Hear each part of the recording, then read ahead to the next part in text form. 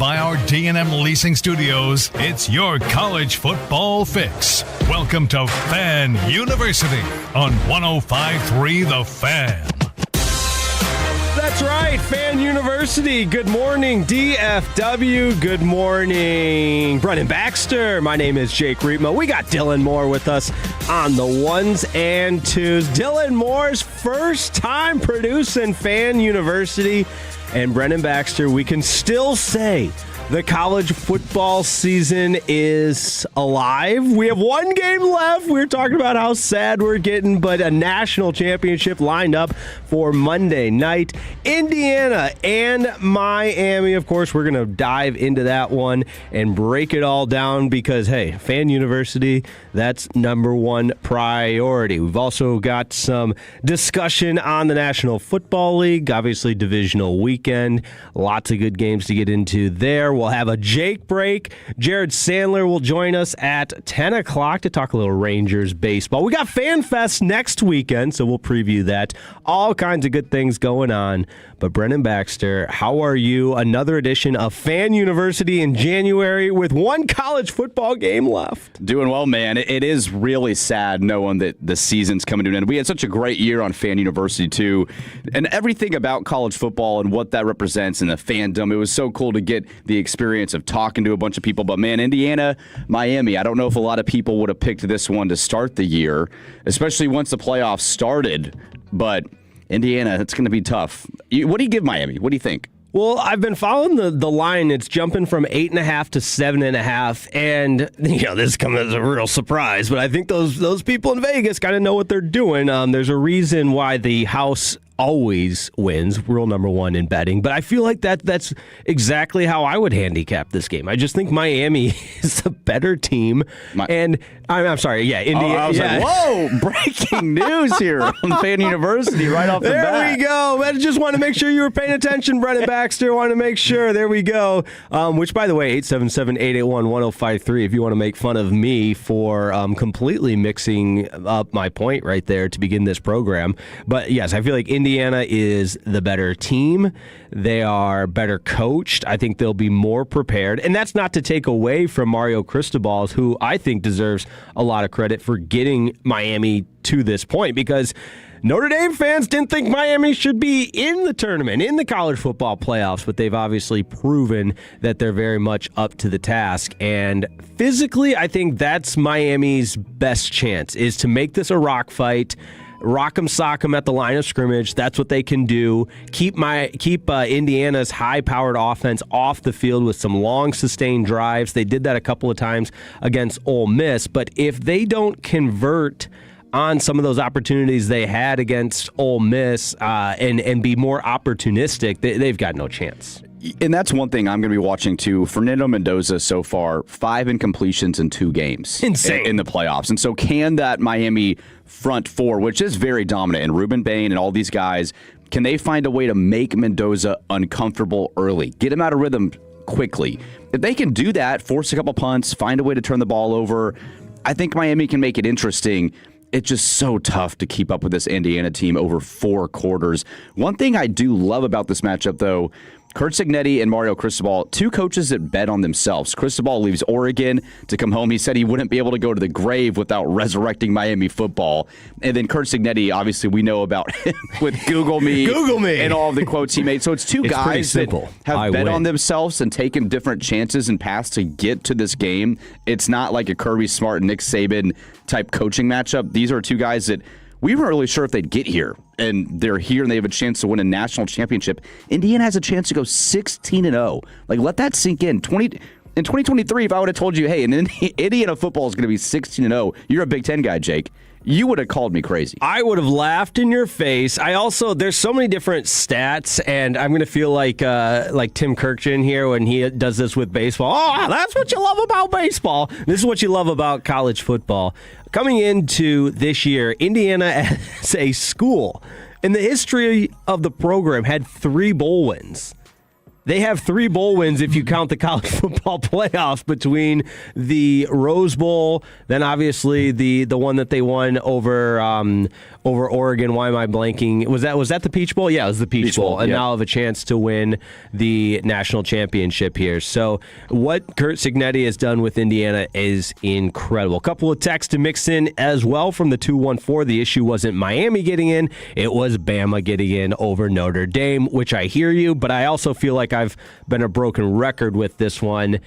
It's been a clear precedent that's been set with the 12-team format that the conference championship game is never going to hurt you to the point of knocking you out of the playoffs. So, because otherwise the easy distinction is, well, if I am going to miss out on the playoffs by losing a conference championship game, then why would I play a conference championship game? Right, and that's the question moving forward in this new era. Are we going to adjust the playoff? Are we going to go to 16 teams, 24 teams?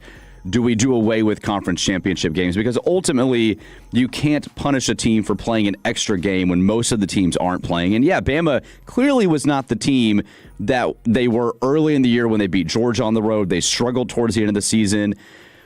And do we think they're probably one of the 12 best teams that ended up being in the field? Probably not. But they somehow made their way to the SEC championship game and got in. And if we want to take that away, we can take that away.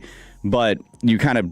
it's murky. I don't really know where they're going to go next season, but it does seem like it's inevitable that conference championships will not be a thing in a few years. No, I completely agree. It's going to be one of the chips that falls in kind of a dominoes and gets us to where the next phase of the college football playoffs is and what exactly that looks like. But I'll also add to that, and I didn't plan on going into this for the opening segment, but here we are.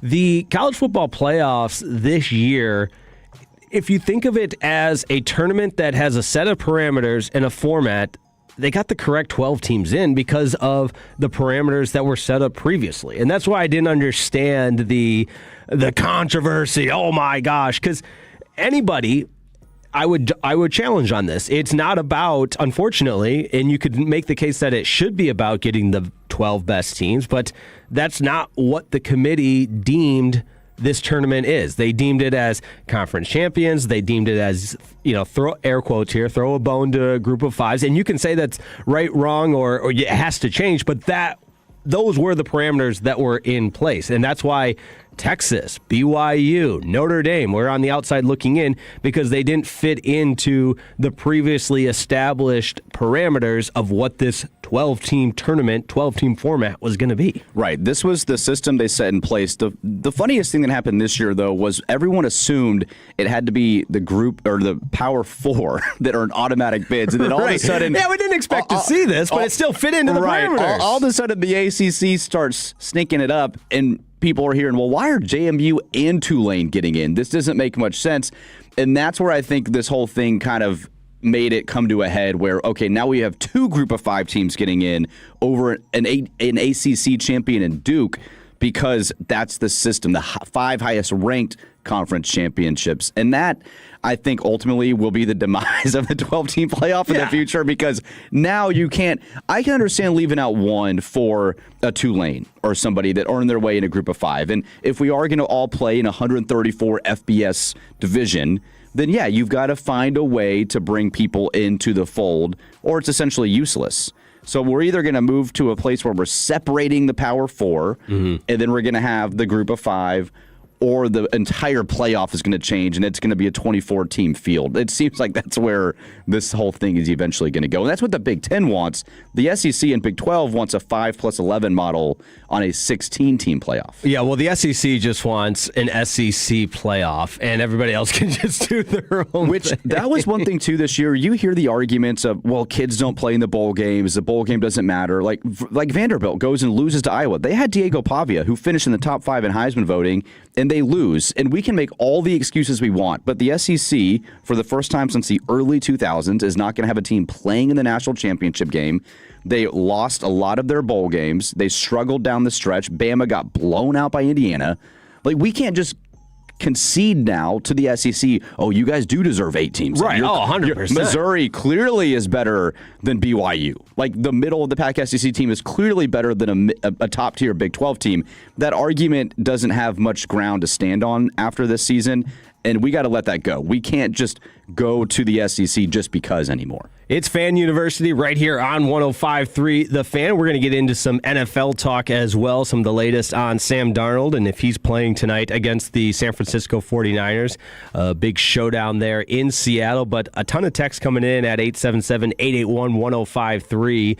And any text hating on Notre Dame, I'm inclined to read because that follows my narrative. So obviously we're going to read this one from the 901. Notre Dame should be suspended from the playoffs next year because they sit out of the bowl games. This one also from the 901. Hey, Notre Dame, join a bleeping conference and win. Then you can't complain and opt out after a single spot after losing. So, yeah, I would agree with that. And it's interesting with Marcus Freeman now being, I don't know if you saw it, but being tabbed as a guest analyst on College Game Day for the night of the national championship. He's going to go on national TV on arguably one of the biggest nights in the sport and stand up there with the faces of the game and do what? Talk about how it continue to play this world's tiniest little violin that his team should be here? Yeah, we're talking about how good Miami is because they beat Notre Dame and this team and defend Notre Dame. That's the other thing, too, in this. That's if he's not getting into fights at wrestling matches. I was going to bring that up, yeah.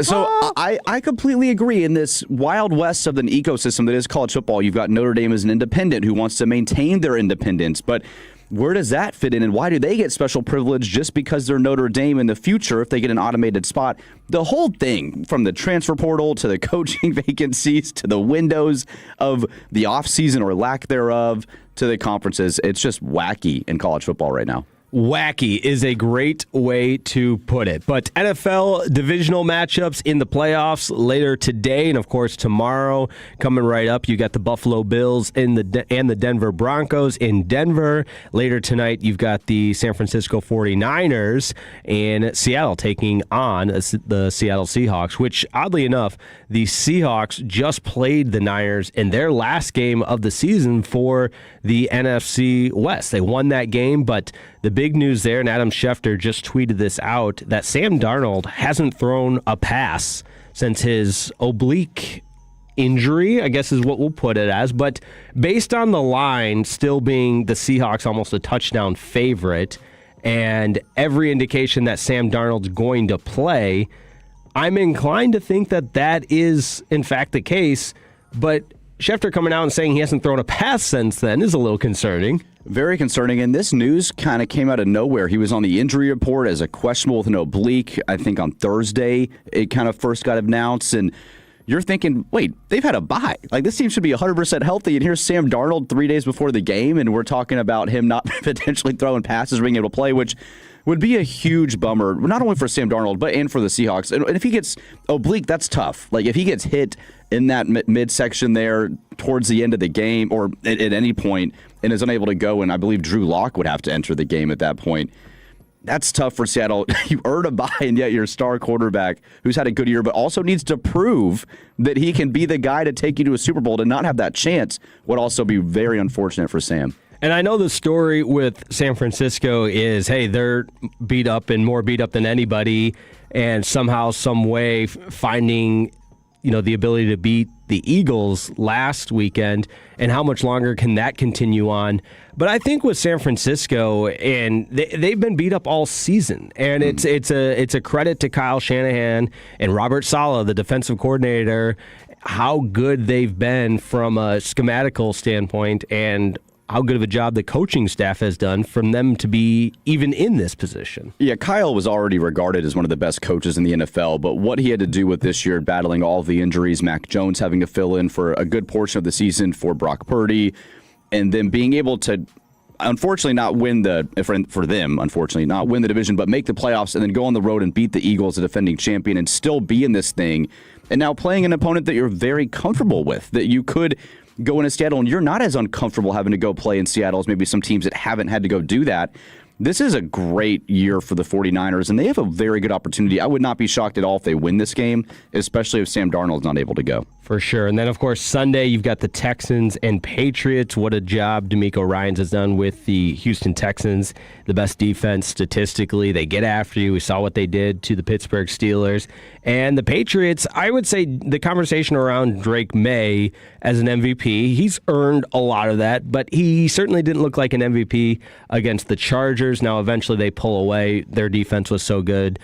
Justin Herbert wasn't so good, but I don't know. I kind of like this edgy road underdog Houston Texans team. Nobody believes in us against the world, and that style of play, defense, it travels, especially in the playoffs. I love this matchup for the Texans. As long as C.J. Stroud doesn't fumble the ball 5 times and throw an interception, C.J. Stroud needs to be like Tampa Bay Buccaneers Brad Johnson. If you remember that, with that, just drive the bus, like baby. The Warren Sapp defense, just drive the bus, like keep it low key. Trent Dilfer with the Ravens. Don't force anything.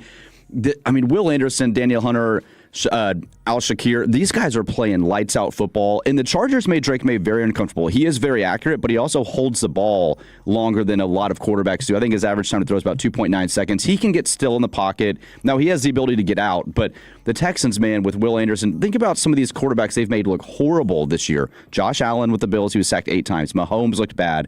The Texans are a stout front. They make any of these star quarterbacks look rough. So it's going to be a hard matchup. I like the Texans in this one. Yeah, I do too. And we'll have our picks and everything later on in the program. And then, of course, you got the Bears and Rams to cap it all off on Sunday night. That's going to be cold. It's going to be windy. It's going to be everything you'd expect in an outdoor January game in Chicago. But we're just getting started on Fan University. Coming up, we've got some of the best sights and sounds from the week that was. It's the best audio of the week. It's Sights and Sounds right here on Fan University on 105.3 The Fan. Sean and RJ, the K.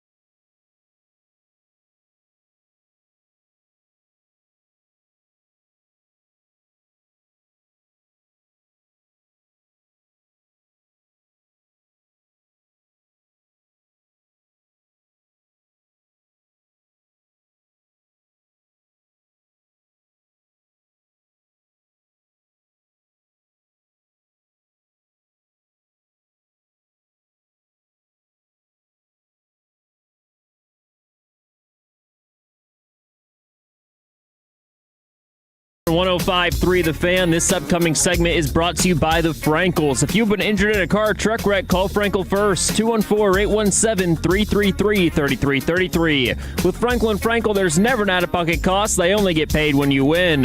Frankel and Frankel, the go-to car and truck wreck attorneys in Dallas. You're spoiled. You're spoiled. If they tired of winning, they can send me on the way because that's all we've done is win. I will run myself through a window. If I hear one more Big Ten coach, blame it on the freaking travel. If you have people who are on TikTok all day, right, they're probably not used to playing a competitive moment and having to be your best. If I was a fan, I'd be mad at me too. And now, the new face of Ozempic. What do you think? You tell me. Yeah, you can't let that go. Oh, it's Sights and Sounds right here on Fan University, the best sights and sounds and audio of the week. Buckle up and dial it in. Jake Rietma alongside Brennan Baxter. We got Dylan Moore on the ones and twos, queuing up that awesome intro, the read as well, which, by the way, Dylan, my apologies because this is your maiden voyage with Fan University. One segment down. How's it going? How is working with myself and Brennan Baxter? It's going well so far. That's what I love. That's the positivity I love to hear. And Brendan, wouldn't you agree that there's just it was, and we love Jacob Ray, who's going to be on later today. We love Kevin Walker. And I believe Dylan now joins an elite class of just 3 people that have ever produced Fan University. He is. It's an honor to produce this show. And I can tell let Dylan say that. I can tell Dylan's wearing it with pride. Yes. And later in the program, we're going to, if you remember this from probably about a year ago. No, it might have been in the summer. This was definitely in the summer when I was hosting with CA. We had a fun segment called Who Said It?, which is very important for the producer because they run that segment. It's producer versus the host, and we're going to bring that back. What time are we doing that? Who Said It?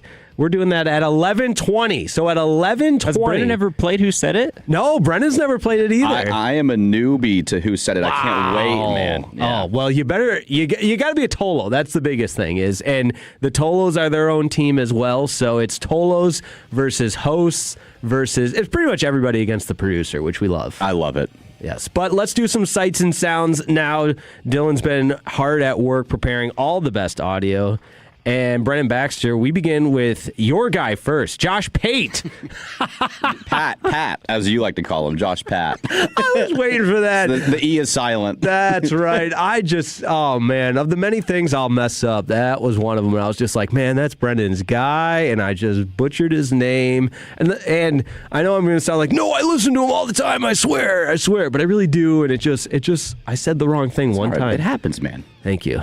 But Josh Pate was on the Rich Eisen show, and one of the, I guess, what's the term, like the elephant in the room, like everybody knows it, but you got to point it out, is the transfer portal and how horrible that is, and how it just is one of those slippery slopes that continues to just grow and grow and grow. And our guy, Josh Pate, put it in perspective here on the Rich Eisen show.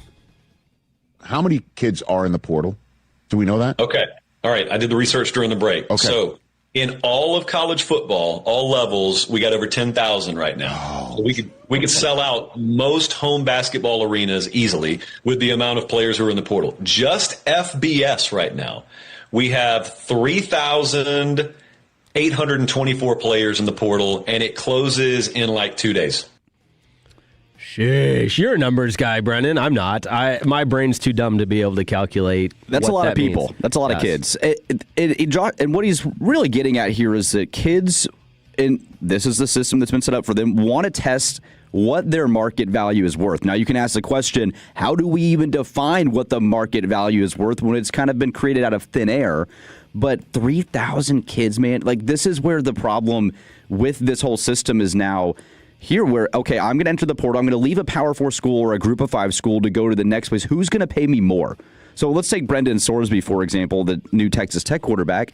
It was rumored that LSU offered him $3.5 million and Tech paid him $5.5 million. Now, I'm not saying that's confirmed, but that's my mic falls. But as, like, if you're just getting into a bidding war, here, this is where all of these kids are entering, and you have NIL agents that are demanding more. I've seen reports out of several schools where the agent was just asking for crazy things or certain prices, and the school was like, I'm not doing that. it's getting a little out of hand. It already was, but it's what it is now, the Wild West of college football. You're exactly right. And part of it, I would think a large part is inflation at work here. And again, I'm no economics major by any means, but when you don't have any barrier to entry into the transfer portal, every single athlete, all 10,000 of them, whatever you are, or whatever Pate said there, the barrier to entry is none, and everybody thinks they're of a higher value than what they are, but teams on the other side are forced to kind of abide to that because they have no other option. So let me put this in perspective. 12, 13 years ago, Baker Mayfield was a true freshman at Texas Tech. He wanted to transfer to Oklahoma. Cliff Kingsbury, the head coach, had to, one, sign off on it because it was within conference, and two, Baker had to then sit out a season. Brendan Sorsby, who I just brought up, who left Cincinnati within conference, just signed a $5 million check to leave Cincinnati to go to Texas Tech to play against Cincinnati. And there's no repercussions for that. There's no protections for the schools or the coaches in this at all. And that's where I think I'm starting to be. I used to love the idea of the players going to get, okay, go earn it. You get all the TV dollars and everything, and it's because of you when you're playing on the field, but you get nothing. I understand NIL. This is not what I think any of us really would have signed up for. No, 100%. It's just professional sports with no free agency, no collective bargaining, all of the guardrails that are put in place in professional sports to avoid the wild, wild west that haven't been put in place for what was formerly college sports, which is not now. It's just professional sports with the universities as the physical location, and that's it. The amateurism, it's any gone. of that, the pageantry, gone. But let's keep it rolling. We could go on and on about that topic on Fan University here. How about some fun sound bites? Because that's the kind of stuff we love here on Fan University. John Gruden, one of my all-time favorite characters. I think he is kind of a character now. Still a damn good coach, of course. Can't take that away from him. I thought he was a great broadcaster, but what he's doing now, I just think is the perfect fit for him. He's just making content. He's with Barstool. He's got a full-time cameraman, and it's, in a word, almost 100% hilarious. Most of the time, it lands, whatever he finds himself doing. But this reflection he had on his interview with Al Davis when he was just a young hotshot coach trying to interview for the Raiders was incredible. I was interviewing for the Raiders head coaching job. I was young, 31-something years old, right? Yeah. Al Davis. Can't win. And I had to get on the board a lot and draw plays. And I had seen Tom Landry, the old coach of the Cowboys, at a clinic. Yeah. And he would draw the offense in blue ink. Then he would draw the defense in red ink. Then he would get out a green pen and he would draw the blocking schemes, right? So it was a color-coordinated presentation, unlike this black.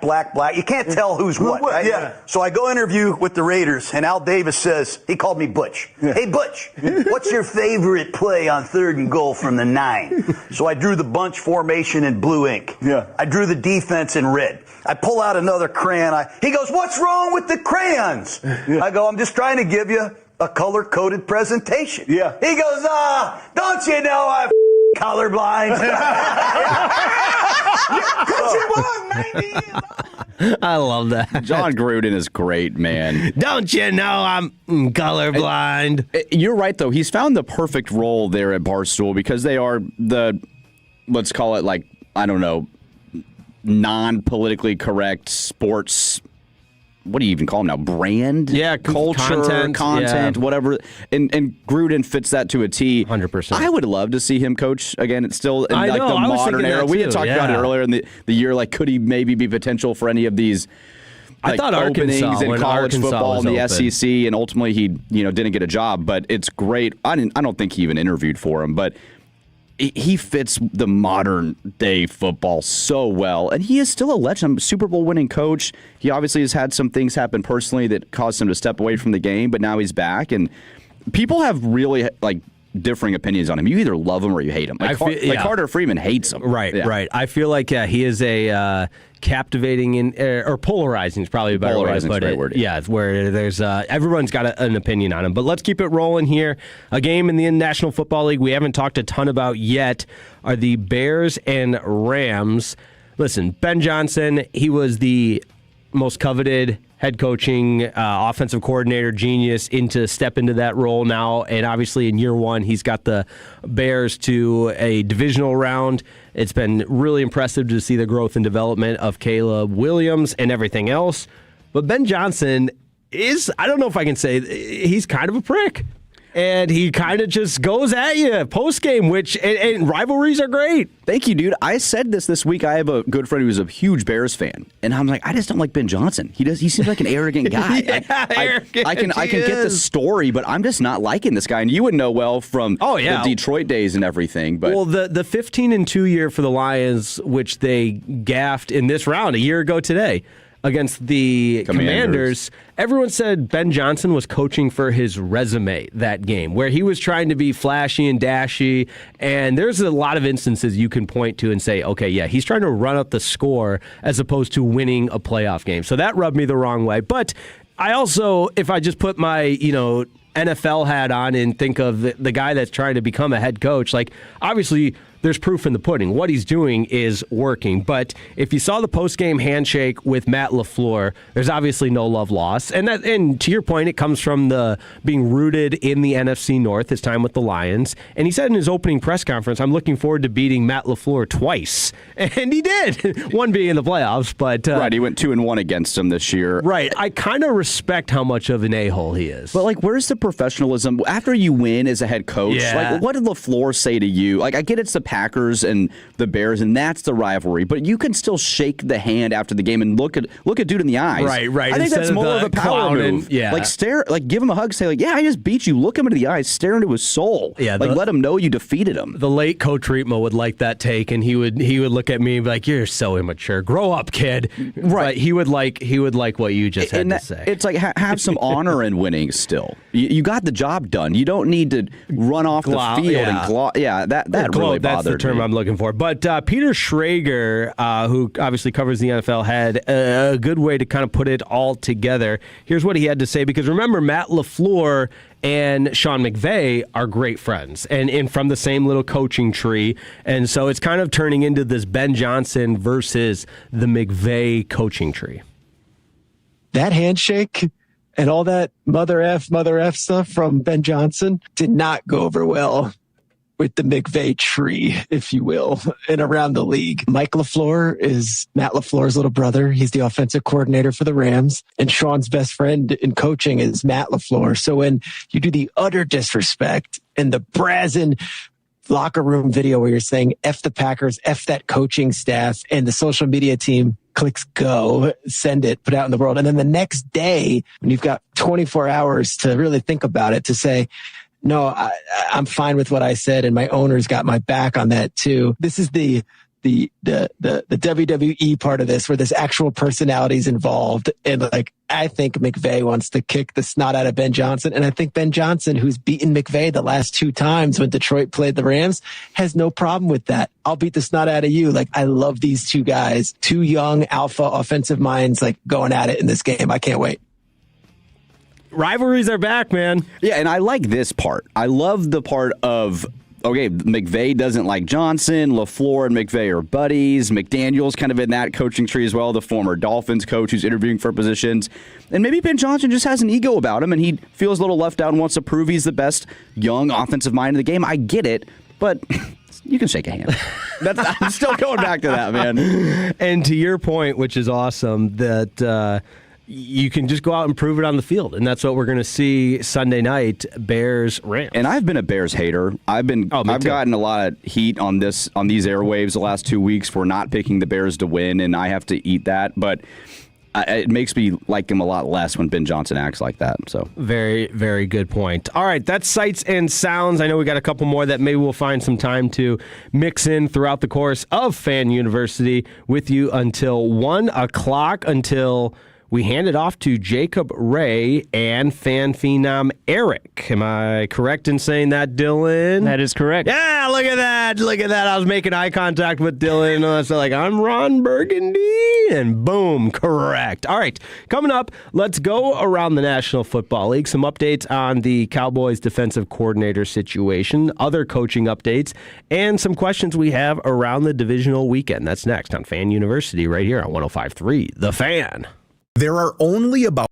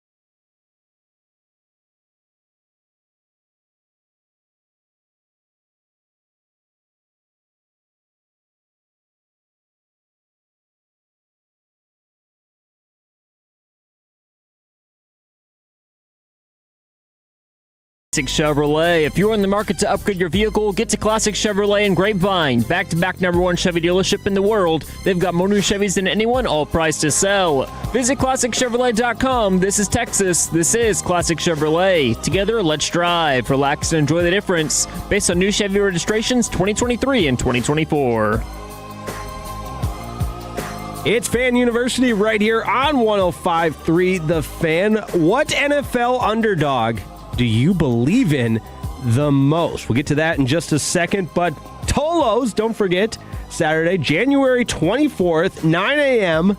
to 4 p.m., we're going to be at Globe Life Field for Fan Fest. That's right. Me and Brendan Baxter will be hosting. We got CA joining us as well, and you got to come on out. Parking's free. You'll have a chance to get autographs from Rangers players and alumni, and there's a baseball card show there. Get out. Come on. Play games on a major league field. Run the bases. Enjoy Q&A sessions with players and legends, and so much more. Concessions available for purchase as well.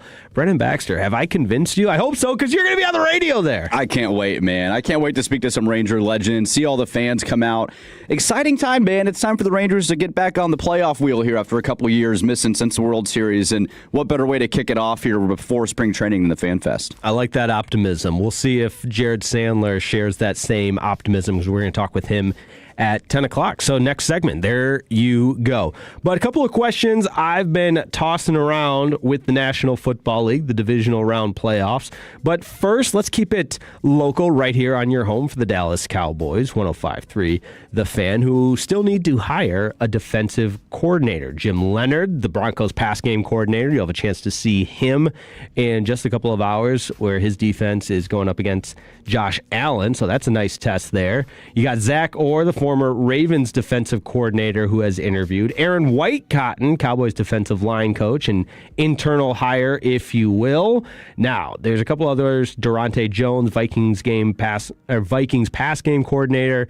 And I like Jonathan Gannon. I know he flopped big time as a head coach for the Arizona Cardinals. He had a little incident with the player, but it's a little passion, you know? Yeah, he's a great defensive coordinator, and outside of Mike McDonald with the Seahawks, we are having a hard time finding defensive coordinators turned head coaches that do a good job. Like Brandon Staley didn't do great with the Chargers, Jonathan Gannon with the Cardinals. It's hard in this modern day of the NFL from a defensive side of the guy to really step in and be a great head coach. Matt Eberflus, for example, for the Bears, your former DC. Christian Parker, I heard the guys talking about Broadus and those guys yesterday talk about Christian Parker and the Eagles pass game coordinator, defensive back coach, and what he could potentially bring to the table. So isn't there always something, and maybe this is how my dumb brain works, but the younger a candidate is, it's just, there's an allure to that. Oh, he's the young up and the next guy. He's the next future DC. And yeah, I get it. And you want to try to find a diamond in the rough of someone that's really up and coming, like Davis Webb, for example,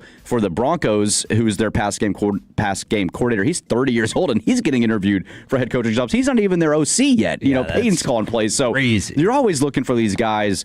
It'll be, obviously the Cowboys need to hit on this guy. I know there's a lot of talk about, well, is it the roster compared to the coach? Like, Eberflus didn't have a ton to work with this year, so that needs to get fixed too. But a great DC does help build up guys that might not be as talented. They can do a lot more with less. Right. They're very much connected in the inner workings of putting together a formidable unit on the field. But at the same time, I think most coaches will tell you, give me the Jimmies and Joes over my X's and O's any day. But that's my shameless transition into some of the exact Jimmies and Joes that will be on the field today.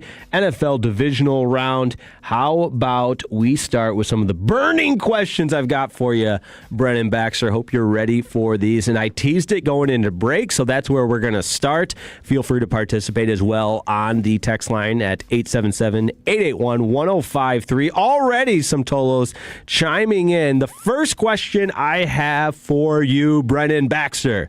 What underdog do you believe in the most to pull the upsets, which would be a good time for me to tell you the spreads right now. I keep getting kicked out of my my betting account here on FanDuel because they don't love that I'm in Texas right now. Yeah, FanDuel, they keep an eye on that. Well, this is interesting because you've got the Rams, who are the 5 seed, going to Chicago, who are the 2 seed, but the Rams are favored in that game. Kind of bizarre. And then you've got Houston, the 5 seed, going to New England. They are not favored in that game. So I'm going to say then you've got 2 6 seeds in San Francisco and Buffalo. Yeah, so very good point. To start, we are defining this question of underdogs by the spreads, not by the seeding of which they are in the NFL. I should have said that from the beginning, but you get it. Yes, correct. So I am going to say Houston is the underdog I believe in the most, in the sense that, right? Correct. Is that what we're doing? The game we're playing here? Okay. Yep. So because I just love their pass rush, they make a ton of people uncomfortable. As we said, Allen had his worst game against Houston. Mahomes had one of his worst games against Houston. We saw what they did last week, and so Aaron Rodgers, and I just feel like this is an opportunity for them to make a young quarterback. The Patriots are still rebuilding. Like, this is a great team that won, but they didn't have a tough schedule. They haven't faced a pass rush like this.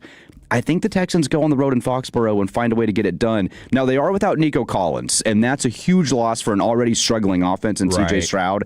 And they don't have a ton of depth at the running back position.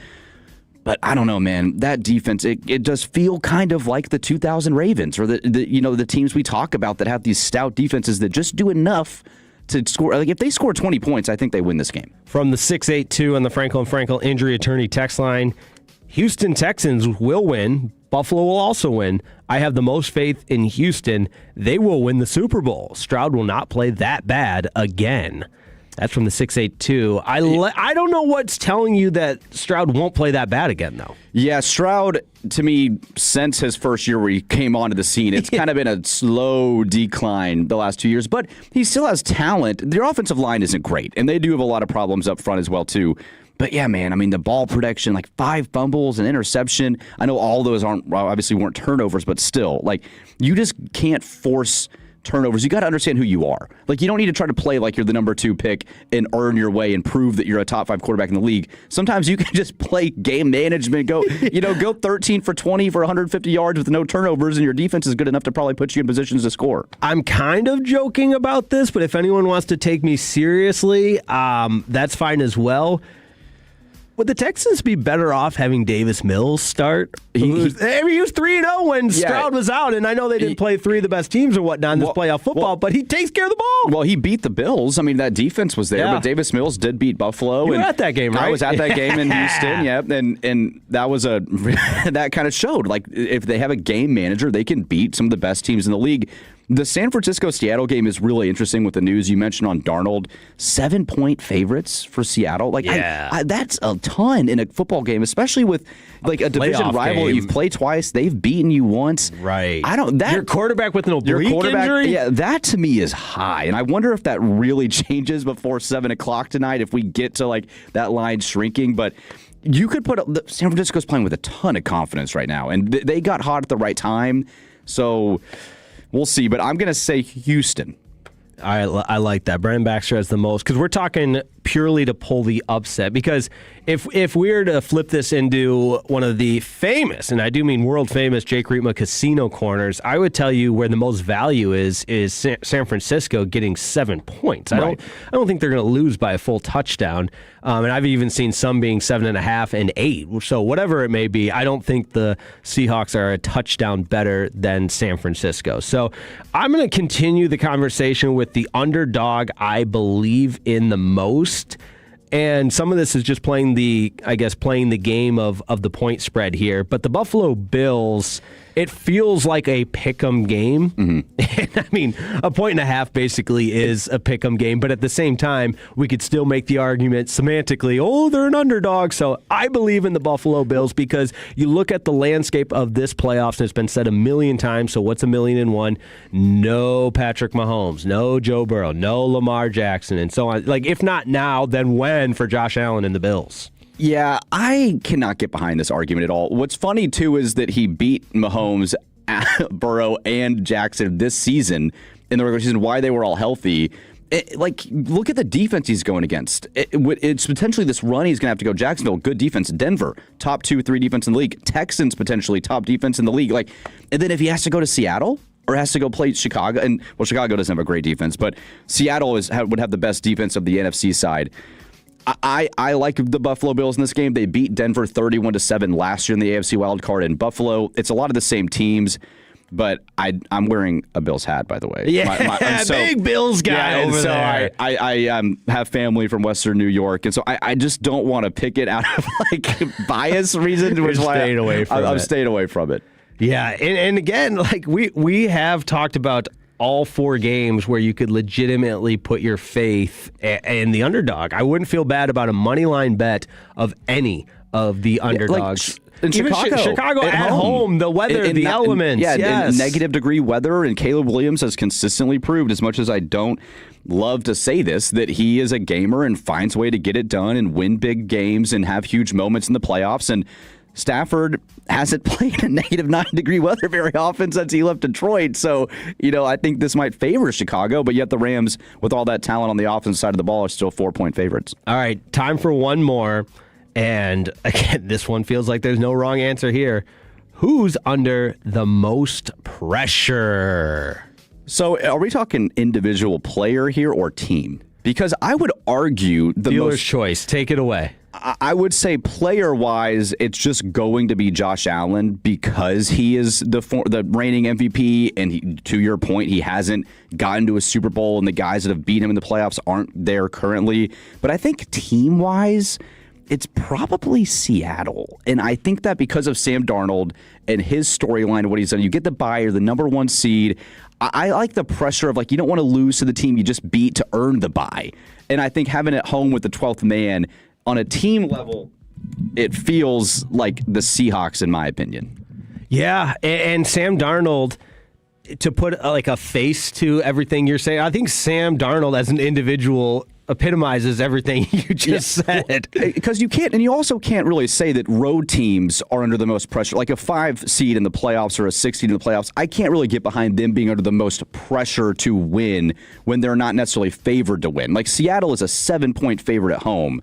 That team, to me, is under the most pressure to make sure you don't lose that game. And Sam needs You were a touchdown favorite. How do you lose that game? And after what happened with Sam last year in Minnesota, with the great year he had, but then having a stinker in the wild card game, to have the bye against your rival at home to prove that you are a top 10 quarterback in the league that can win a playoff game, this guy needs to get it done more than I would say Josh Allen needs to prove anything, for example. Well, you're a Josh Allen apologist. So. I am a Josh Allen apologist, but I could go down. We can spend a whole segment on that if we needed to. We might have to do that, but let's change gears a little bit here, switch it up, and talk a little baseball because we've got Rangers Fan Fest on Saturday, a week from today, and we've got an event with the Fan on Monday as well. We'll talk to Jared Sandler about that and the state of the Texas Rangers, as well as the state of baseball. I don't know if you heard the Dodgers made some big signing. I don't know. Again? Yeah, those Dodgers. I hate them. We'll talk about that next. Jared Sandler joins the program, joins Fan University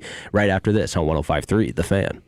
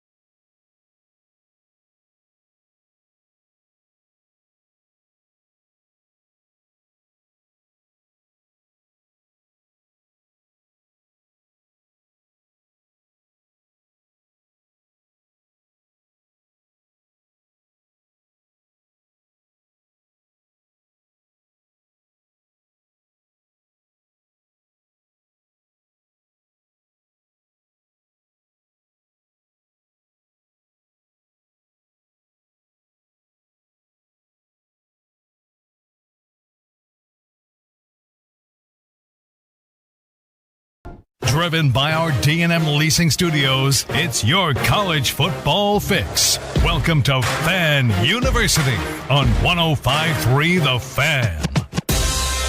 It is Fan University right here on 105.3 The Fan. Jake Reitma alongside Brennan Baxter. Dylan Moore on the ones and twos. 1 hour in the books. A few more to go. We've covered a couple of different things already. The national championship coming right up Monday night. You've got the divisional round this weekend as well. We've given you our thoughts on that, and we'll get our picks later in the program. But right now, it is time to make a little transition because we've got Jared Sandler on the line. And Brennan Baxter, this will be a treat for you because it'll be your first time you get to see me try to interview my first ever boss in radio, Jared Sandler. What's up, man? What's up? Sorry, I fell asleep during that 90-second introduction. No, I'm just kidding. What's up, guys? I wish I could tell you that I'm doing great this morning, but my soccer team is total ass, so I'm not in the best mood. No. Okay. Oh, man, if I know Jared Sandler like I think I do, that soccer, the Tottenham, right? That's the top. That's like your number one team, right? Well, like number one team, like what? Emotionally, like you will smash something if they lose or something. Am I exaggerating a little bit there? I think that I think all of them. I'm pretty emotional with all my favorite teams. To be honest with you, I've broken a bone out of my frustration with the Packers. I've broken several remotes because of the Mavericks. I broke an ottoman once because of the Stars. I don't know. I probably, if a psychologist or psychiatrist or whatever observed me, they'd probably suggest I need some help at times. I love it. Well, we know you're not just a baseball guy, so I want to get your college football take in before we move on to Rangers and what's going on in Major League Baseball and Fan Fest and everything else. But Indiana, great story. Miami, I think what Mario Cristobal has done has been really impressive, but obviously Cignetti is going to get the headlines, and probably rightfully so for the 180 he's made with the Indiana Hoosiers. But what's your feel on Monday night? Well, yeah, I think you bring up Mario Cristobal. I think he really does deserve credit because the knock on him was that he's always going to find a way to screw things up, and in college football maybe that's unfair because only one team's going to win it all, and if you're not that one team, then that means you've lost at least one game along the way, and it's easy to point at the head coach, but he has been pretty poor sometimes in big games, and Miami's done a really nice job, and he's done a really nice job, and same with Carson Beck. I'm still not a Carson Beck believer. I can't envision Carson Beck winning a national championship, but the guy wins a lot, and he deserves credit for that too. But I just don't see it happening on Monday.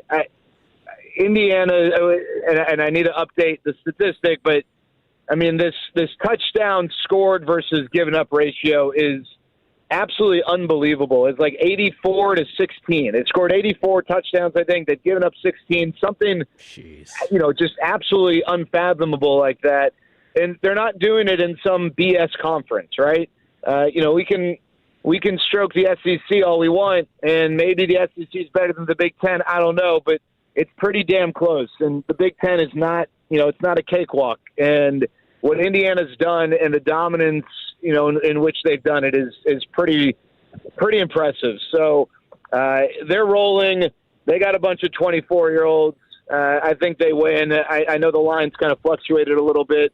I've seen it at 8.5, seen it at 7.5, whatever the number is. Anything under 10, I like Indiana, and I just think they complete this. They complete this ride, and what a remarkable turnaround. I'm trying to think of programs or teams who have turned things around without the ability to build a roster the way that maybe you can in certain sports. I know that you can go and buy players now in college football, but it's not like Indiana's Los Angeles Dodgers, right? They're not spending, an astronomical amount. They don't have Cody Campbell. They have added players. They've added the right players, and they've got the right guy to kind of put all the pieces together, it seems like. For sure. And I love the little dig at Cody Campbell because Brendan Baxter here, big Texas Tech guy. It's not a dig. There's no dig at all. I wish that I went to USC. USC's been total ass as well the last 20 years. I wish we had Cody Campbell. Crap. If you could trade billionaire donors to different teams, that would be pretty interesting. That would be Steven Spielberg. What are you doing, dude? Help us out. I love it. All right, Jared Sandler making his. I think this is your Fan University debut, right? This is the first time we've had you on with under the billboard of Fan University. I don't. Maybe big moment. I'm pretty fired up. Yeah, it doesn't get much bigger than that. But FanFest in a week. I'm pumped. Brendan and I are going to be there. My biggest question with FanFest: will you be entertaining the crowd in running a dot race? Because I think I speak for everyone when I say we need that. No dot race. There are going to be a few fan challenge events. I think we've got a base running event for the adults, and I think we're doing a wiffle ball home run derby for the kiddos, and we'll have a crew out there, and we'll be broadcasting those two challenges, but no dot race, but should be a lot of fun. I'm looking forward to it. I never went to FanFest as a kid. I didn't even know it existed growing up, but it's a blast. It's a great opportunity for people to get to do things and get access to players that just doesn't typically take place once the season gets going. Whether it's the autograph sessions or the Q&As, which I always, when I was a kid, I always loved to get to know my favorite players and find out some of the fun things that make them who they are. And you're going to get that with a lot of the guys, and I think pretty much the entire active roster is going to be there. You'll have Jacob deGrom, Nathan Eovaldi, Jack Leiter, Corey Seager will be there, Brandon Nimmo, Wyatt Langford. I mean, all the big names they'll be out there, and then you got to be on the field too. I mean, there are all sorts of cool little bells and whistles. It's a fun time next Saturday. I think the tickets are rangers.com/fanfest. Parking's free, but you can get your tickets now. So, Jared, you mentioned some of the big names, but there are a couple big names that Ranger fans were familiar with that are no longer there, and Adolis Garcia, and obviously Marcus Semien gets traded to the Mets. So it's kind of a turning of the guard from what the World Series team was to where this team is going to be here in 2026. I know it's early and spring training still a few weeks out, and the baseball season is such a grind, but your initial thoughts on where the Rangers stand with this new roster and DeGrom back after a really good, healthy season. What do you feel like? What's your confidence level if you had to go scale 1 to 10 on how the Rangers could potentially win the AL West this year? Well, I'll tell you, obviously, Seattle, they aren't on paper getting any worse. And, as long as their pitching staff can stay somewhat healthy, I mean, that's a juggernaut of a group. They've gotten better this offseason by locking up Josh Naylor, not losing him. The Astros just I know they missed the playoffs, and, there are a lot of reasons why you just think that things aren't going to keep up with them. I mean, what they've done, their dynasty this last decade's been really, really impressive, but they're certainly not a cakewalk. The Athletics are going to be better. That's not an easy group.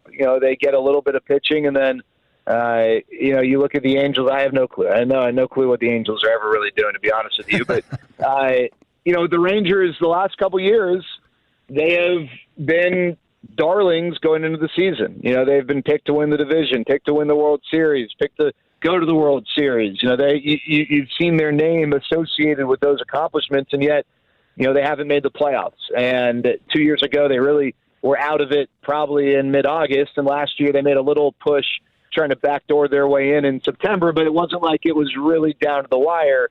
And so this year, I don't think you're going to see the Rangers, given that and given maybe some of the offseason moves, I don't think you're going to see people say, hey, I'm picking the Rangers to win the AL West, or I'm picking the Rangers to win the AL pennant.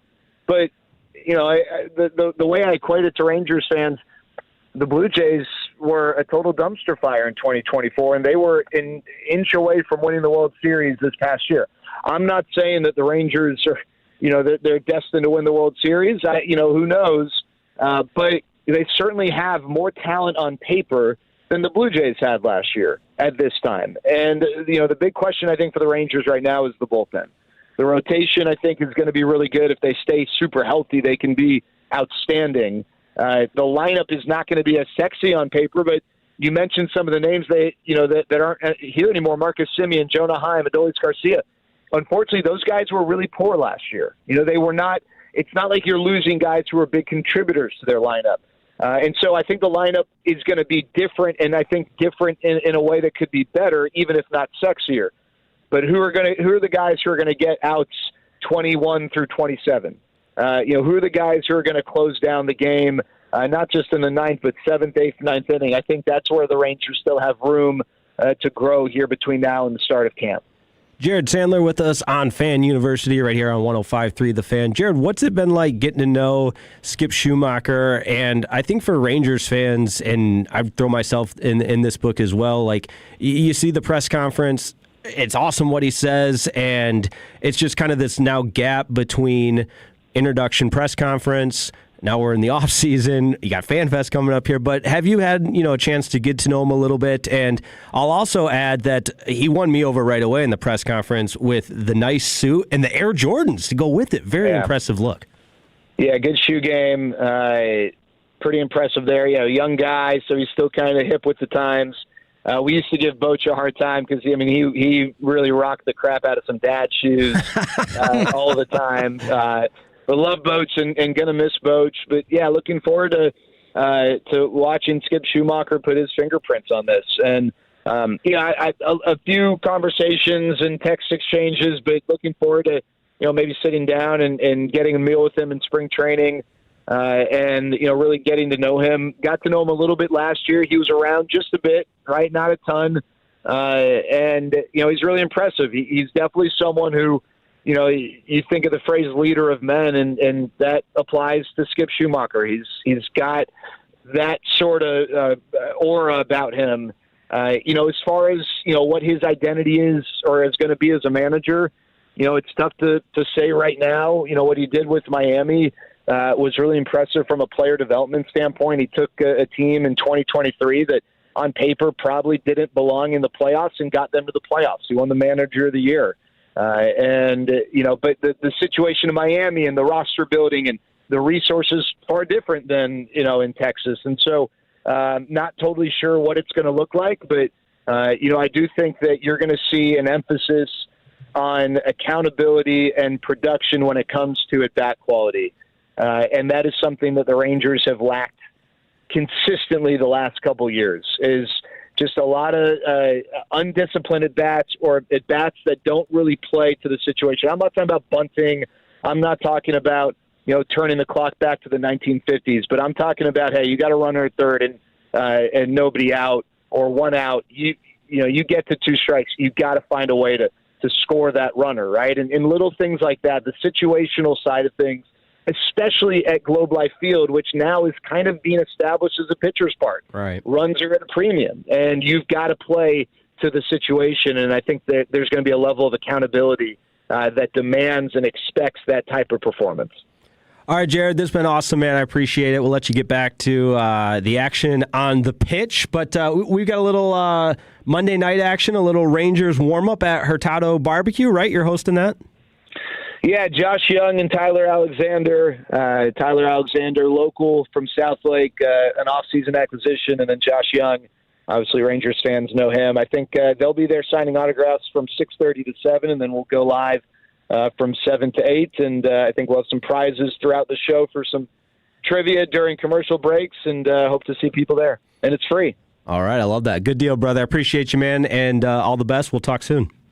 See you, fellas. There he goes, Jared Sandler. Of course, you see him and hear him on the Rangers Sports Network. You'll see him at FanFest as well. Looking forward to that. And Brendan, I'm excited for you. I had my first FanFest last year, me and Will Chambers, and where we sit, again, selfishly, I'm a selfish person, I guess, but you are. It is such It's really bad. Such a cool spot. You're behind home plate in the suite. Like, they set up our broadcast booth in the suite, so we're basically, your field level right behind home plate. You see all the action. We got a great guest list. It's going to be a ton of fun. I can't wait, man. As a lifelong Ranger fan, grown up, now going to games for almost 30 years. It's going to be a blast. I'm going to have to pinch myself. There you go. I was doing some of that when we interviewed former Rangers legend Ian Kinsler. I love that guy. Man. I told you if Michael Young found his way to our booth, I would cry. I loved Michael, man, as a kid. Yeah, that's going to be Saturday, a week from today. And, of course, you heard Jared mention the Monday event. That's this Monday, January 19th. Fan teaming up with Hurtado Barbecue in Dallas. Winter warm-up event. First 100 people through the doors get to meet and an autograph from Josh Young and Tyler Alexander. Get there early, and then Jared Sandler will host from 7 to 8, the Rangers Hot Stove Show. But coming up next, we are going to continue Fan University. One of the highlights of the program, it's Jake's Takes. Is college basketball in a bad spot? We'll talk about that next on 105.3 The Fan. The more time you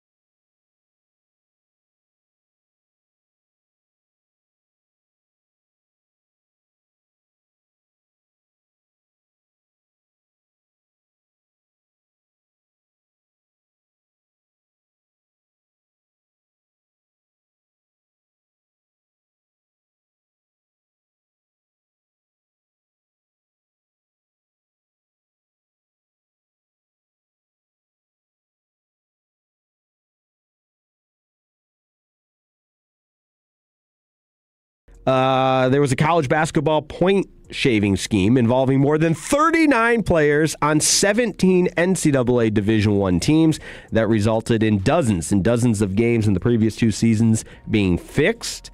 And the gambling ring that included a former NBA player, this is all according to a federal indictment unsealed this week. So lots to break down here. And I think when you start to connect the dots here, Brennan Baxter, it does make some sense. These were not high-level Power 4 conference college basketball games. These were mid-majors involving guys that probably don't make a lot of NIL money and, in my humble opinion, more vulnerable to the really, really ugly, horrific sides of sports gambling and, in this case, point shaving schemes. Now, here's where I'm going to argue for not necessarily the positive, but a spin on it here in Jake's Takes.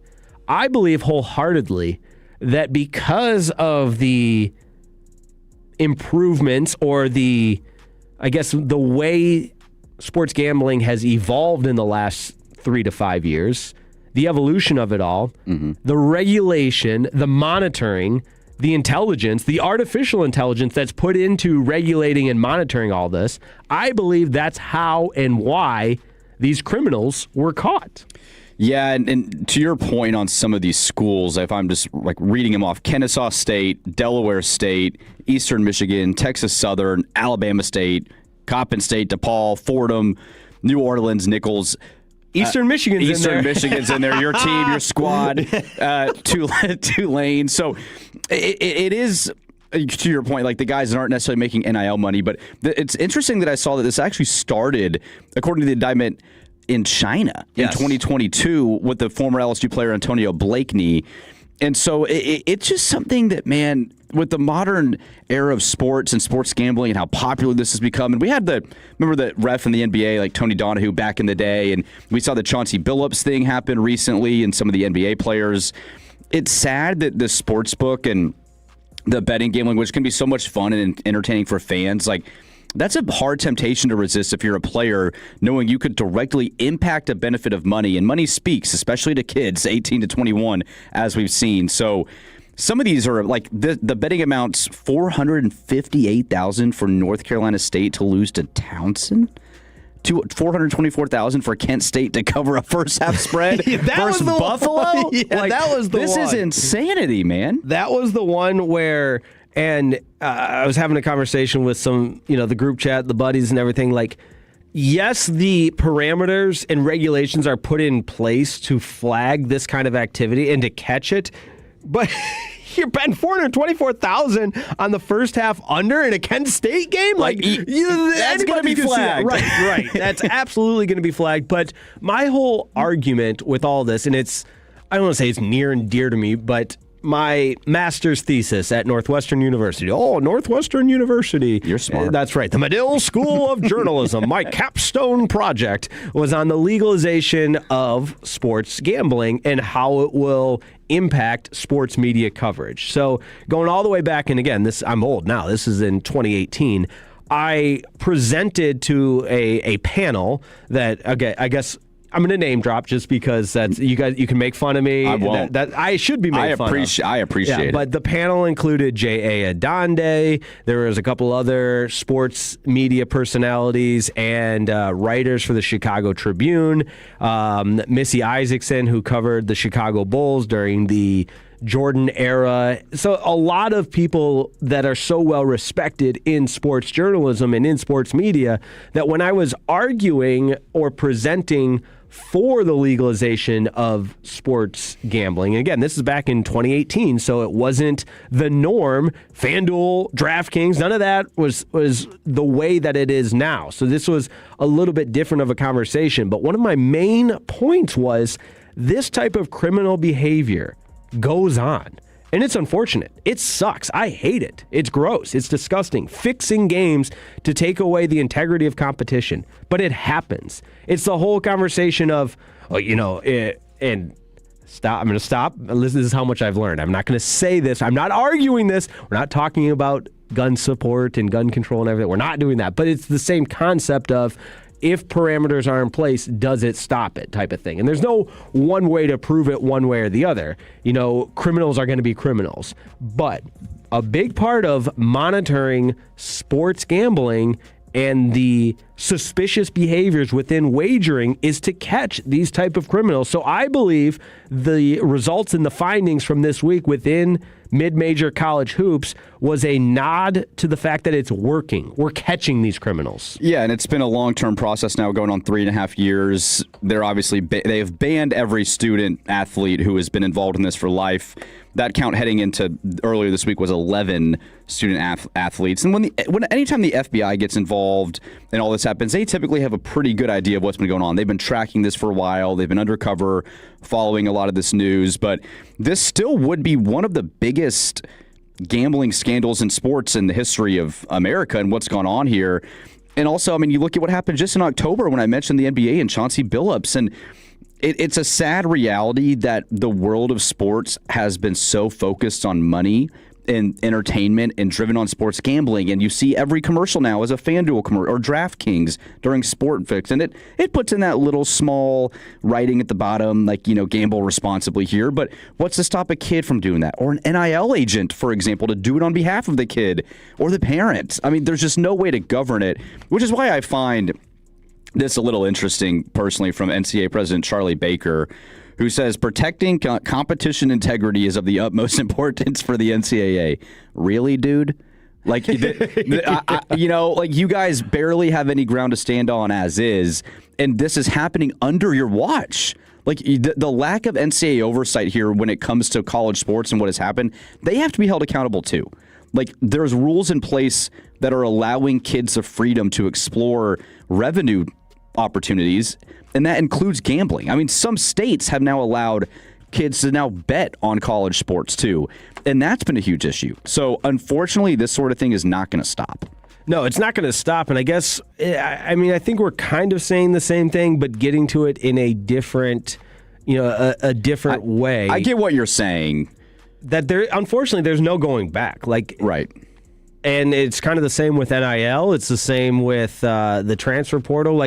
Because it's such a slippery slope, once it's here, you can't get back up that slippery slope, and things aren't going to be the way they were. And even in that case, I would argue that it was closer to what it is now, just without the exposure and the regulation going on. The Pony Express, for example, things like that was all going on. Now it's just a matter of bringing it to light. And you're right.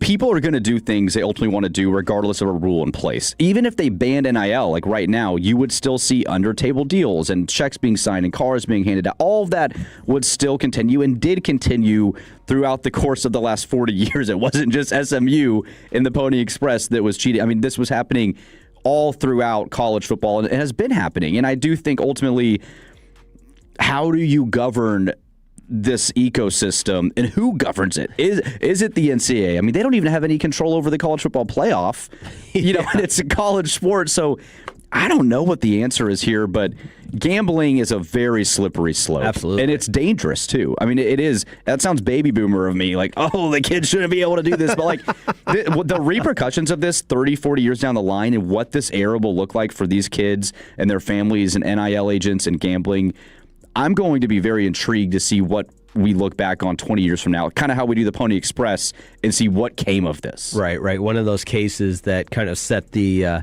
tone and the parameters moving forward. Lots of text coming in at 877-881-1053. I'm going to try to connect all of these from the 682 number, and I do apologize. The way the texts come in, sometimes they get a little jumbled up, but basically saying if you believe it's just small teams, you're blind to this. It happens with bigger teams and pro leagues, but leagues aren't going to expose it because it'll change everything about sports. Why do you think there's been so many players' homes being broken into? This goes deeper. It's mafia and leagues all tied together. Ohtani was a huge cover-up. That's also a good point and worth discussing. And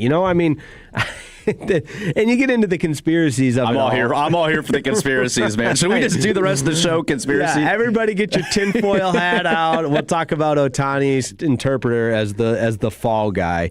But I guess I wrap it up with the fact of the matter is gambling's not going anywhere.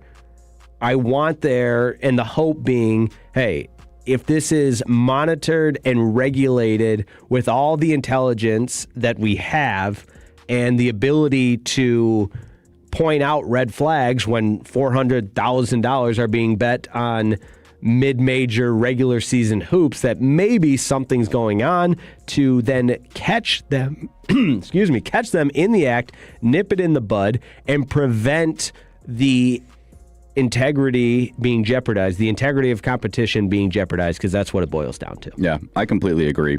And how they do that, I have no clue.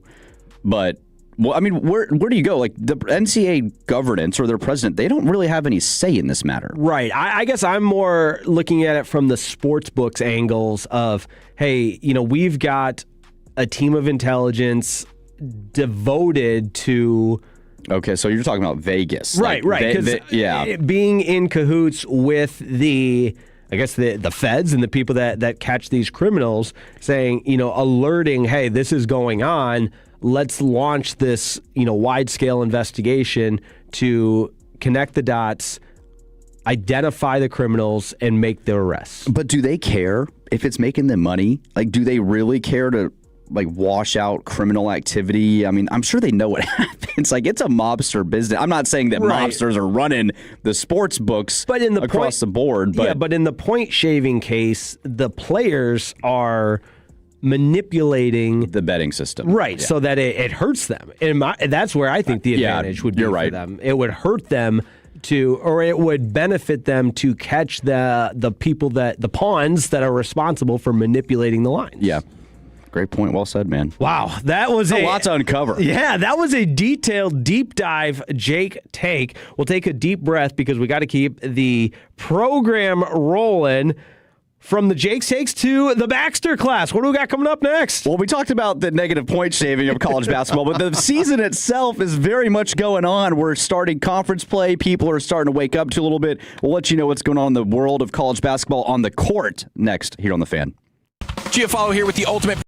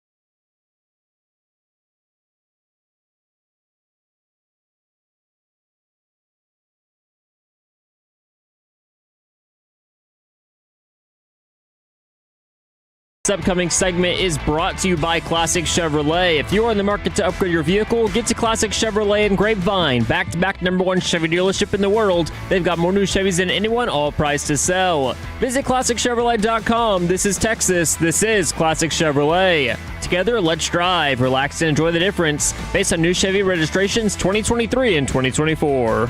We're back here at Fan University on 105.3 The Fan. Brennan Baxter here with the one and only Jake Riepma kicking off the show, and then Dylan on the ones and twos back there. Doing a great job first time producing Fan University here. And it's time for Baxter Class, man. We are Fan University. We've talked a lot of college football since August, but the calendar has changed. We've got one college football game left, but college basketball season is here. We're halfway through college basketball season already. Not a lot of people are talking about it, so we wanted to break down what has gone on so far this season. We just got done talking about a gambling scandal that's rocked the sport, Jake, but play is still being had on the court. I was just about to say, I love that for Jake's takes, it's me hopping on here. There's a gambling scandal, point shaving, and everything going on. And now we got the Baxter Class where we can continue to educate all of our Tolos out there on everything. And admittedly, I am a very much observer of regular season college basketball, just kind of keeping my eyes open, anything crazy. You know, SMU had that epic buzzer beater from Boopy Miller the other night, which was awesome. The flames coming out of the hoop, the Pyrotech crew had it timed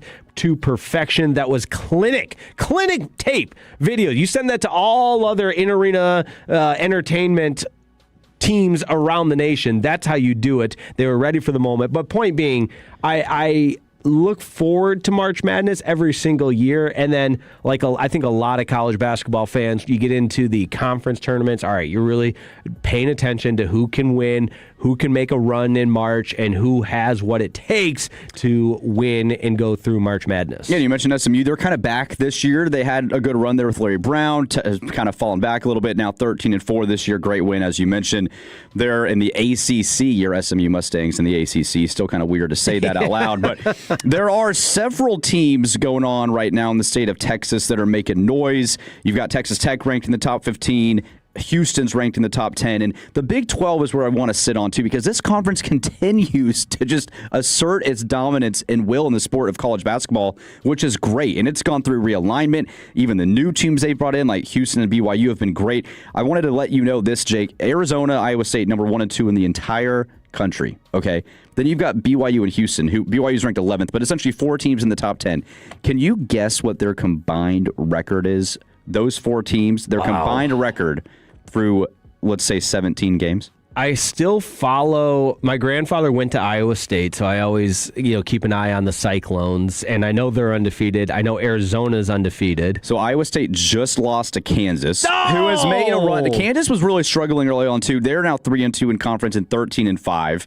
But they just were lost. Undefeated. They were though. undefeated. So combined, Arizona, who is still undefeated, ranked number 1, BYU 16-1, Houston 16-1, Iowa State 16-1. Those teams combined are 65-3 to start the year, and they have not. It's not like they haven't played anybody. These guys play top 10 teams. They play. BYU's only loss was to UConn, who's ranked in the top 5, and then Texas Tech sitting there. They have BYU coming into Lubbock tonight in a top 15 matchup too. So the Big 12 continues to just assert their dominance. If you're looking at trends to follow as you start, we talked about betting, but as a fan, not if you're a player out there, don't get into that if you're a player. When you're looking at the highest odds updated, Michigan's been having a great year, man. They have been crushing people. Arizona, who's ranked number 1 in the country. You've got Purdue at plus 1,200, Duke at plus 1,200, UConn, and then Iowa State still there. But Michigan right now is the favorite to win the national championship.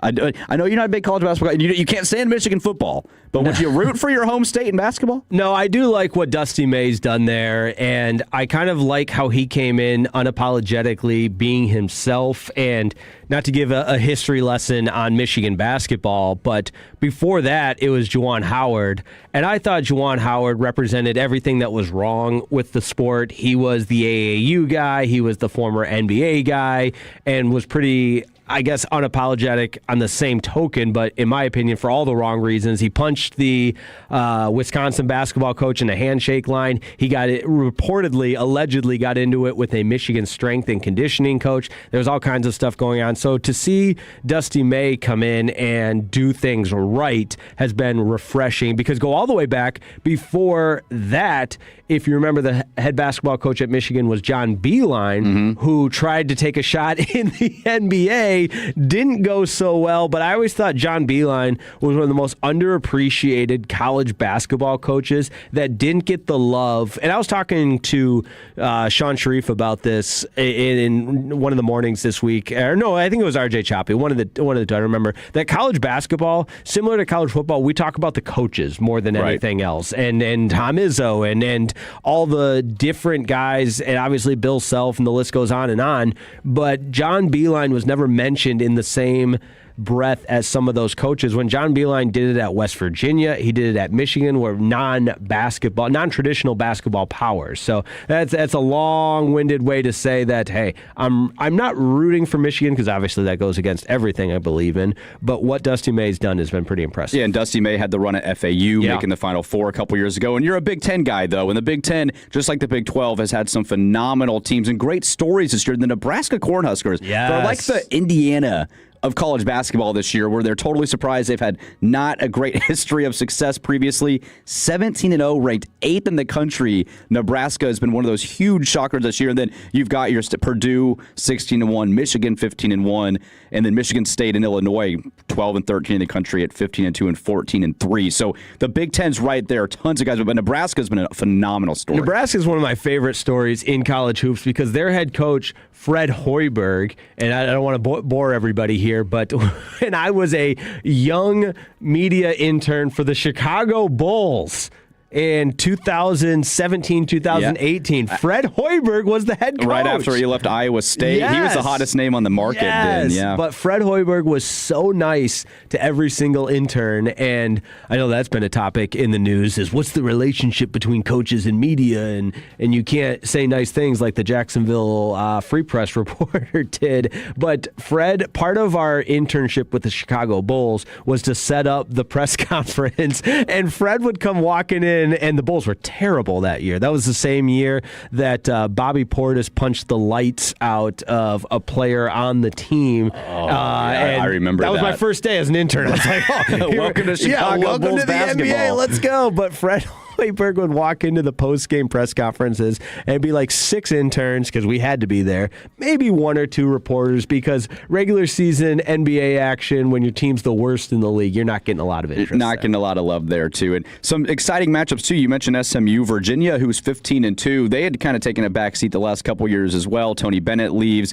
They're in town here in Dallas, playing at noon. So that'll be a good matchup for SMU, too, against a top 16 team. Some other exciting matchups. Vanderbilt, another shocker, 16-1 out of the SEC this year. They get Florida, the defending champions, at home, so a chance to really establish that they are legitimate this year. Do you, in March Madness, when you go through your bracket pools and you're thinking about teams, are you starting to keep an eye out now? Like, what are you a favorite guy? Are you looking for Cinderellas? Because I've got a couple Cinderellas to keep an eye on. Oh, yeah. It depends. I had a couple of successful years just being pick the favorites guy. And I've always said, depending on, now I've played in a couple of different pools. I played in one traditionally where it ranks the seed as part of the point total for the first, second, and third rounds. So bear with me here, follow this. So if you pick a 12 seed to win, you get the 12 points for their seed plus the point value for a first round win. Because anybody can pick a 1 over a 16 and a 2 over 15 over a 15, that sort of thing. So if I'm playing in a pool that values the upset more, I'll find a way to kind of massage my picks. But largely, I'm a chalk guy. You're a chalk guy, which typically ends up working out pretty well when you get down to the Elite Eight or the Final Four. But some names to keep an eye on: St. Louis, 16-1 this year. They're having a really surprising year there. George Mason, a Final Four darling from way back in the day when we were in grade school, 17-1 to start the year. And Miami, Ohio Their receiving votes are 18-0. Miami, to start. They're Ohio. undefeated, and so Let's who go, knows what Millett Hall. A lot of these teams will ultimately probably have to win their conference championship to still earn a bid. There might be a few at-large bids there for them too, but it's still deep. But those are some names that you could kind of keep an eye on. Some mid-majors. You're always looking at like who are the Butler Bulldogs That's right. of this year from back in the day. All right, I got one quick story. I know this is Baxter class right now, but Miami, Ohio. I have called play-by-play at their home gym, Millett Hall, and the visiting radio booth. When I tell you it is at the top of the top of the top of the catwalk, they call it the crow's nest.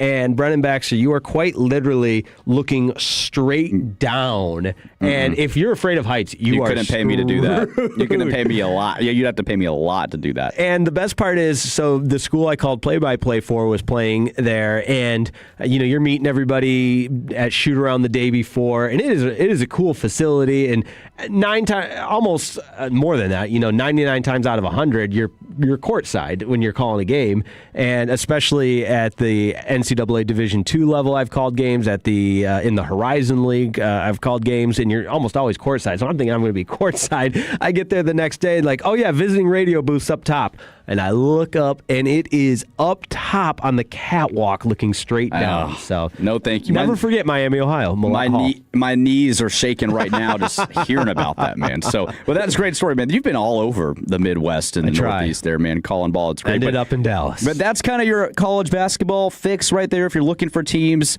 a lot of powerhouses this year, a lot of 0-1 loss teams so far. You've got 11 teams right now in college basketball in the top 11 with 1 loss or better.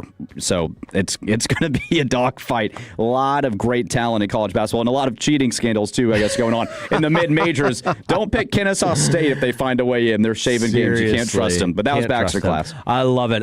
Also, shout out to the 979. I was talking about Bobby Portis punching out a teammate for the Bulls circa 2017, 2018. It was Nikola Mirotic. That's right. I remember now, who has gone on to have a great career in Europe. So there you go. We're all over the map here on Fan University. Appreciate all the Tolos texting in, like this nice text we got from the 918. Fantastic segment, guys. Super interesting, and we appreciate that. We appreciate the kind words, I love that, man. We need the kind words. We're both words of aff guys. We're both big words of affirmation guys. Words of affirmation. You are smart. You are. Bring them in. Bring them in. We're going to continue the affirmation. We've got tomorrow's headlines today. That's next on 105.3 The Fan. Take us with you wherever you go. Now heard on the iHeart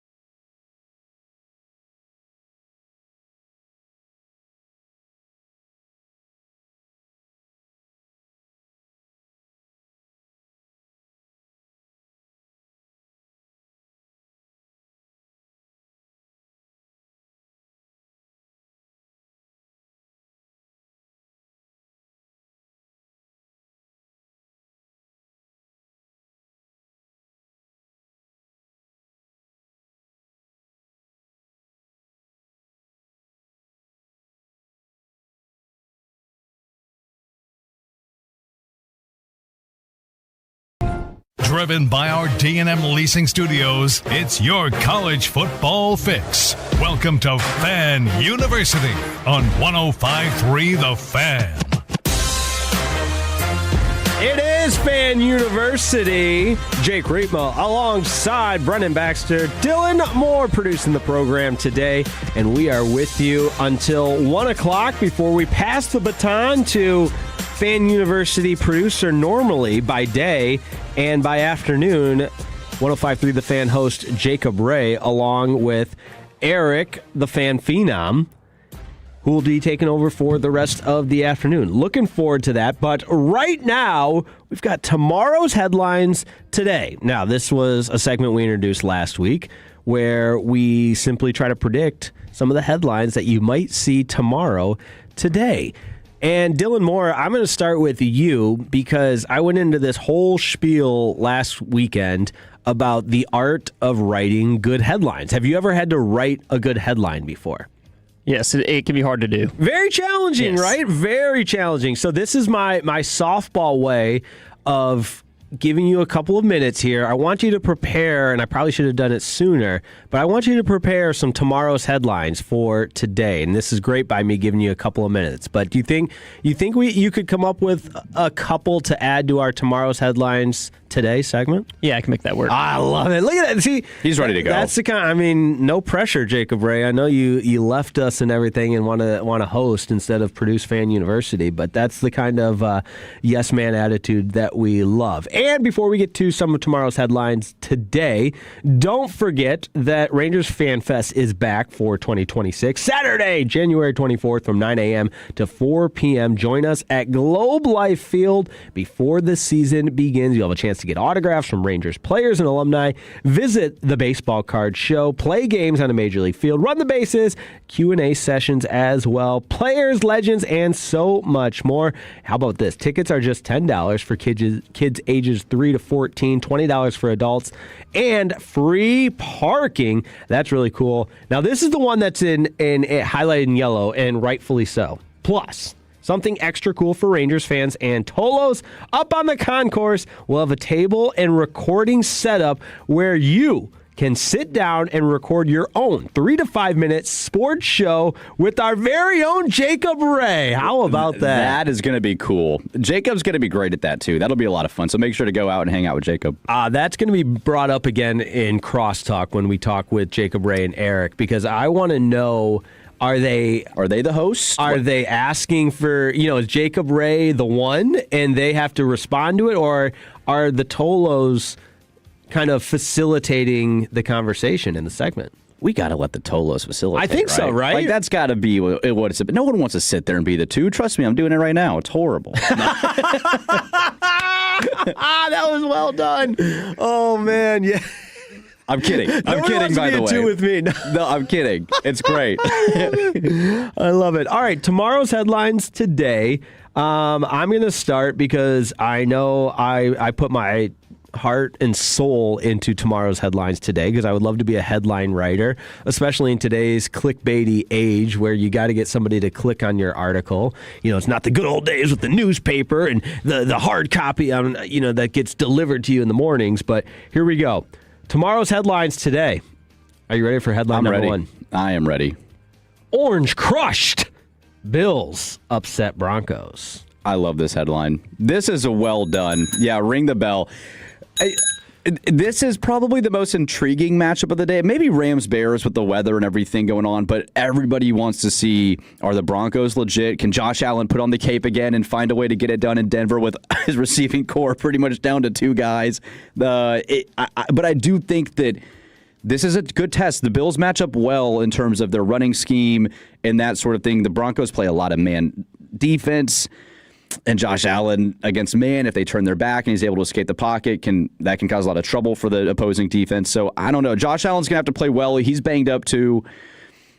But I like it. I'm picking the Bills to win too.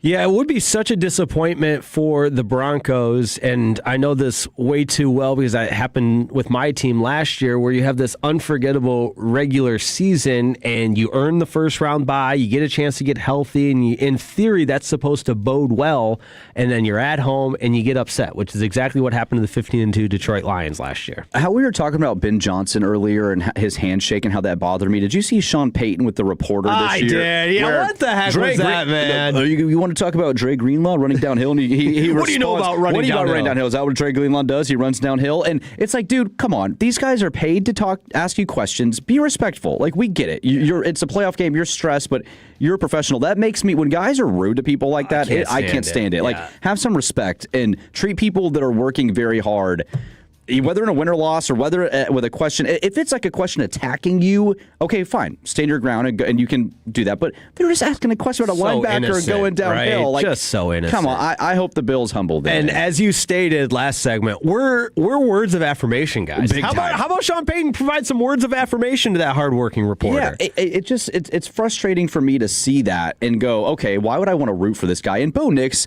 there's a lot of questions out there about his talent as a superior quarterback, but he seems like a great leader and a good dude, and he's easy to root for, though a lot of people don't like him. But I do think that, is he ready for this type of moment hosting the team? They played Buffalo last year in the wild card round, lost 31-7 in Buffalo, and James Cook was able to run for 120-plus yards. And if the Bills can repeat that recipe, they also average like 25 pounds. Their offensive line compared to their defensive line, they have 20, 30 pounds on the Broncos' defensive front on that offensive side of the ball for Buffalo. So that's a football guy right there bringing in weights. I think that bodes well if the Bills are able to protect Josh. But, dude, I have never seen a receiving core, two receivers who you had to really just pick up and put on the roster, tear their ACL in the same game last week in Jacksonville. I mean, they had to call up Curtis Samuel from the IR. Curtis Samuel hasn't played all year. Brandon Cooks got there 6 weeks ago. It's going to be tough for the Bills, I think. I think based on some of the QB sneaks they had, and obviously it was at that juncture of the game, but if I'm Sean McDermott, well, I guess obviously he's not calling plays, but do you remember those youth football games where you just there was one kid that was bigger and stronger than everybody else? Put him under center and just let him run straight ahead every play, see what happens. Yeah, should the Bills just push on 1st and 10 every play and get 11 yards a carry for Josh Allen? We'll see. A couple of read options in there. You know, it is. And the Broncos defense being as good as they are, it's gonna. I'd take the under. Joe Brady, that's my fault. I knew that was the Bills' offensive coordinator. But let's continue with tomorrow's headlines today. Next one for you, Brennan Baxter. What do you have a headline that you want to bring? No, dude. You just want to sit in that comfy chair. I'm enjoying this. Is Dylan ready? Yeah, I got one sports one. I have a non-sports one as well. A non-sports one. I like it. So with the non-sports first, this one, I guarantee it's going to happen tomorrow. I-35 construction delayed till Friday. Oh, the local. I love it. Yeah, keeping it local. Do you see that video about the construction they're doing on I-30? Yeah, like the where it's going to be completely redone, but it's going to cause Fox 4 was talking about it. Yeah, I saw a report they're working on that it now. There's concrete everywhere. Oh, brother. See, this is where you guys can help me out because I've been here 2+ years now. I'm just so bad with directions and now I'm such a slave to my GPS where I don't look at road signs. I don't even know. I'm getting directions. I can usually tell if I'm going north or south now. Are you a Google Maps or Apple Maps guy? Google Maps. Let's go. Yes. Okay, you're on it. Yes. I knew you were smart. I knew you were smart. I hope my fiance is listening right now because we have been close to breaking up over Google Maps versus Apple Maps. It's a deal breaker. For sure. It's an indictment on that individual if they think Apple Maps is a superior product. I got converted about a year and a half ago, and it's changed my life. just speaking the truth great here. Stuff. Checking in on the fan text line from the 469. My guy, Kid Muse. What's up, brother? Jake M. F. and Reetma. I probably can't say the whole text on air, but shout out to Kid Muse. Love that guy. It says, stars. What's happening to our stars? Well, don't you worry. We have a segment at 11:40 called Let's Talk Hockey. And somewhere in there's that bit. But we'll get to the stars at 11:40. From the 940, the 635 from 75 to I-30 is becoming a toll road. There you go.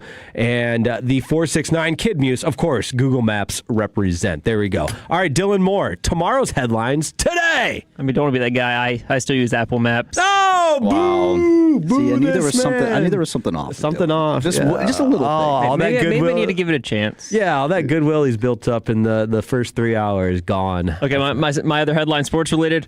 Point shaving hits Power 5 schools. Ooh, you think it's bigger? We're only uncovering the tip of the iceberg. It's a lot bigger. There's so much money in college sports, so much money in sports betting. Some walk-on or something is out there hitting the unders. Collecting a paycheck, yeah. He's probably right, unfortunately. No, and if you missed that segment, it was Jake's Takes at 10:20. Go back in the Odyssey Rewind. We got some positive feedback about that segment, but we really did have a very deep dive and frank quality discussion on what's happening within college hoops and if it's bigger. So, Dylan Moore, I love tomorrow's headlines today. Great work, my friend. Much better than Brennan Baxter. Much better. Yeah. Well, you want me to read the one you wrote, the second one down? No, I don't want you to take your favor? I don't want you to take credit for my second headline. I didn't come prepared for this segment. All right. Tomorrow's headlines today. You ready? I'm ready. Yeah. I'm reading it right here. I'm ready to go, man. I can't wait to hear it. Niner lives. San Francisco somehow finds a way. This was your most. I like this one more than Orange Crushed, but I Orange Crushed, because the Orange Crush were the Broncos. But Niner lives, like the cat has nine lives. Somehow this Niner team keeps winning. I love this headline. And look, Adam Schefter tweeted an hour ago. NFL News is reporting now that they are optimistic that Sam Darnold is going to start tonight. The game is in 8 hours. I don't know. I don't know what we're talking about here. This isn't sounding too optimistic for me. I trust Kyle Shanahan.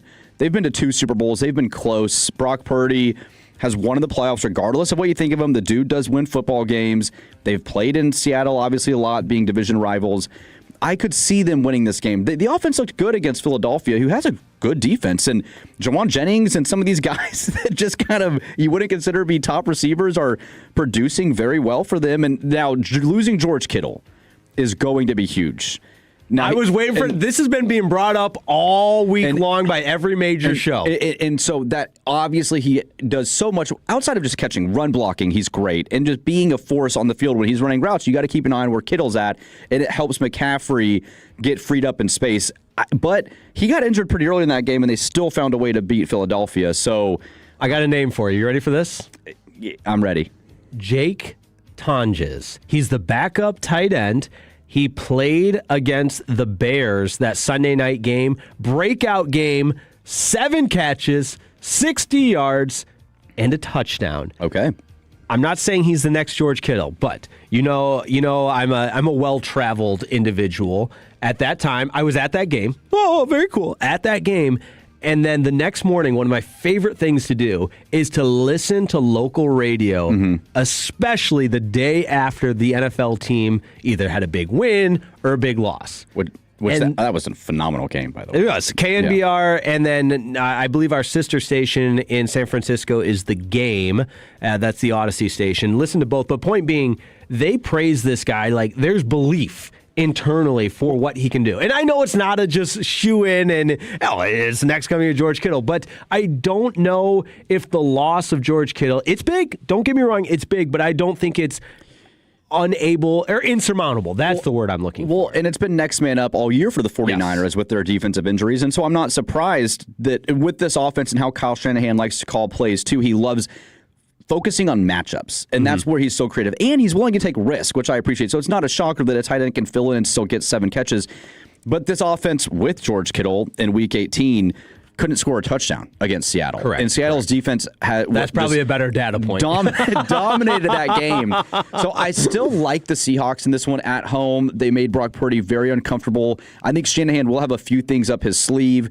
and causing some misdirection and that sort of thing to help kind of keep Seattle on its toes. But ultimately, through 4 quarters, I think Seattle's defense gets enough stop. And I think this is where the 49ers' lack of depth just comes into effect. I know we're getting to picks later, and I love your headline. Thank you. More importantly, the headline was good. Dylan, did you like the headline, Niner Lives? Yeah, that's good. But I like it a lot. Yeah, it's good. But That's I'm not sure they've got enough, but I've been wrong on the 49ers all year. So, all right, I got a couple more of tomorrow's headlines today. This next one, I like this one. Next one. Hey, Google, who won the national championship? Signetti just wins. Yes, the Kurt Signetti quote, Google me. That's great. And so look, Indiana, man, Kurt Signetti, it's hard not to like this guy. Right, which, by the way, does anybody use the Hey Google feature? I feel like 99% of people still say Hey Siri, right? I'm not a Siri, I'm a let me type it out type guy. I never use Siri or Google. Dylan Moore, what about you? Although you use Apple Maps, and according to one of the texters, you can't trust a human that uses Apple Maps. That's from the 315. He's probably using an Alexa, too. I don't think I've ever used Hey Google. I'll use Hey Siri, very rare occurrences. Really? Yeah. Oh, I'm a big Hey Siri guy to the point where it's obnoxious. But Siri won't hear me half the time. Okay, fair enough. Well, do you live alone, Dylan? No.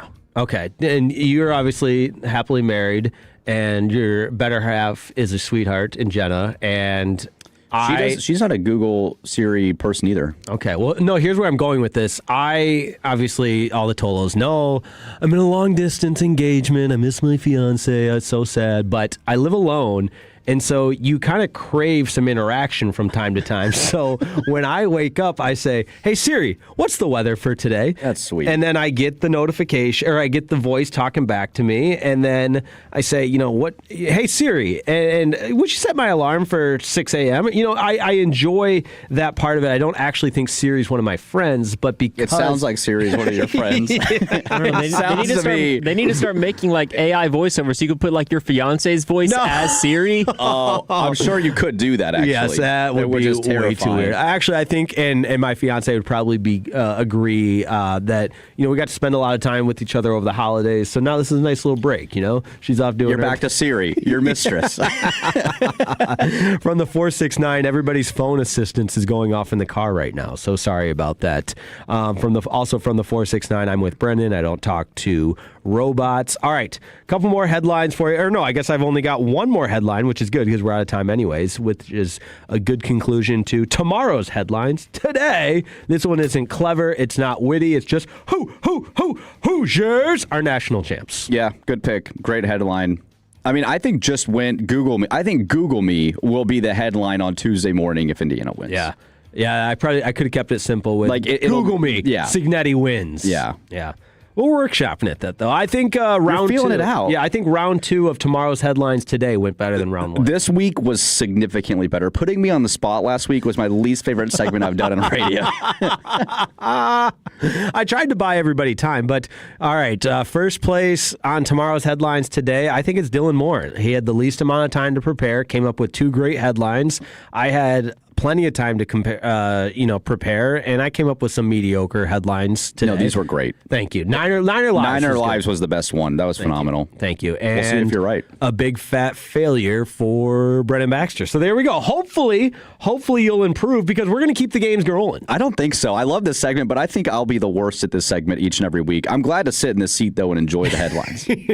This next segment, we're bringing it back, folks, because it's everybody's favorite game show. We missed it. Me and CA used to play it all the time, but it is the perfect segment to wrap up a week for all the Tolos. It is called Who Said It? We play that next on Fan University 105.3 The Fan.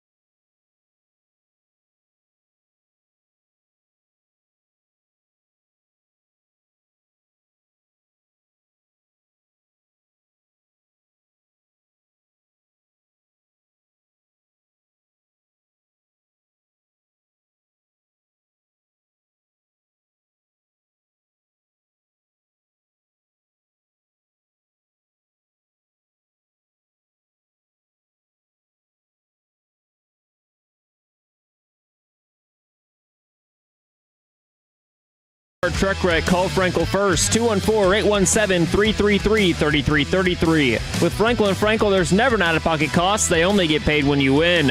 Frankel and Frankel, the go-to car and truck wreck attorneys in Dallas. All right, here we go. Thanks for hanging out with us. Jake Rietma alongside Brennan Baxter. We are going to talk some hockey coming up at 11:40. I'm going to tell you why you don't need to panic as it relates to the Dallas Stars. But there is some concern. We will monitor and gauge the concern level at 11:40. But right now, it's time for everyone's favorite game. It is what many would refer to, Brennan Baxter, as a tradition unlike any other.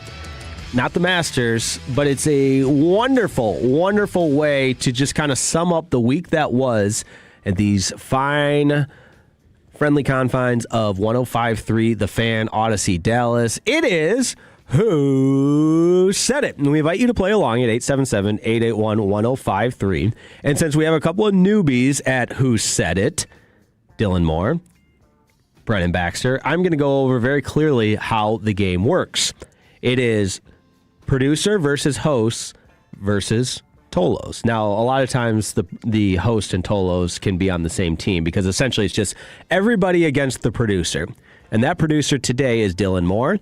He has pre-selected several audio clips. I'm not sure how many we'll get to. There it is. Yes. I knew we had a little theme music to go along with Who Said It. I found something on YouTube. But we'll make an intro. We'll figure out something. I like it. But how this game works, Who Said It, Dylan is going to read verbatim what the quote is. Okay. And very, very simply, we have to guess who said it from somebody on these airwaves. Now, it's much more difficult to name the person that said it. It's easier to be stumped than to guess it correctly. Mm-hmm. So Dylan gets 1 point for any time he stumps us, and we get 3 points for any correct answer. So we're never out of it. Everybody understand how the game works? Yes, sir. I'm ready. Yeah, it's me. It's my first time grabbing clips, too, so we'll see how well I did. I think you're going to do amazing. I have no doubt in my mind. This is Who Said It? Dylan Moore. Okay, I'm going to start with one. I think this will be the easiest one. All right. I do have to give you a slight context. This is on Justin Herbert. Okay. The quote. I like it. He's not better than Allen or May. He's not better than Dak. That's a good quote, and we all remember this conversation, and that is so nice of Dylan to start Who Said It. It's an easy one. Yeah, because we got a 50% chance. It's either Sean Sharif or Bobby, and now, if I'm remembering correctly, was Bobby defending? This is so bad. I've heard the clip so many times. It's been on G-Bag of the Day. I've heard the clip so many times. Was Bobby defending Herbert? Or was Sean? No, Sean was anti-Herbert. Bobby was defending Herbert. I think you're right. 877-881-1053. Read it to us one more time, Dylan Moore. It's like a spelling bee. He's not better than Allen or May. He's not better than Dak. That sounds like a Bobby. Yeah, that's got to be a Bobby. Wait, no, because the Tolos are saying Bobby. The 214 says Bobby. I think it's Bobby. But he was anti-Herbert. No. Yeah, that would. But he's saying that. Oh boy, I thought that was an easy one. Because it's easy, I don't want to get it wrong. Exactly, he's anti-Herbert. He's not better than Dak. No, Sean was anti-Herbert though. That's what I'm trying to say. Sean was anti-Herbert. He's not better than. So Sean would be the one saying he's not better than these players. So final answer, Sean. The Tolos are saying Bobby. I know the Tolos are rarely wrong. I know. I think it was Sean, and I'm going to be so mad at myself. Mad at myself. Can we split points? Yeah. We don't have to be. I'm going to say Bobby. I'm going to say Sean. Okay, here we go. He's not better than Allen, May. He's not better than Dak. That's what I'm talking about. Sharif. Let's go. From the morning show. I'm always going to ride with the Tolos. So we're down in the ship together. No, yeah. So all right, now we're all individuals because you established it that way. So I get 3 points. We've got Brennan with 0. We've got Tolos with 0. And we've got Dylan with 0. But remember, Dylan is the master at master controls. Here we go. All right. And then one Tolo just said Sean for sure. So that's from the 469. Okay. I've got one correct. Are we ready for the next one? Read the next quote. This one's pretty hard. It's really hard. It may be too hard. That's okay. Someone betrayed the station. They said, "Go Birds." Oh, go Birds. This has got to be a G-bag thing, right? Yeah, it could be sarcastic, though. I don't know, because sometimes Blake will make, like, funny jokes, like jabs, kind of. Oh, I could see Blake and Fred saying this. It's not K&C. Kevin and Corey wouldn't stoop that low. No, they wouldn't say go Birds. Corey hates. Yeah, let's go. I'm going to go Blake. You want to be on the same team here? Yeah, you want to go Blake? All right, yeah. Let's see what the Tolos have to say. Because I think a lot of the people texting in are a little bit behind. Because now the 812 is trying to figure it out with the last one we just had. Okay, we got the first guess in from a Tolo from the 469 saying it was Corey. Oh. That would be crazy. All right, so the Tolos are guessing Corey. Brennan and I are guessing Blake. Play the clip. Here we go. Go Birds. Corey! Corey Majors has betrayed everyone. Wow. That goes out to the Tolos. How about that? The Tolos getting on the board with 3 points after 2 rounds of play. Very good. And no points for the rest of us. Very good. This is not going to go well for me. Yeah. Oh, yeah. Yep. All of the Tolos checking in. They all know. They keep us accountable. Yeah, I listen to KNC every single day today, and I don't remember that. Although I did have a couple of calls with my other job that would have interfered. I know that I get paid the big bucks here at Odyssey, so don't have to. Rarely I have to kind of try to put food on the table otherwise. Oh, man. This is from the 817. Oh, no, we weren't hating on Blake. I just think sometimes he makes, funny jabs that he could have jokingly said, go Birds. All right. After 2 rounds of Who Said It, we've got yours truly with 3 points. We got the Tolos with 3 points, and Dylan has not stumped us yet. Yeah, the Tolos snagged that one. Yeah, me. The Tolos are all over it. All right. Read the next quote on Who Said It. Okay. Here we go. Let me pull up my piece of paper here. I felt better waking up this morning about the Cowboys' short-term future than the Eagles. Ooh, I like this because this is a bold take. Here's where my thought process goes. It's going to be somebody that gives the Cowboys the benefit of the doubt more often than not. I'm leaning. I think that's read it one more time. They felt better about the Cowboys' future. I felt waking up this morning better about the Cowboys' short-term future than the Eagles. It's somebody on G-Bag. I just have the gut check that it's somebody.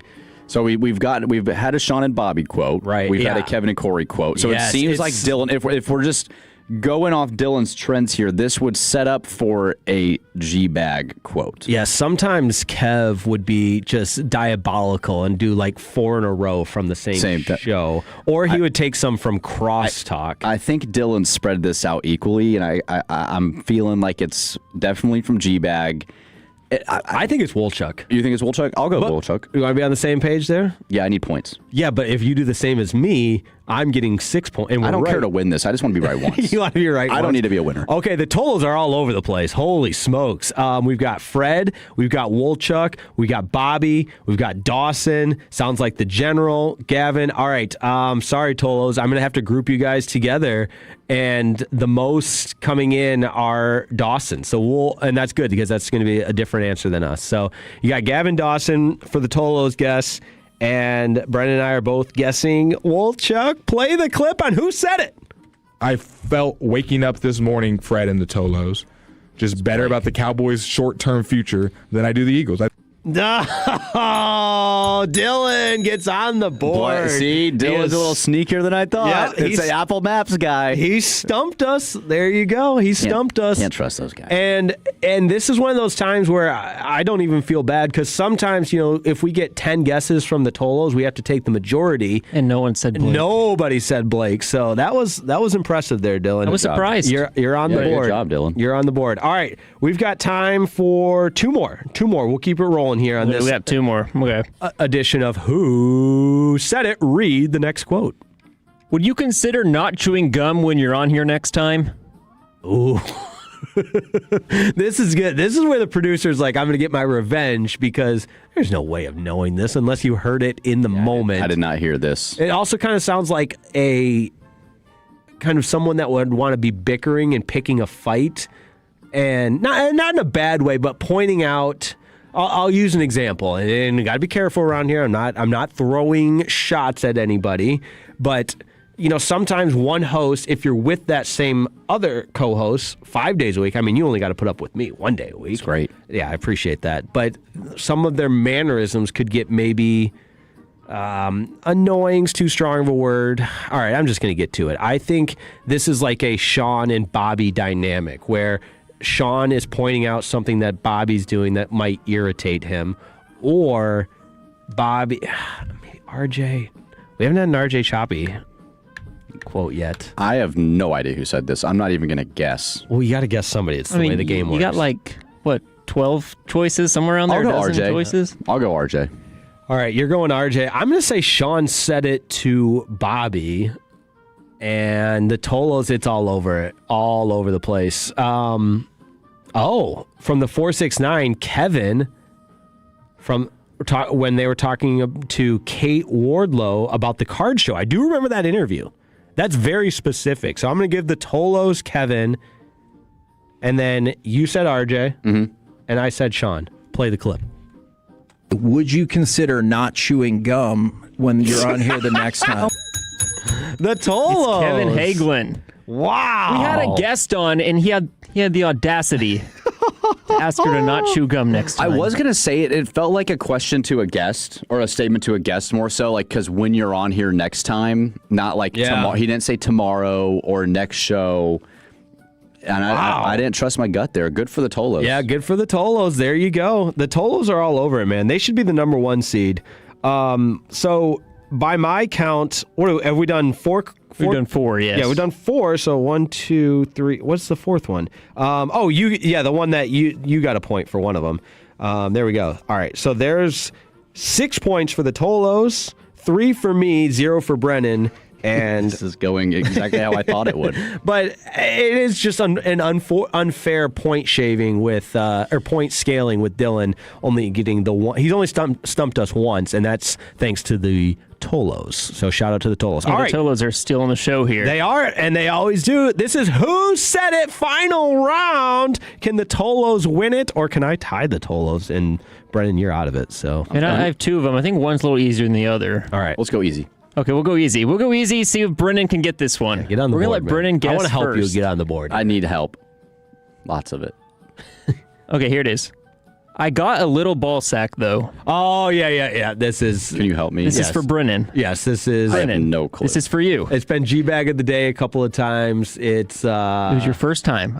It's almost a layup. I want to be transparent here. I listen. You're working hard during the day. I don't get a lot of time in the afternoon from about 1 to 5:30. Because you're out making the deals. I'm trying my best here. All right, so I'm gonna help. This is on G-Bag. I'm gonna help. Yes, there's your hint. Brendan out on G-Bag. Maybe someone that scouted out the competition would know to say he has a little ball sack. Brian Broaddus. Yeah, there we go. It's too good of a hint. I got a little ball sack though. Any chance I get, I try to get G-Bag on, but unfortunately, my afternoons are usually pretty tough. There we go. All right, you got one more? Yeah, I got one more. This one's super hard. I'm not sure anyone's going to be able to grab this one. Let's do it quick. Don't pick one that's not big enough. Ooh. All right, I'm just guessing RJ Choppy because he hasn't been said yet. RJ. Let's give the Tolos 30 seconds because everyone's still guessing in on Broaddus because of the little ball sack, which, hey, I'll probably get. You say it, you know, and I do think it's a dangerous line to refer to getting fooled or, you know, getting got, as they say, as ball sacked, which is a staple here. So, all right, the Tolos' first guess I saw was RJ. Go ahead and play the clip. Oh, don't pick one that's not big enough. Wait, who was that? Play it again. Oh, don't pick one that's not big enough. That sounded like Fred. It's Fred Davis. Oh, it's Fred. Yeah. All right, there we go. All right. Dylan gets one as well. So by a final score of 6-3 to 3-3, it is the Tolos that come away with the win on Who Said It. Well done, Tolos. Well done. And great job to Dylan. Your maiden voyage with Who Said It. Brennan, some room for improvement, my friend. You can only go up from here. It's my first time. You never forget your first, though. You never forget your first. All right, let's talk some hockey. Dallas Stars conversation. Why it's not time to sound the alarm just yet. And is this player on the trading block? That's next on 105.3 The Fan. We're proud to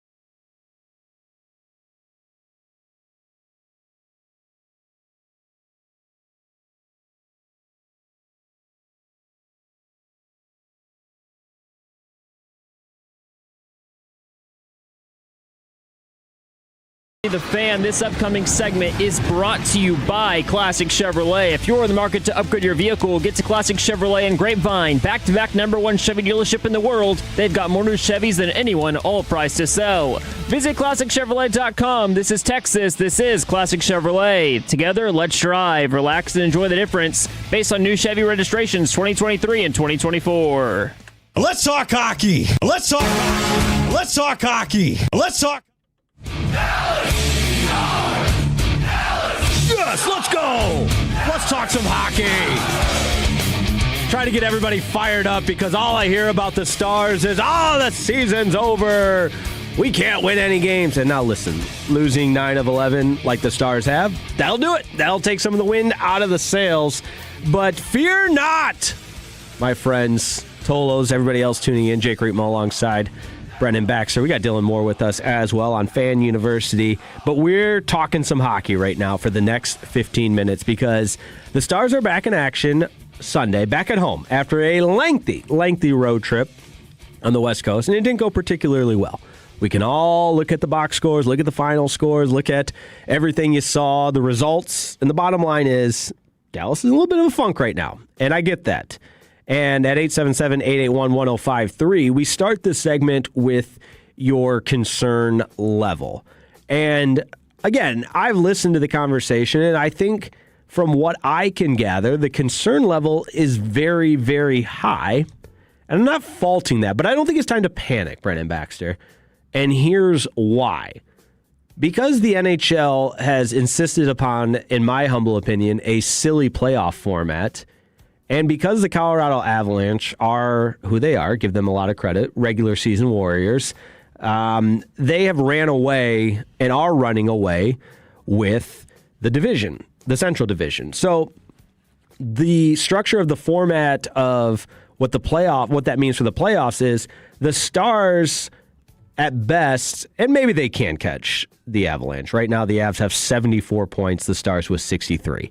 That's a pretty big gap. But the Avalanche have a huge point gaps compared to everybody else. Anyways, they just lost at home in regulation for the first time this season. That's insane. The Predators beat them. But the Stars, where they're positioned now, will likely have a very challenging first-round matchup because the top seed from the Pacific Division, which right now is the Vegas Golden Knights, despite having significantly less points, 58 compared to the Stars' 63, they would be slotted ahead of the Stars because they're going to win the Pacific Division. The format favors winning your division, and I don't think that's right because the Stars are clearly a better team than whoever wins that Pacific Division. So this is a long way of saying, listen, mid-season ruts happen. You're in a little bit of a funk. And Brendan, you don't have to be, that's not even unique to hockey. This part of the season happens, and there's been some struggles defensively. There's been some injuries. All of that, not to sound like excuses, they're all factors contributing to this. They're all factors, and any team has to go through adversity. Any champion has to go through adversity to eventually win in any playoff format, especially the Stanley Cup. And when you're looking at this, you're absolutely right. For the Stars the last several years has been like, what are you doing for me in May and June? Exactly. And so, yes, you've lost 10 of 12, and you're sitting 27, 12, and 9, and you're not going to catch the Avalanche. But I don't think any of us coming into the year really had the expectation of, like you said, we knew that the Avalanche were the regular season warriors. They're going to have a great team. Edmonton last year, I mean, look at them. They go to the Stanley Cup. They're 23-17-8. It's not like they're doing anything crazy to you. You mentioned Vegas. The Stars have a better record than them. And I do think that ultimately it's about what are the Stars going to do? Can they get right in April and May? I'm really not that concerned about. They started off so hot, so they built up some equity. You said it before the show. They've built up enough equity where they can afford to look pretty bad the last couple of weeks. But ultimately, can the Stars peak at the right time and find a way to win the Western Conference and get back to the Stanley Cup? And it's crazy to say we're talking about a team, air quotes here, getting over the hump, and that hump being the Western Conference Final. The Western Conference Final and the COVID year, the Stanley Cup, and all that too. But yeah, essentially we want to see the Stars. Yeah, no pressure. Just go win a cup or else it's a big bust. But that's the expectations, and that's how good they've been over the last decade plus for them to earn that kind of from the fan base that we want to see you win a championship because we think you're good enough to win a championship. Like every year we go into the Cowboys thinking, okay, is this year they break the streak? And I don't think realistically that year, if you're really looking at the state of football, you thought, okay, yeah, the Cowboys are going to go win the Super Bowl this year. The Stars have different expectations. We think each and every year they legitimately have a chance to win a championship. And which is a pretty damn good spot to be in as a franchise. And so struggling in December and January, I'm not panicking yet. If you look at the metrics and the projection stats of percentage chances, the Stars still have a better than 98% chance to make the playoffs. That's pretty good. Now, if you want to say, oh, Rietma, you're being way too optimistic, here's some reasons for concern. Don't worry. I have prepared that ahead of time. This is from DLS Stars, who does a great job. Dallas is 31st with only 25 shots per game. 31st of 32 teams, mind you. So they're not generating a lot of shots on goal. And it's kind of been that way the whole season, but the high danger chances and the quality shots that they were generating earlier in the year were yielding a much higher percentage of goals per game than they are now. Now they're kind of dropping back to that middle of the pack in terms of team statistics of where they rank as far as the damage ratio of shots on goal compared to goals scored. So if you want to say, hey, they're not generating any offense, I totally get that. Now, let's dig a little bit deeper, and this is compliments of the hockey hawk himself. Our boss, Gavin Spittle, sent this out, which I think is a great point and tremendous perspective that I hadn't even realized. But crazy stat. The Stars are on a run of world-class goaltenders in their last 18 games. If the starters for the opposition played in the last 18 games, the Stars will face 12 Olympic goaltenders in the span of those 18 games. So that's not the reason for the Stars' funk in its entirety. Of course not. But it is another factor that I wholeheartedly believe in.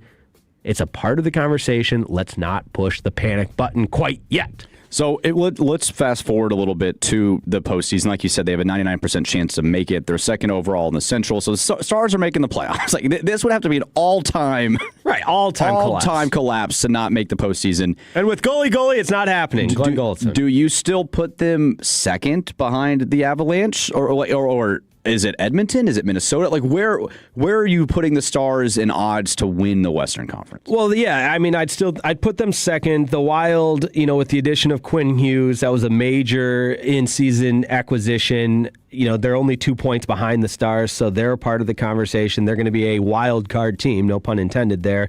The Oilers are just too good not to figure it out, obviously with the best player in the sport, Connor McDavid, and then Leon Draisaitl. So they're going, because they're in the lousy Pacific Division at just 54 points, that qualifies them for the second best in the Pacific Division. So again, it's kind of like taking over some of that, and maybe this is a terrible comparison, but some of that March Madness feel where you just got to get into the big dance and then see what happens, and the Oilers are certainly one of those teams. Get into the big dance. And the Stars, fully healthy, have a roster that can win a championship still. Oh, absolutely. That's where if it was season-ending injuries, if there was just... Bischel's going to be back. Yeah, if there was no way you could really compete on a talent level, but you still got to the playoffs, I would feel differently. But I still think this team is super talented, win at full strength, and they have a chance to still hoist the Stanley Cup, which is why I'm really not... I put my panic level, like if you're going scale 1 to 10... On a 9 out of 11 loss, I'd still put it like at a 2 or 3. Yeah, we can have this conversation, but we're not sounding the alarm. I'm not sounding the alarm at all. I'm glad we're on the same page. All right, last thing I want to wrap up with our Let's Talk Hockey segment here about the Dallas Stars.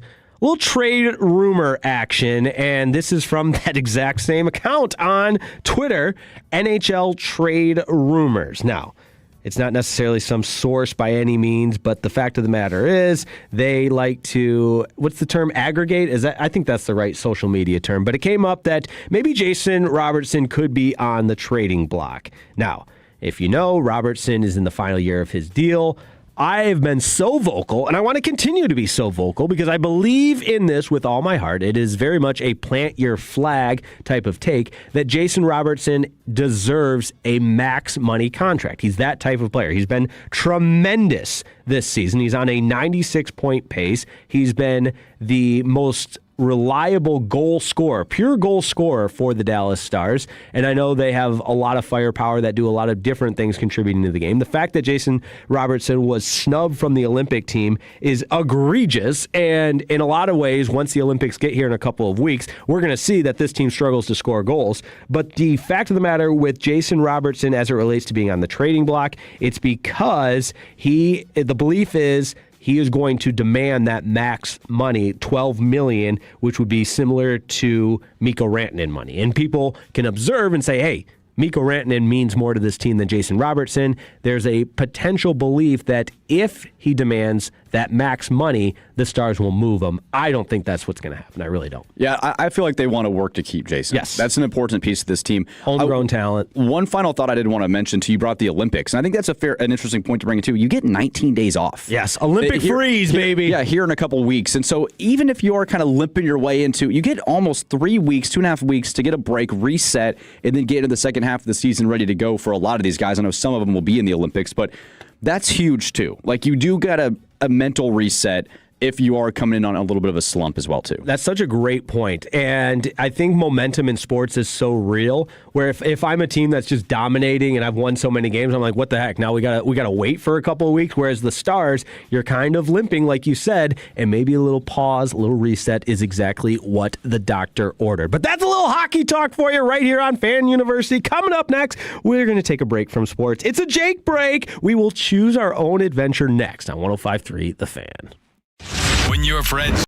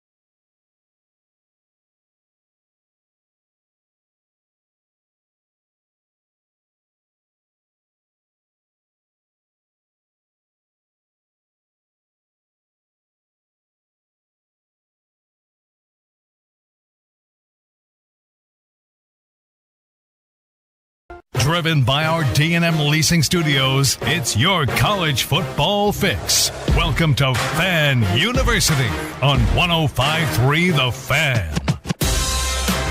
Here we go. Final hour on a Saturday before we pass it off to Jacob Ray and the fan phenom, the newest fan phenom, Eric. And before we get into our Jake break, let's reset a few things here. We've had tomorrow's headlines today.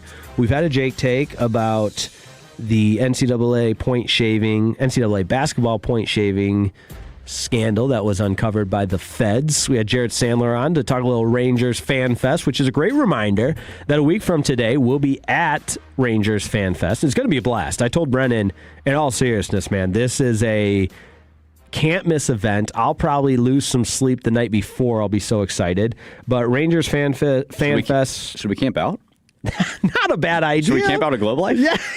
You'd have Texas Live the night before. Dude. Let's just tailgate this thing, you know? I'm down, man. Pre-game Let's tailgate Fan Fest. Awesome. But you're going to have your chance to get autographs from Rangers players and alumni.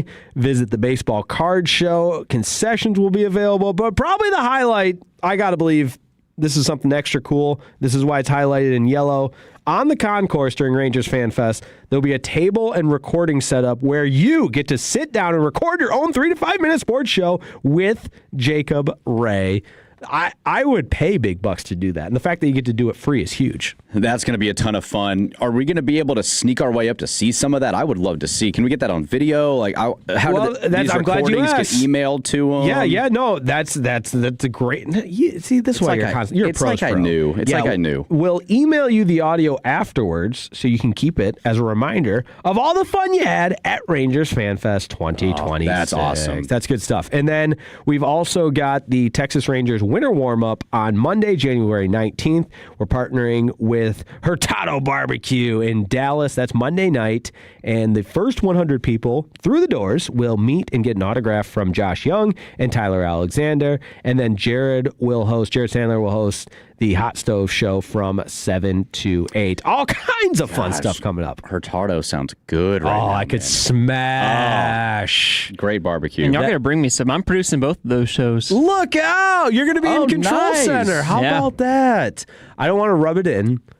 We appreciate you. You're appreciated. But you know what? I think not this year, but next year, Dylan, you will be hosting the fan event with Jacob Ray on the Recording Your Sports show. I'm speaking it into existence. How does that sound? Sounds good. I love it. All right. I'm here for it. Let's take a quick break from sports. A Jake break.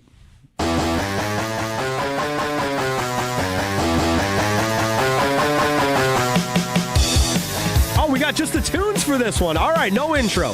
That's all good. You were jamming out, though. I was. This is the Jake break. Real simple. We kick our feet up. We take a little break from sports because we've talked a lot of sports. And this particular Jake break, the same as last week, I have outlined 3 different paths that you may each take.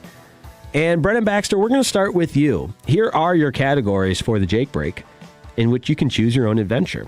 First one, what's the rule? Category number 2, do's and don'ts. Nope, that's the wrong one. That's from the last one. That is on there, though. That is on there. What a start to the segment. Yes, we are all over. Yes. I mean, wow. Do's and don'ts. What's the rule? How does this happen? And trendy. Okay, can I do trendy? Trendy. I like trendy. All right. Trendy. There's been a popular trend going around on social media right now. The 2016 throwback to a decade, which really is just an excuse to post pictures from I've seen this, 2016. Yes. Dylan Moore, you were born in 2016, right? How old were you? I was, 13. Wow. Do it. I'm so old. Such a young buck here, man. 8th grade? Oh, my God. Enjoy your 20s while you got them, man. As Jake would know. I've got gray in my beard. My goodness. All right. So, trendy 2016. Now, this was also just what social media trends are, an excuse to self-promote and be self-important on everything. Go back to 2016 for a second, Brennan Baxter, and take me into the life of Brennan Baxter in 2016 on this Jake break. Oh, gosh, man. Are we talking spring 2016? That would have been my freshman year of college. Oh, my goodness. What was the college Brendan Baxter Texas like? Tech University. Wreck 'em! This is going to sound so boring, but I played basketball in high school, and the rec at Texas Tech is phenomenal. The recreation center there. Okay, I think I know where you're going. There were a ton of awesome games and intramurals, and so around January 2016, I got plugged into a good intramural team, and I was at the rec almost every night playing basketball. I love it. Everybody's got hoop dreams. It sounds so boring. Like what bars were you going? When I was underage, I was 20. I was hoop dreams, man. I was dribbling up and down. Were you doing like 2-ball dribbling? 2-ball dribbling. I was still doing the drills. I was blindfolding myself doing up and down sprints. No, I mean, and then, man, I was fortunate enough to just have such a great group of friends that I met out in Lubbock, and just watching ball, man, shooting hoops. I was a pretty simple freshman. Nothing too crazy. No Simpler crazy times, man. Simpler times. I didn't gain a freshman 15. There you go. Pretty because you were hooping the whole time. I was hooping the whole time. I love it. 877-881-1053. This Jake break take us back to 2016. And Dylan Moore is next on this Jake break. Take us back to 2016. I know you said you're in 8th grade. Can you recall what 2016 was like for Dylan Moore?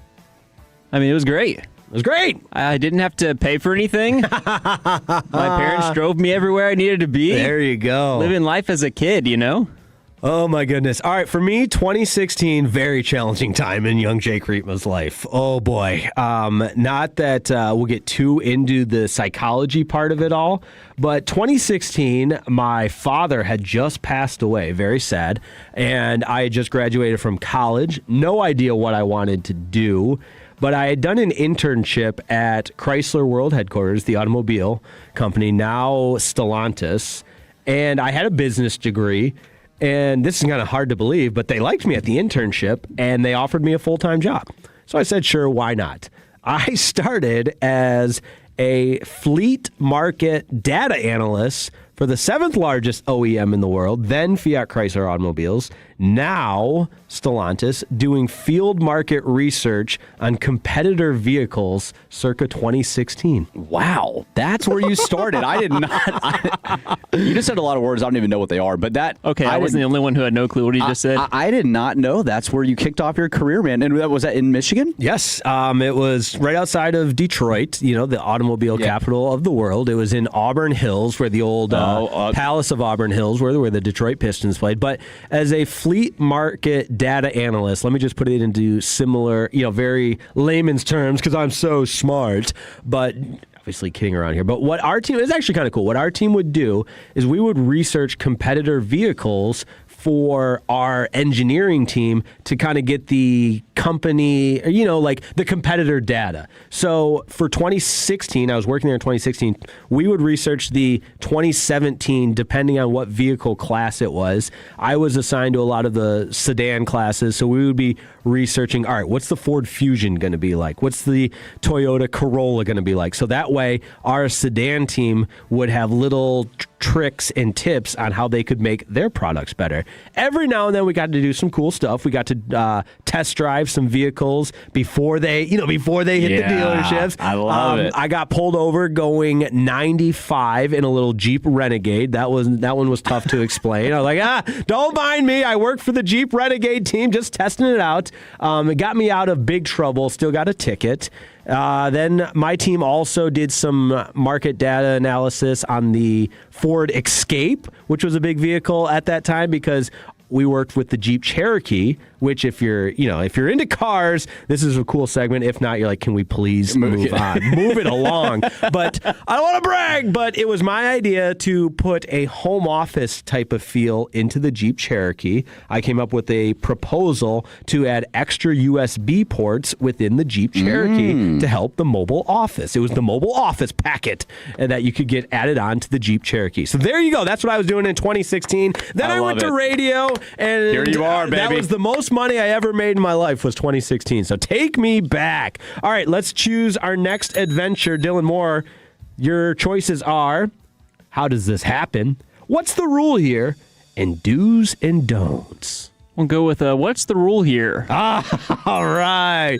What's the rule here? We got another little Venmo dilemma, but this one's not from my brother-in-law. This one's from me. And it's not a big one, but go out with a group of friends on a Thursday night, and we're at a great little Mexican spot. Big group, too. Huge group. Great little Mexican spot in Uptown.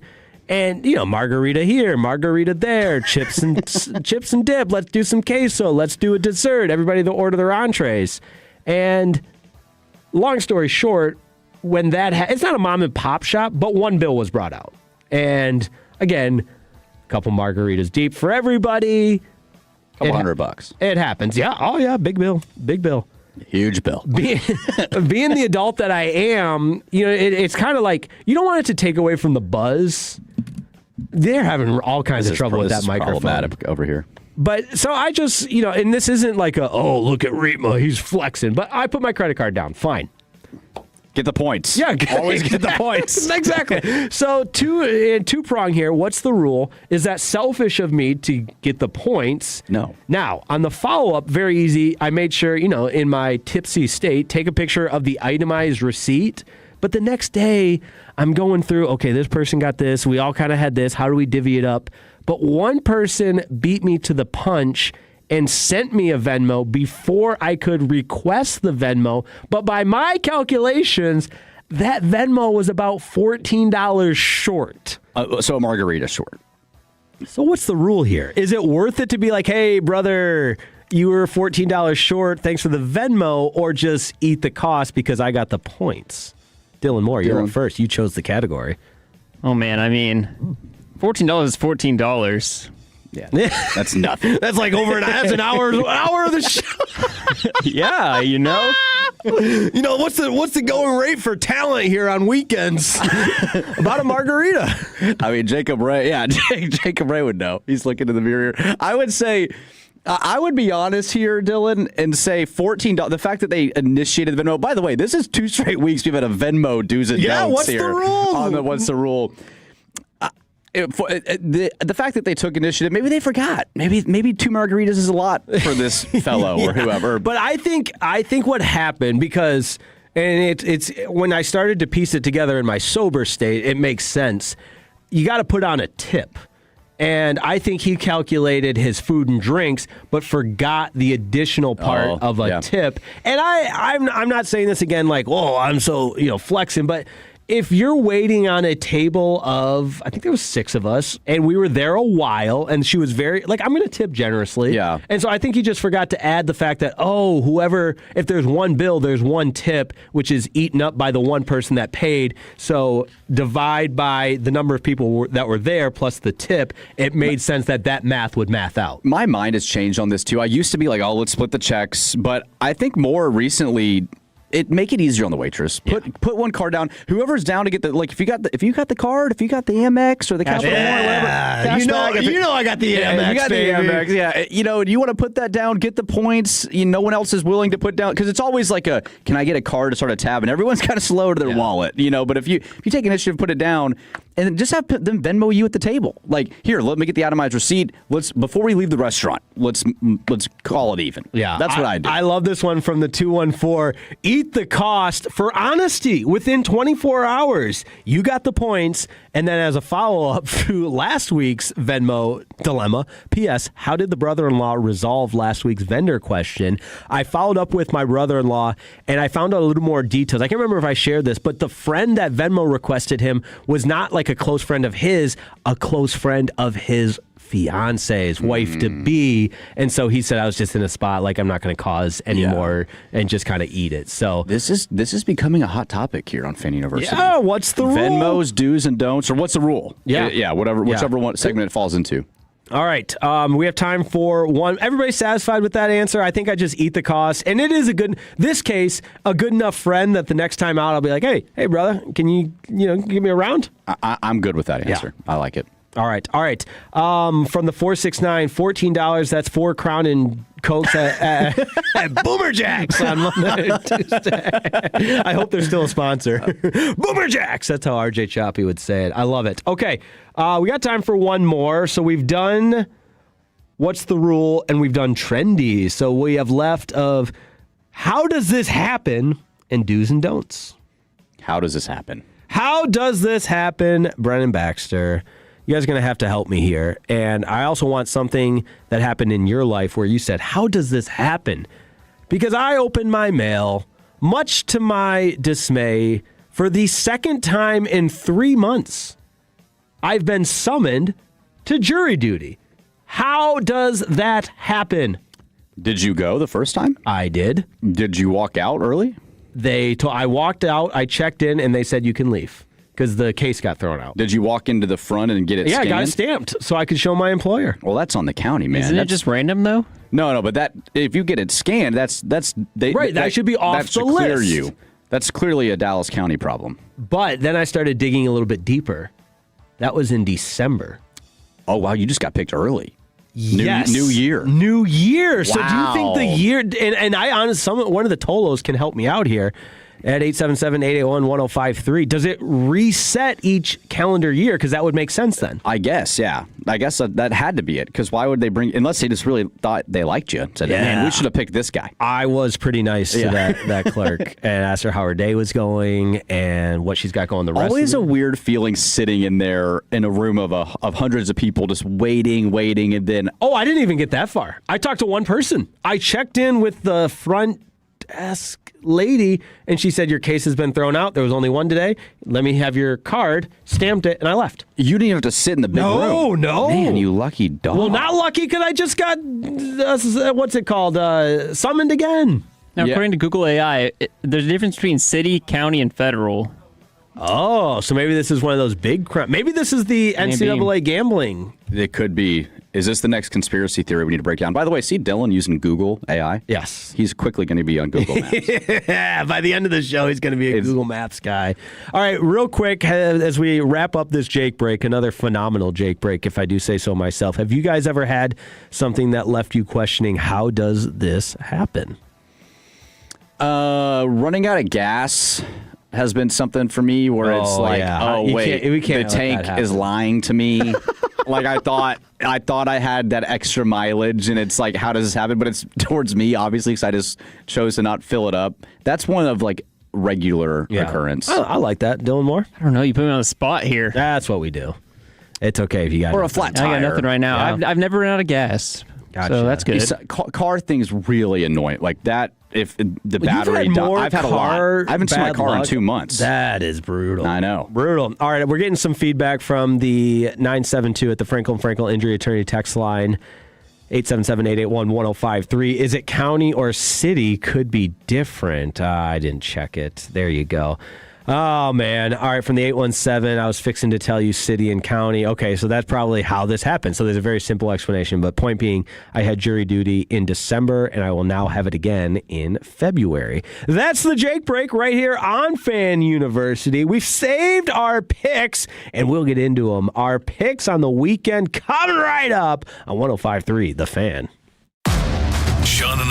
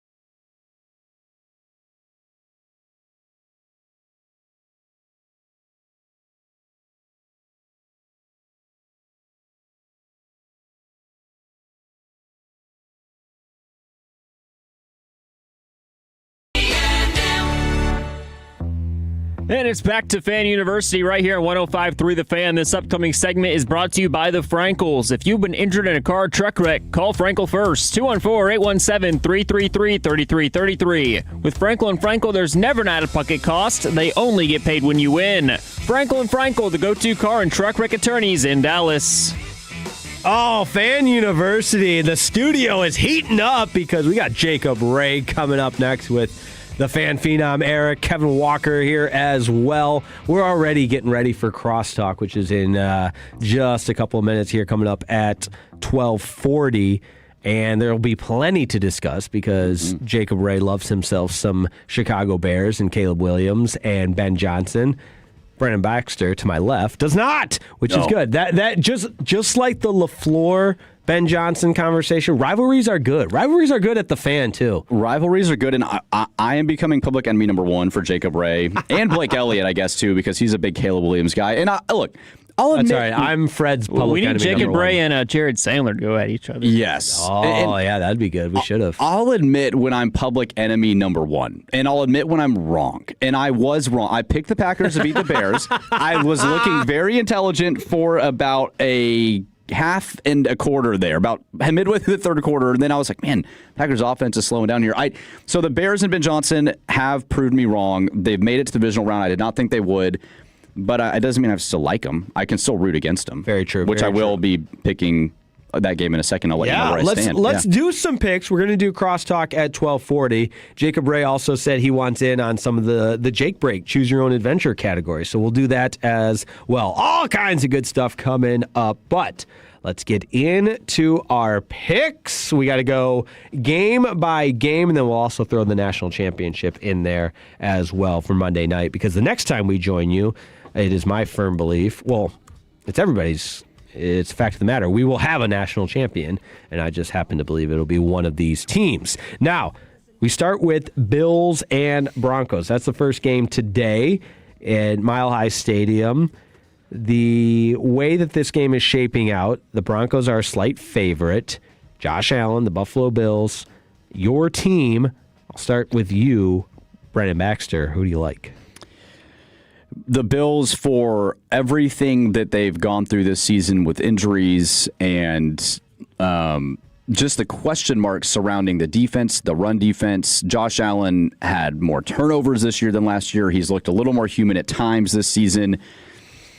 But when the playoffs arrive, Josh Allen tends to go into another mode, and that he hasn't done that in terms of winning the AFC yet. He hasn't won a Super Bowl yet, but this guy has 16 total touchdowns and 0 turnovers through his last 6 postseason games. Look out.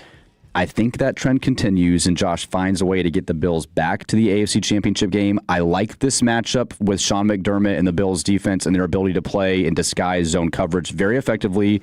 They're one of the best teams in the NFL that do that. Bo Nix struggles against zone coverage. If the Bills can score 24 points, I like their chances in this game. Give me the Bills 24-20 over Denver. Ooh, a score and everything. And I should have mentioned Broncos 1.5-point favorite. I'm on the same page, and so that we can get through every single one of these, I'm just going to keep it like this. I think it's going to be a really close game. It's going to be whoever has the ball last, and I think Josh Allen is the best player on the field. I'm going to take Josh Allen to will his team to win with the ball last. Give me the Buffalo Bills. Dylan Moore. I'm gonna agree. I'm gonna go Buffalo. I think Josh Allen's the best quarterback remaining in the playoffs, and he also has James Cook, who is he was the best running back in the league this year. Let him cook. All right, we're all on Buffalo. The San Francisco 49ers, 7-point dogs on the road against the Seattle Seahawks, the top seed in the NFC West champions. Sam Darnold, oblique action. Who wants to start us off? Brennan Baxter, how about you? Who do you like? Yeah, the reports are a little concerning. Sam Darnold, the Seahawks are saying they don't know if Darnold will be able to play. Darnold says he feels like he's good to go, but things could change as they trend towards the night and the kickoff time. But if Sam Darnold's able to play and be, again, a game manager, this defense showed what they can do against the 49ers a couple weeks ago, winning the division, getting the first-round bye. I think it's enough. The 49ers they're so beat up, and it's so hard to win in the NFL, especially playoff games on the road. So give me the Seahawks to win this game in another low-scoring defensive battle. But the 7 points is a lot. I think it's going to be closer than 7. All right, so we're just doing pure money line though. You like Seattle. I like Seattle. All right, very good. And if I think that was a really a point that we were all on the same page with 7 points is just too much. If you're taking this from a gambling angle, it's a lot. Yeah, especially with Sam Darnold potentially not even playing. If Drew Lock's got to go any point in this game, that changes a lot of things. But I still like Seattle in this one. All right, give me the high-powered San Francisco offense with Ricky Pearsall back, Jake Tunges filling in for George Kittle, and we'll see if Brock Purdy can spread the ball around. Maybe Juwan Jennings throws for a touchdown, but the 9 lives of the San Francisco 49ers, they somehow find a way. Dylan Moore, who do you like? This is the hardest one for me personally. I can't trust either quarterback. Purdy hasn't proved it. I don't think Darnold's proved it yet in the postseason. I'm going to go with... Well, hold on. Purdy's gotten to some Super Bowls. Yeah. But it's because of the scheme around him. Okay, well, so he's a system quarterback. There's the system quarterback argument. Yeah. Anyway, Come on, we're going to bust your chops a little. I'm going to go with the Seahawks. All right. I think Darnold's going to play. I don't think he'll be great. He'll be good enough to get the win. Niners cover the spread, though. There we go. All right, you and Brennan Baxter are on the same page for everything. I'm the only one taking the Niners. All right, how about Sunday's game? Sunday. I think we all are on the same page here with the Texans on the road against the Patriots. 3-point dogs, but that Texans defense statistically is the best. They get after everybody. DeMeco Ryans has them believing. I don't believe in C.J. Stroud. However, I believe in the defense. I think they win an ugly one in Foxborough. Give me the Texans. I agree. I think that Nico Collins being out for the Texans at receiver is definitely going to be a problem for that offense, and C.J. Stroud we could see have another below average to average game. But he only needs to be slightly above average, I think, to win this game if the Texans defense continues to play the way they've played against top quarterbacks all year. Yes, Drake May's had a phenomenal season and leads the league in completion percentage, but at the end of the day, when Will Anderson and Daniel Hunter are in the backfield in about a second and a half, and Drake May tends to hold the ball for up to close to 3 seconds, and we've seen him get stagnant in the pocket once it starts collapsing. I think the Texans find enough turnovers. The Texans in the last 3 postseasons have 5 defensive touchdowns. That's insane. That's insane. They had 2 against Aaron Rodgers. 2 against. So this defense can score, and that. And do the Texans defense outscore the Texans offense? They could help them win the game. But I like Houston and DeMeco Ryans to get past the Patriots. Yeah, Dylan Moore. I'm actually going to go Patriots on this one. All right. I do love the Texans defense. They are the best in the league, but Drake May's played at an MVP level for a reason. There's a reason the team is 15-3 overall. And maybe it's just the Patriots' time. Drake May's going to prove himself. He's going to prove he deserves the MVP. I do think he's going to, well, I don't know. I'm going to say he will win the MVP over Matthew Stafford. All right. Dylan Moore with the coming in take with some for hot us. takes. I like it. I like it. I will say what scares me about the Patriots is, and I don't think the locker room believes this, but there's almost like a sentiment around them. Oh, my least favorite term in sports, we're playing with house money. We're ahead of schedule. And they absolutely are. Yeah. But I think that can cause the tendency to take the foot off the gas a little bit. And again, I'm not insinuating that, but it just feels like the growing narrative around the Patriots. Oh, Mike Vrabel's got them so far ahead of schedule. They're set up for a while, and that's a cautionary tale because you just never really know. Yeah, you never know. And DeMeco Ryans and the Texans are battle tested too. They won a playoff game last year, then they lost to the Chiefs in Kansas City. They've been here. They've been the divisional moment, and Vrabel has with his time with Tennessee, but Drake May hasn't, and some of these teams haven't. So yes, people can talk about their schedule and talk about being ahead of schedule in terms of like where the franchise is at, but the Texans are ready for this, and I think they'll make Drake May uncomfortable enough to find a way to win. Very good. I'm in a very intense texting battle with the Tolo right here. Saying that Brock Purdy went to the Super Bowl. What a bad take. I just used that as an anecdote. A fact. He's been to a Super data Bowl. point. He's a data won, point. He has won playoff games. That's all. Did Jimmy Garoppolo go to a Super Bowl? He did too. Yeah. He also won playoff games. Right. That's it. We'll talk about that next week. Yeah. I mean, we could talk about that forever. I don't want to be crucified for saying a factual point. Right. I guess using that as a reason to believe. I'm just saying that if you've been to a Super Bowl, you have playoff experience. Right. Like Matthew Stafford, been to a Super Bowl, won a Super Bowl, gonna win against Chicago. I'm gonna go down with the ship and pick it against the Bears every game until I'm right. Unless they win the Super Bowl. That is our next game, obviously. So you, Brennan Baxter, are taking the Rams, right? I'm taking the Rams. Yes, it's cold. Yes, Chicago has been the miracle men up there in the north, but Rams have Devontae Adams is back. Stafford's playing at obviously the MVP level. Puka Nacua seems to be superhuman. And then Blake Corum has added a great addition to Kyron Williams in that running game. I like the battle-tested Rams and Sean McVay to prove that he's the number one offensive mind. And give Ben Johnson a slice of humble pie. Yes, let's humble that guy. I can't stand Ben Johnson. That's right. I can't wait for that in crosstalk with Jacob Ray. I just think the Rams are a better team. I give the Bears a lot of credit. They've gotten to this point. They've won some games they had no business winning. And it's just not a recipe for sustained success to move on. Eventually, the buck has to stop somewhere, and I think it stops here against the Rams. Give me the Rams. So if you're right and on all four of your picks, you'd have both 6 seeds and both 5 seeds playing in the championship game, which is cool. I'd love to know the last time that happened in the NFL. I will need to look that up, but that would be a really fun kind of championship weekend. It's interesting because the Niners were a game away from winning the NFC. The Rams or from the NFC. They're obviously top. I think the parity this year it's I don't know what just happened there. Look out. I think that's why we love the NFL, because of the parity, but the parity is parodying even more. All right, Dylan Moore, real quick. Who's your pick? Bears, Rams. I really want to pick the Bears for the story, but I'm going to go Rams. Yeah. Strictly because Matthew Stafford has been incredible. Puka Nacua is going to have a great game. And Caleb Williams is probably going to have a turnover, too. Yeah. I wouldn't put it past him. I think it's fair. Can I finish this thought on Caleb Williams real quick? Yeah, go ahead. If you don't mind. No, absolutely not. The dude for about 2.5 quarters looks inept on offense. Very true. I've said this. But he does have a gamer-type ability to him. The Iceman. Can't wait for crosstalk. But this Rams defense and Sean McVay, they know that.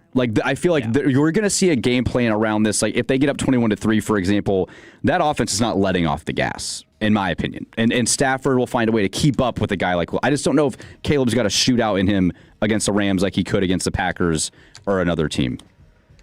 It'll be fun. But I've been wrong. I've been wrong 2 weeks in a row. I'm just going to keep being the Chicago Bears hater, and people can question me all they want. But all right, here are your picks for the divisional round. Brennan Baxter likes Buffalo to beat the Broncos, the Seahawks to beat the Niners, Houston to beat New England, and the Rams to take down Chicago. So you've got Bills, Seahawks, Texans, Rams.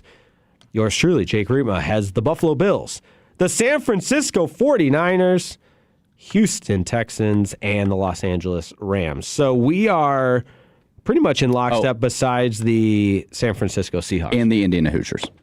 Oh, yeah. Golly, Rima, get it together. All right. Indiana Hoosiers for me as well. Yep. Dylan? I'm not going to overcomplicate it. Indiana. Yeah. Hoosiers? Google me. That's right. Kurt Signetti. All right. And lastly, Dylan's got Buffalo. You've got Seattle, New England, and the Rams, right? We all said Rams. There you go. Those are the picks. We'll see next week how we did. And we've all got the Hoosiers.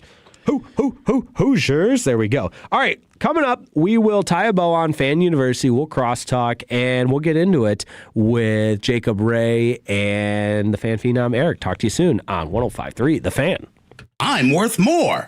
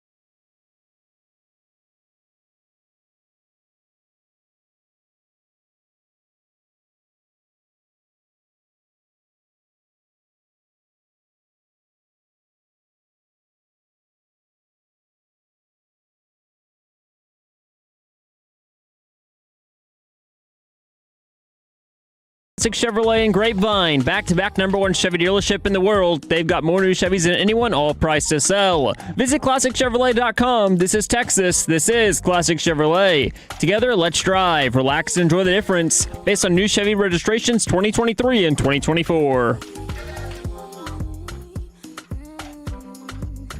We're on the air. It's Fan University right here on 105.3 The Fan. You guys are probably too young to remember that movie, Rookie of the Year. Oh, Jacob Ray, you should know that. Rookie of the Year, one of the best baseball movies ever. Man. Legendary movie. I think it came out in 1992. You had John Candy as the announcer. Oh, man. Anytime the Cubs game started, we're on the air. What's his name? Gary Busey? Gary, what was that last name? Busey? Oh, okay. Bussey? What's his name?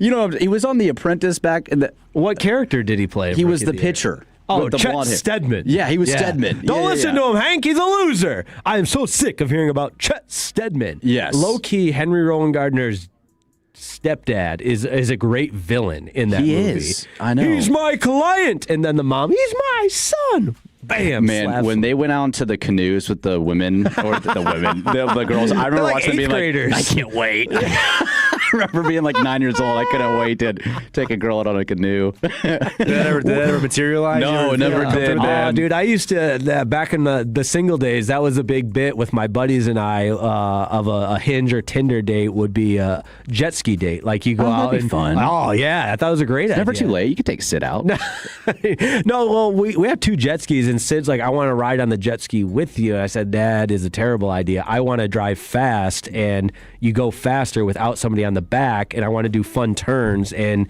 you're just limited when you have someone on the back. So drive your own jet ski. I'm built for speed. But did you ever throw yourself off your own jet ski? Oh, yeah, I've done that so many times. Very, very serious. I had one where I hit a wave and went over top the jet ski. So I didn't land in the water. I landed on the jet ski. Oh. And I remember my brother heard the back hit the jet ski instead of the water, and that I was sore for days. But I don't think I've ever been on a jet ski. Oh, They're Dylan, fun. come to They're Michigan awesome. with me for a summer. Awesome.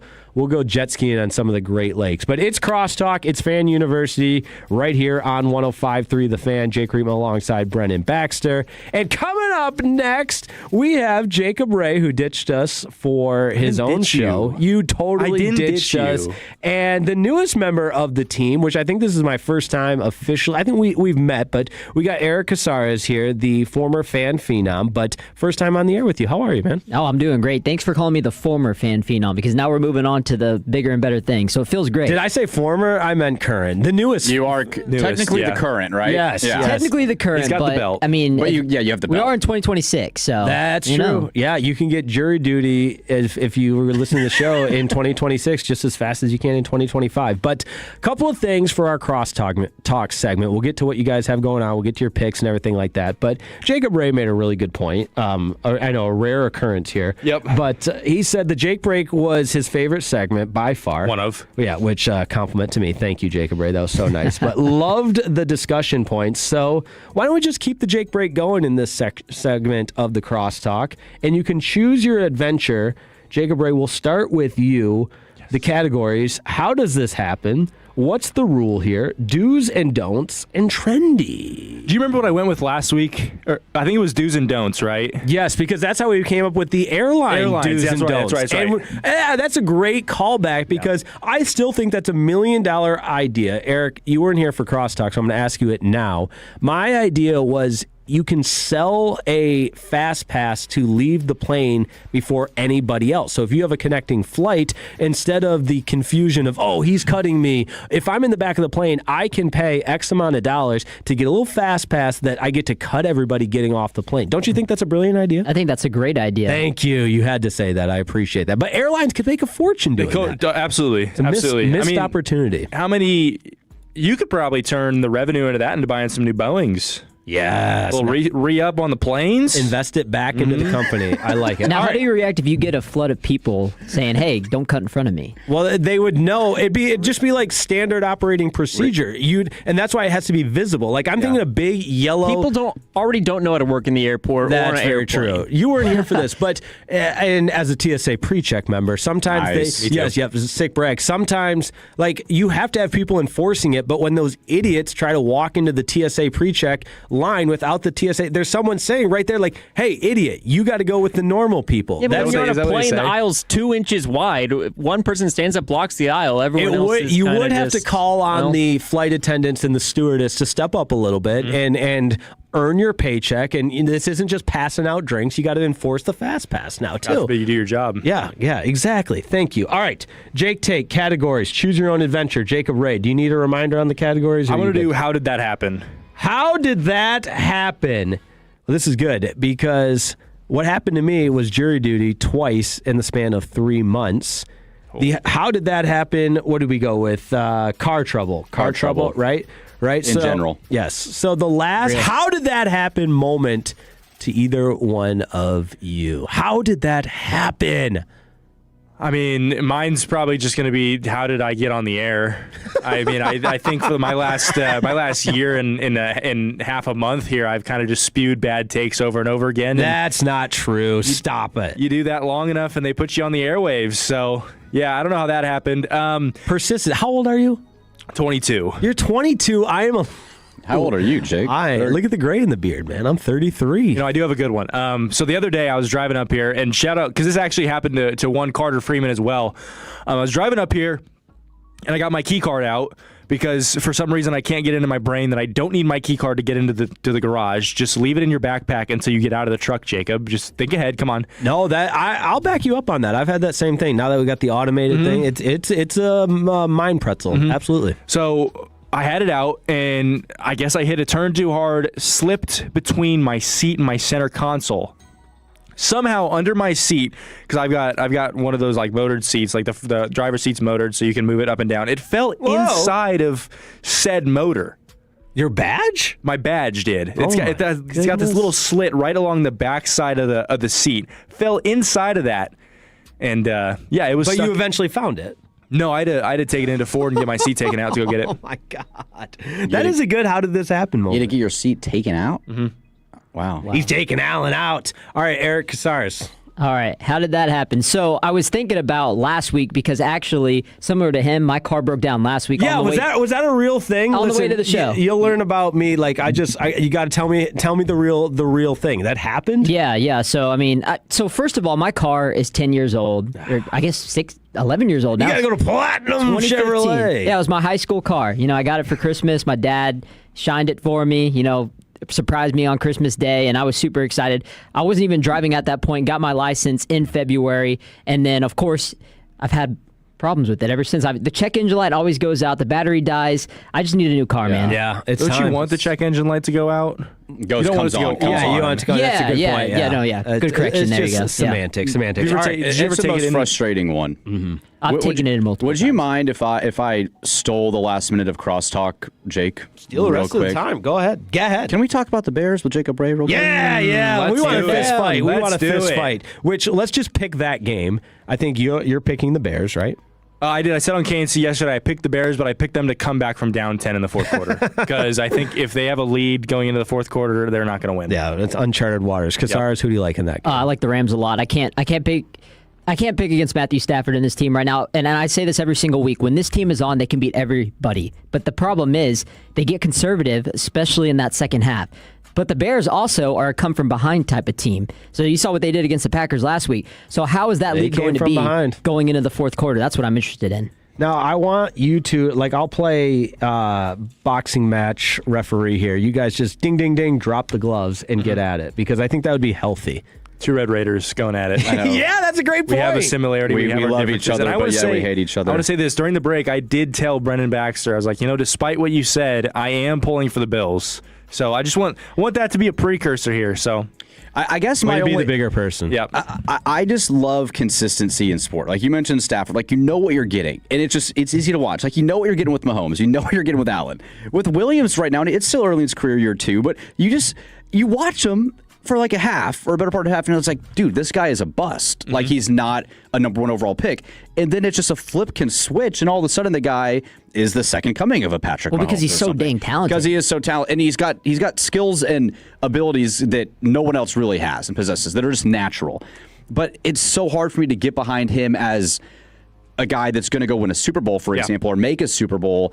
And then Ben Johnson on that other side, yes, great offensive mind, but I just don't like kind of the arrogance that he brings and exudes when it's like, okay, I'm the best offensive mind in the league. I'm not going to shake your hand as I walk by you. I'm not going to make eye contact. I'm not going to make eye contact with you. Now, someone texted in and said LaFleur gave him like a back tap, which that was the infamous Harbaugh-Jim Schwartz fight. Yeah. LaFleur did it to Ben Johnson the first time they played. He did the exact same thing, quick handshake, and he gave him a little I back think they tap. should just fist fight. I think so too. I'm here for it. I guess, and I know it's early, like Josh Allen, for example, year 2 was not like Josh Allen of year 7, 8, 9. So I'm not saying Caleb can for sure get above a 55% completion percentage at some point, and he probably will be a top 5 quarterback in this league. I just right now I'm not ready to crown him, and I keep picking against him. You want to crown but then it drives me Russell's? nuts because he keeps finding weight and makes plays, and I'm like, gosh, I don't want to like this guy, but he's fun to watch. I just don't like him very much. And that's been my biggest criticism. And I will go out and say last week and you could even say the first 3 quarters I think was the worst group of quarters I've seen Ben Johnson call plays. I mean, he was being reckless. It was really bad. The 4th down call early, on the 34-yard line. Their own that was the horrible. 4th down call inside your 30, I didn't have an issue with because the Packers were going to score whether you gave them a 30-yard field or an 85-yard field. So that didn't bother me. It was the 4th down where we decide to run yet another rollout pass that we saw the same play ran in that loss to Green Bay in Lambeau because it worked against Philly. I don't like the fact that we ran that play call again. You end up throwing a pick to a defensive lineman. And I know all the people look at the stats, all the box score watchers will be like, oh, 2 interceptions, 2 touchdowns. Well, both the interceptions came on 4th down, and one of the interceptions was an arm punt that the corner should have dropped. They should have knocked it down. That's a big pet peeve of mine. Know the situation. Gave up 27 yards of field position. We got a hard out, so not a lot of time to preview your show. What's coming up?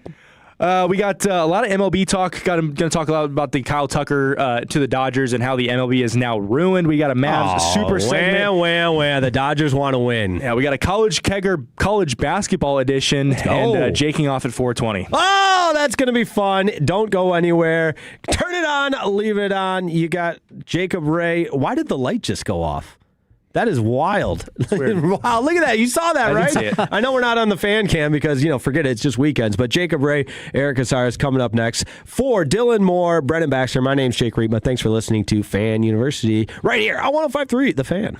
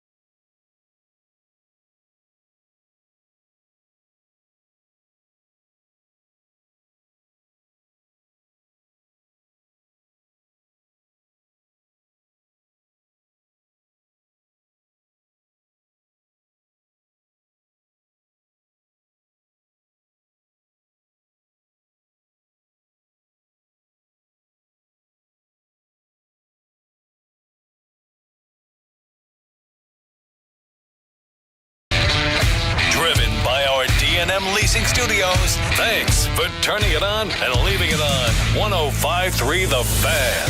Happy Saturday, Metroplex. It's Jacob and Eric here on 105.3 The Fan, and we've got a loaded 3-day weekend of NFL and college football for you coming up, and we're going to talk about that in a little bit. But first, my name is Jacob Ray. To my right, we've got the newest fan phenom, Eric Casares, and in the glass, we've got the one and only, my 22-year-old counterpart, Kevin Walker. How you guys doing today? 23, but that's okay. Okay, well, still. Man, I'm not feeling too good because I'm the unk, man. Y'all are 22, I'm 26. Oh, are you same age? Is Blake 26 or 27? He's 26, I think. I think I'm a couple months older than him, officially. I'm seeing a trend here with the ages for the fan phenoms, and they just called Blake the unk as well, so it's not just you, if that makes you feel any better. I've gotten used to being called the unk. It's no big deal. Awesome. Kevin, how's your Saturday going so far? So far, so good. Got a run in this morning. Got a nice, healthy breakfast with my girlfriend, and we're going to do 4 hours of spectacular radio here, gentlemen. Yeah, we are. So like I mentioned, we got a loaded slate of NFL. We got playoffs starting today at 3:30, and then we got football tomorrow as well. And then Monday night, I think everybody's got the day off. We've got the College Football Playoff National Championship between the Miami Hurricanes and Indiana Hoosiers. That game's in Miami. So a little bit of storylines there. We've got Miami obviously returning home and Fernando Mendoza returning home as well. But before we get into any more football talk, I want to talk about the MLB and how one man may have single-handedly sent this league into a lockout next year if everything falls correctly. And that one man is one Kyle Tucker. He signed a 4-year deal with the Los Angeles Dodgers worth $240 million. And for those who can't do math, that is a whopping $60 million a year. Fun fact for you, that is 50% more money than Aaron Judge makes throughout the MLB season, and he is the second highest paid player in the MLB, and I bet it'll come to as a shock to you. The first highest paid player is his leadoff hitter in Shohei Ohtani. Your thoughts, Eric?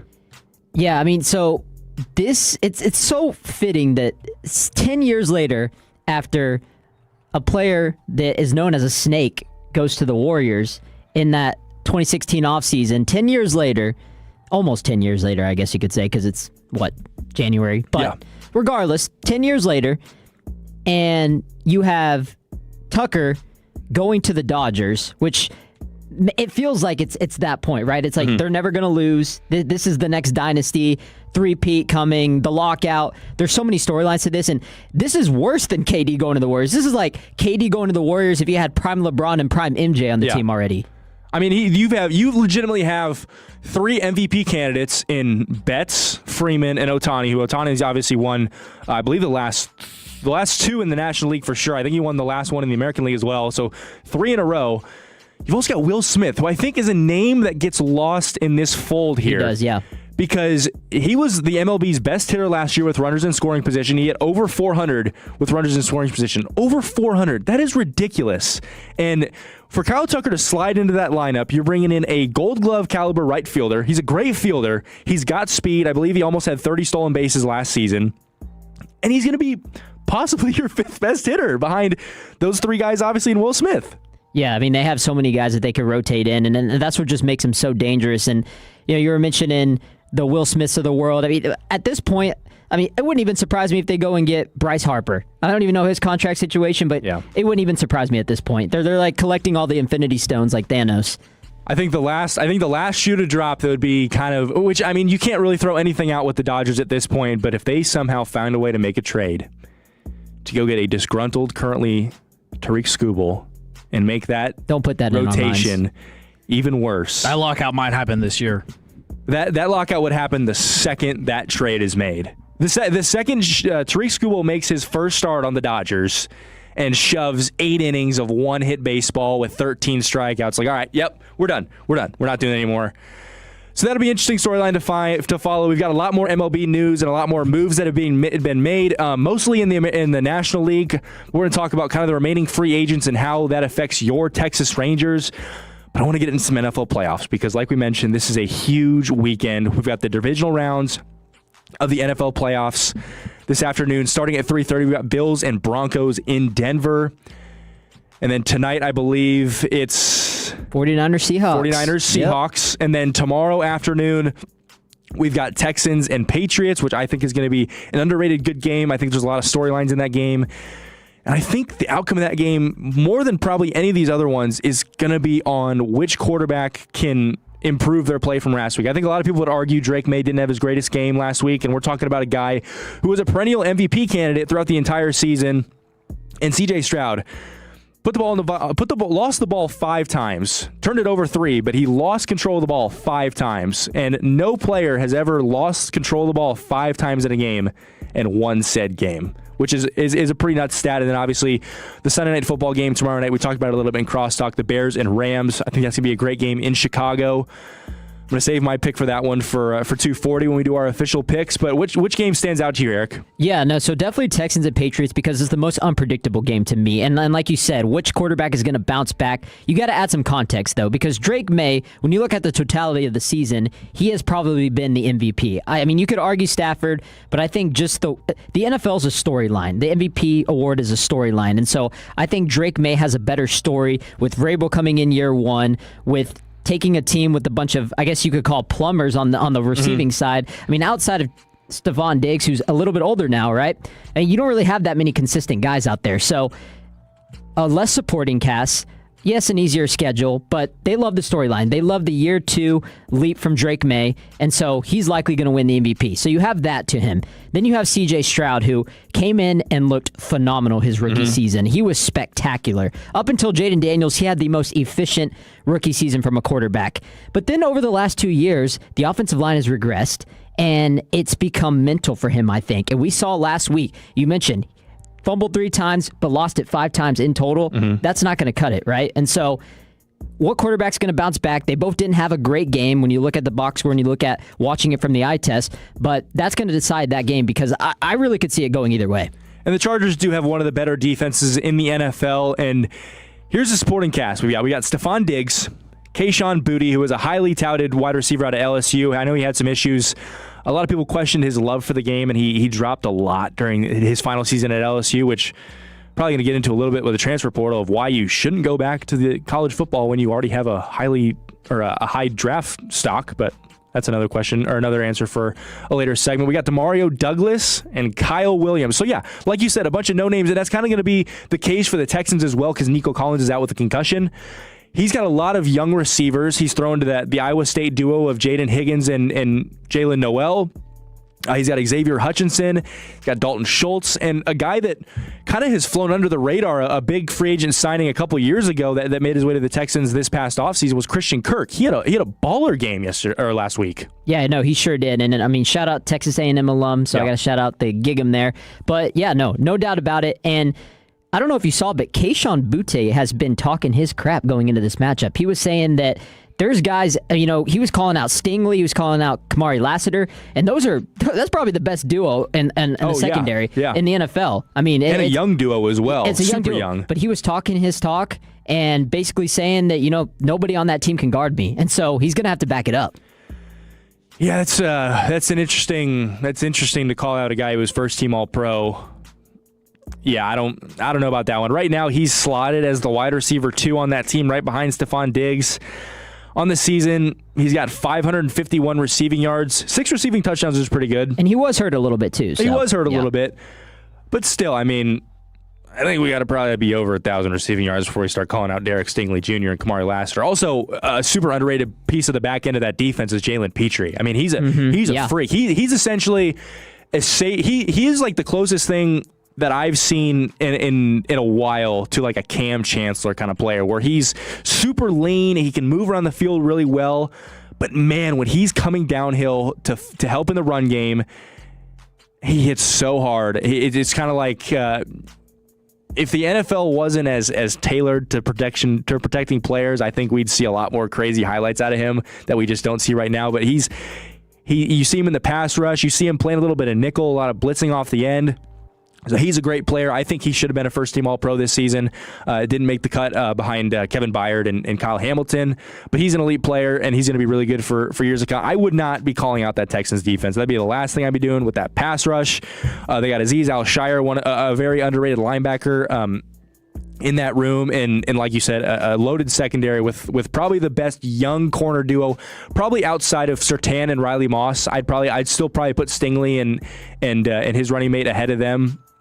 But yeah, there's some fighting words out of the Patriots wide receiver. Yeah, and you were mentioning I guess Kalen Bullock on the opposite side too. He obviously has. He's made some big plays too, and so he's safety, correct? Yeah, he's also the opposite safety opposing from Jalen Petrie. And Jalen Petrie, I said it last week. I feel like he adds a lot of aura to the Guardian cap because some players don't look good in it, but he does. Him and Romeo Doubs are really kind of making it. It's coming around for me, and I was really low on it because.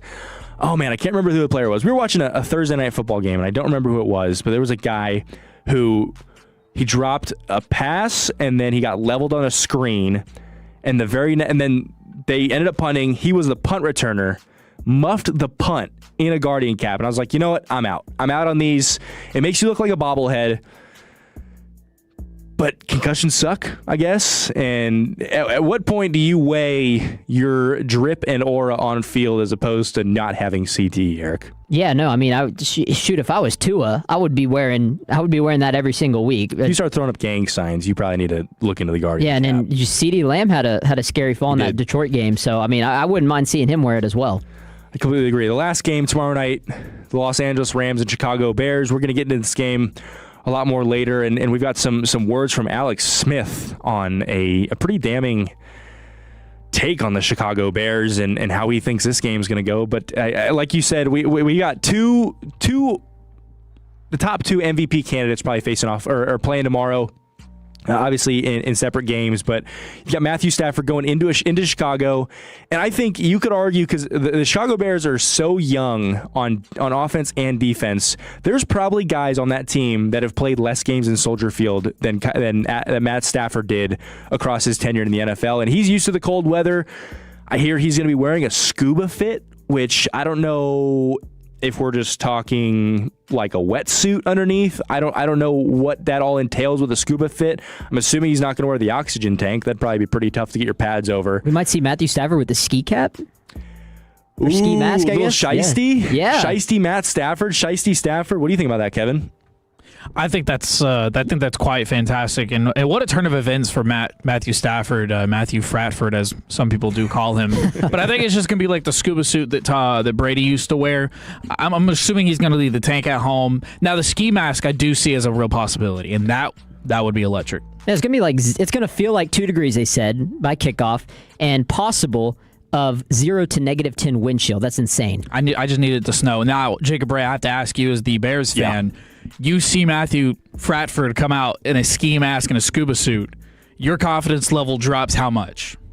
I mean, my confidence level isn't high to begin with, if I'm being completely honest with you. The Chicago Bears played an ungodly amount of man coverage last week, and it did not work one bit.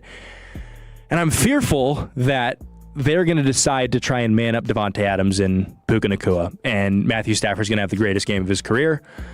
With that being said, if Matthew Stafford comes out in a shiesty, I mean, last week was different, right? Because I hate the Packers. I don't necessarily hate the Rams. I was pulling from all year. They were my Super Bowl pick. And I really like Matthew Stafford. Matthew Stafford's been one of my favorite players since I started watching football. And I'd probably stand up and give him a round of applause if he walked out in a shiesty. It's just more of a respect thing, you know? Seeing a white killer come out, scuba fit.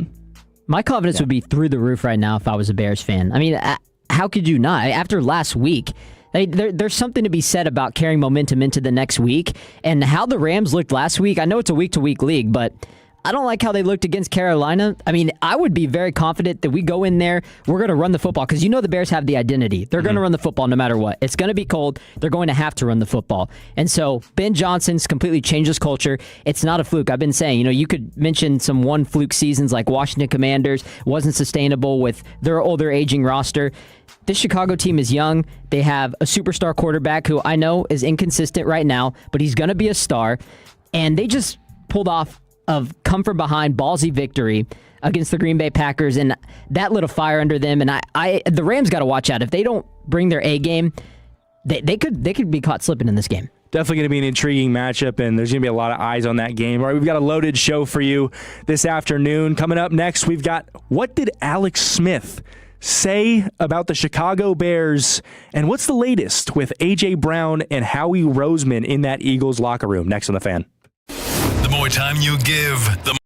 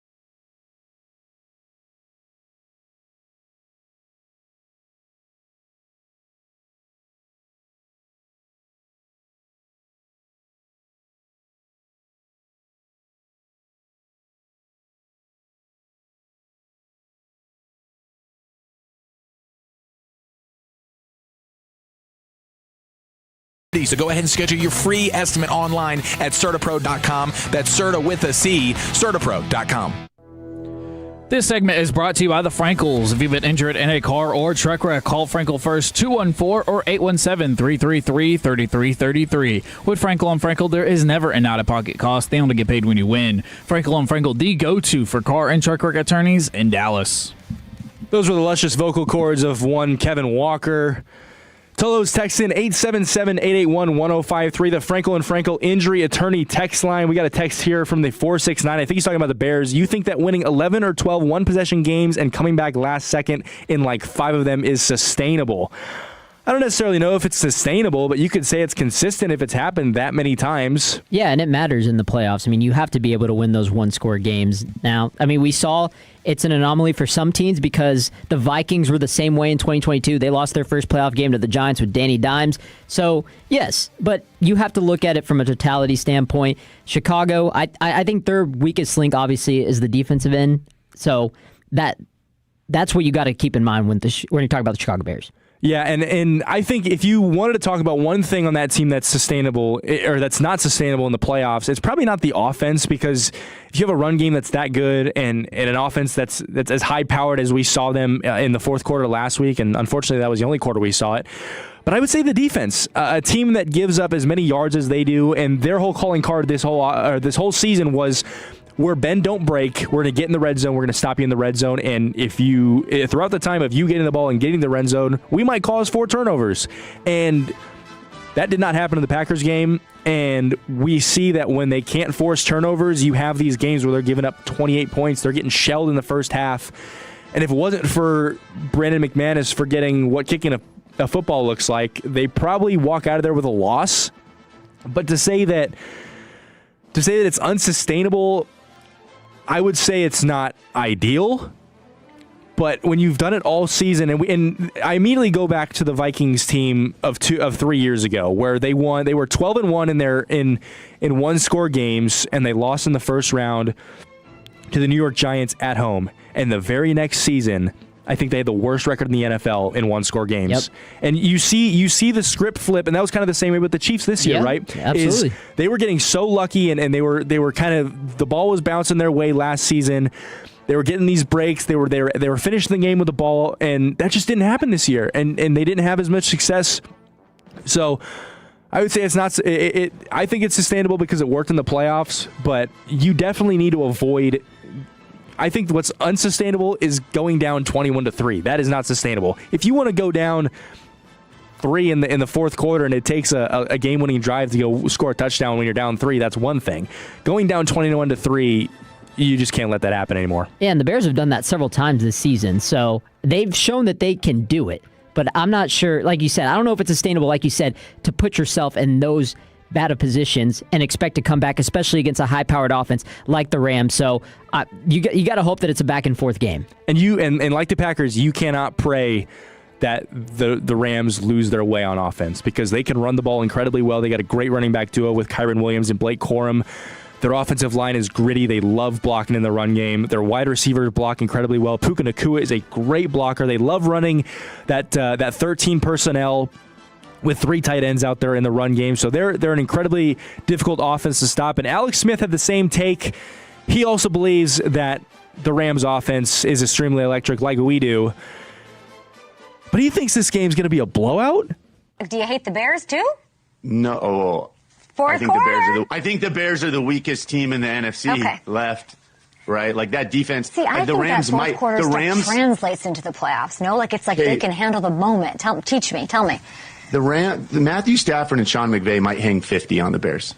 Ooh. Shout out to Kay Adams for breaking up that clip a little bit and trying to make it hard for him to get that out, because I did not want to hear that. And I hate to say it, but he's not wrong. There's absolutely a possibility that that the Rams light up the Bears, like we saw when the Bears went and played Detroit in week 2. What are you more offended by? Are you more offended that he said they'd hang 50 on him, or that they're the weakest NFC team left? You know, Kevin, I joked with you that I was going to make a joke about weakness when it comes to Alex Smith, but I'm going to save that for off air. You know, I would agree. I mean, the 49ers are so banged up. But they are getting Fred Warner back. And the 49ers also put 40 on y'all, too. So, I mean, y'all put what? That was a shootout. It was. And if it wasn't for a missed block on that little hook and ladder, they would have scored. But that's another question for another day. You know, I would probably say the 49ers are the weakest team, but they just went and beat Philly on the road. So it's difficult to say. And I don't know. I see a scenario where if Chicago wins today and San Francisco somehow wins in Seattle, I think the Bears are the favorite to go to the Super Bowl out of the NFC. I think the Bears would be a favorite in that game. San Francisco at Chicago in the NFC Championship game at Soldier Field, I 100% think that they would be the favorites in that game. And because I say that, I don't know how you could, if you're looking at all these matchups and Vegas put the Bears as a underdog in all four, I'd be like, okay, you know what, you could say that they're the weakest. But I just don't think that's the case. I think that they can beat San Francisco. I think they can beat San Francisco and in Chicago, like they almost did in Week 17. But man, to say that they're going to hang 50, I don't think that's a crazy thing to say. Really? I mean, I would be shocked, and really just because of the weather. And I don't think the weather is really going to affect the Rams. I'm tired of hearing that narrative that, the Bears have the significant advantage because of the weather, and, the Bears playing at Soldier Field. It's like, dude, Matthew Stafford and this team last year nearly beat the Super Bowl champions and the Eagles last year in the snow in Philly. Now, I know it wasn't as cold as this game's going to be, but still, like, you're going to run the football, and the defense is going to tighten up, and so I think that benefits the Rams defense, who has been the weak link over the course of the season. The 469 agrees with you. He says, I think the Bears' run game is going to go off. I don't disagree with that. I think that the best way to mitigate that pass rush, because you've got Jared Verse, who's one of the brightest up and coming edge rushers in the league, and Byron Young, who's an interior threat. I mean, your best way of mitigating that pass rush is by running the ball, and you need to do it effectively. You need to get that offensive line out and moving. You need to get them pushing guys off their spot. But if you get to a point where you need to drop back and pass consistently like you had to in that Packers game, the Rams are not going to let you do that. The Packers have a lack of pass rush with Micah Parsons out. All they have was Rashawn Gary. This Rams defense is not the same way. Their defensive coordinator is a defensive mastermind, and he's going to be getting head coaching looks here in the very near future. But his ability to bring those stunts, it's not the same level as Brian Flores, but it's very Brian Flores-esque of his ability to scheme pressure with 4 guys, with 5 guys. His blitzes are ridiculous. So if Chicago thinks that their ability to pass the ball in this game when they're down a ton is going to work, that's just not the case. Yeah, and there's only 2 quarterbacks in the NFL that can't get away with playing bad and their team winning. It's Bills with Josh Allen, and it's Matthew Stafford with the Rams. Those 2 quarterbacks have to play well for their team to win. And I know there's a lot of people out there saying, and you mentioned it, the whole cold factor. Now, I think it does play into Chicago's hands, but I don't think as much as people are saying it's going to. I don't think this is going to be as much of an X factor as people say. There's a lot of people that forget that Matthew Stafford played for Detroit and played in the North, and the amount of games that he played combined in Chicago, in Lambeau, in Minnesota before they had the dome, or in Minnesota when their dome imploded and they had to play in an outdoor field. Those were some of the coldest games, I think, in NFL history. So to say this is going to affect Matthew Stafford, I would disagree. Now, I know he's dealing with a finger injury, a finger sprain. How much of a there it is, from the 682. Yep. What about Stafford's finger? He got hurt trying to throw while the football is like a rock. That's a good point. Well, the next throw he threw after that was a dime to Puka that he dropped. So I think he's okay. I think he's going to be just fine. I mean, at this point, whatever pain he's in, he's going to have a little hand warmer pocket. They're going to shoot up whatever they need to make it so he can't even feel that finger. And he's a pro. He's dealt with injuries. I'm really not too worried about it. If it was a broken finger and he had to tape his fingers together, that'd be one thing, but that's just not the case in this one. I can't remember who the tight end was, if it was Ferguson, if it was Higbee, whoever he threw the game-winning touchdown last week. Parkinson, yeah. Colby Parkinson. That was the best throw of the weekend, in my opinion. It was. It was phenomenal. So I think his finger's okay. Speaking of not okay, well, he is okay. Speaking of not okay, the Philadelphia Eagles. Now, we've talked about this for a while now. We've talked about the drama in that locker room. and the dynamic that goes on between specifically AJ Brown, because he's the biggest. I think he's the biggest issue in that locker room, and whether it's an ego thing, whether it's not getting the ball. But usually they say winning cures all, and that just wasn't the case. And Greg Cosell, an NFL analyst, went on the Ross Tucker podcast and had some pretty damning things to say about the Eagles situation. The Eagles offense, even going back 2, 3, 4 years, it's never been an expansive pass game, Ross. This year, look, everybody can talk about specific play calls. No one knows what goes into those play calls. You'd have to be sitting there in their meetings during the week. But this has never been, over the last number of years, an expansive pass game in terms of concepts. So just looking at it that way, this year was no different than any other year in that sense, just in that sense. They also had an historic run game a year ago, okay? They didn't this year. In fact, this year the run game overall was not very good. We discussed that. We don't need to discuss it again. For a number of years there, they hit a number of vertical shots outside the numbers. You can't live on that in the NFL. So they didn't hit as many this year. They hit a few, but you can't live on vertical shots outside the numbers. The biggest thing that stands out to me about that clip and about the Eagles season in a whole was just the disappointment, or not even disappointment, but the fall off of Saquon Barkley. And you could argue that it was because of the O-line injuries. Obviously, Lane Johnson went down. He's their all-world right tackle and other things. But I think it's a little... And I like the fact that Cassell didn't throw this on Kevin Patullo, because that wasn't the entire issue. Granted, did it play a big part? Yes, that's why he doesn't have a job anymore. But the dynamic on that team when the running game wasn't working and Jalen Hurts' inability to hit his wide receivers from time to time throughout these games, and whether it was, Devontae Smith needs the ball more, A.J. Brown needs the ball more, Dallas Goedert needs the ball more. It was an never-ending loop throughout the season, I felt like. Yeah, there was a lot of problems going with these Eagles offense, and we knew that this was coming. So, you know what? Hand up, I was wrong in terms of me being so confident in them to beat the 49ers. I should have known that the offensive problems were just going to magically go away, right? But I was just tired. The Eagles fans are saying that they were being conservative and they were holding the play calls off into the playoffs. No, I mean, sorry. Yeah. We had a 17-week sample size of this play calling and how Jalen Hurts played this season and the offensive line and the injuries. And you add that on top of the pressure to repeat, like it's not as easy. And then you lose, your offensive coordinator, you lose Kellen Moore, who was a big part of that offense. Saquon regresses. So there was a lot of things that just didn't go right for this team. And we can point fingers at Jalen Hurts. We can point fingers at A.J. Brown's, diva-ness, his lack of ability to lock in. We can point our fingers at anything. But the fact of the matter is this Eagles offense had yet to have a complete game in all the 18 weeks that we saw. And I think you'll bring up a really good point. Everyone has been dogging who on the Eagles this season? Mm-hmm. Jalen Hurts. I think the opposite. I think everybody's been dogging A.J. Brown.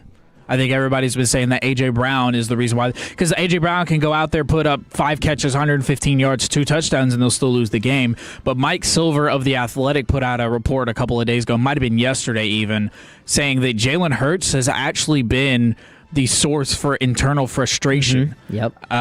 And that he's causing issues within the team, and there are players like A.J. Brown and others that aren't necessarily on the same page as him, and maybe he might be limiting them. And even Mike Silver going a step further, saying Eagles could even draft a quarterback in the spring. Wouldn't be shit, man. If the Eagles found a way to get Trinidad Chambliss in like the second round, that'd be nasty. I don't know. I thought it was so poetic, and I thought it was such a great microcosm of the season that the Eagles needed one offensive drive at the end of the game against San Francisco to keep their season alive. And what did their offense do? They failed to punch it into the end zone. And that was just it was so poetic. It was such a good representation of what that offense has been all season. And like Kevin just said, there's been games where A.J. Brown went off and they still didn't do anything. But there's also been games where And this is why I dog on Jalen Hurts, and I think he's the big issue there. And it's just because first of all, I don't think he's great in the passing game. I don't think they used his legs as much as they have in years past. And I don't think he's as good of a quarterback and as good of a leader as people say he is. I don't think he has the ability to go out there and settle his guys down when the Philly fans are booing and they're getting their butt kicked and and they just don't know what to do. I don't think he has the ability to settle his guys down and build a drive. That we've seen he's got a beautiful deep ball. He's great at throwing that deep ball. Yeah. And one of the best. One of the best in the league for sure. And he's done so many times where he's kick-started games almost by hitting a deep ball to A.J. Brown. And then what do you see right after that? Just 3 and out. They run for 1 yard, run for 1 yard, incomplete out route. And then Jalen Hurts tries to scramble, and it just doesn't work. So I don't think it was the biggest issue with A.J. Brown because I think when the ball was coming his way, he was producing. I think he's an issue with Jalen Hurts, and I don't think it's a completely crazy take to say that they're going to draft a quarterback. All right, 2 segments down. Coming up next, we got a Mavs super segment, and we got a Bleacher Report article that talks about 5 possible trades for Anthony Davis, and some of these are absolutely ridiculous. I'm Jacob. That's Eric. That's next on 105.3 The Fan. Colos, they're gearing up for another trip to Radio Row for the big game.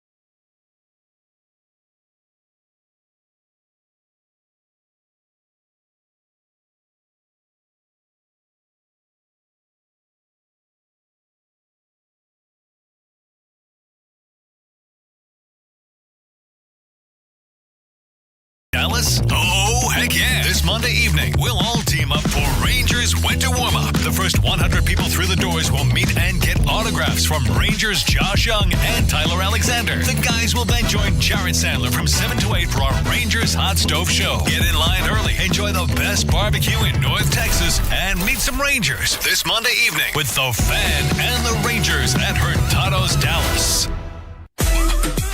This segment is brought to you by Classic Chevrolet. If you're in the market to upgrade your vehicle, get to Classic Chevrolet and Grapevine. The back-to-back #1 Chevy dealership in the world. They've got more new Chevys than anyone, all priced to sell. Silverados, Tahoes, Blazers, Malibus, Equinox, and more. Visit ClassicChevrolet.com. This is Texas. This is Classic Chevrolet. Together, let's drive, relax, enjoy the difference. Based on new Chevy registrations 2023 and 2024. By Denver, off to a slow start. Najee Marshall with numbers. Davis!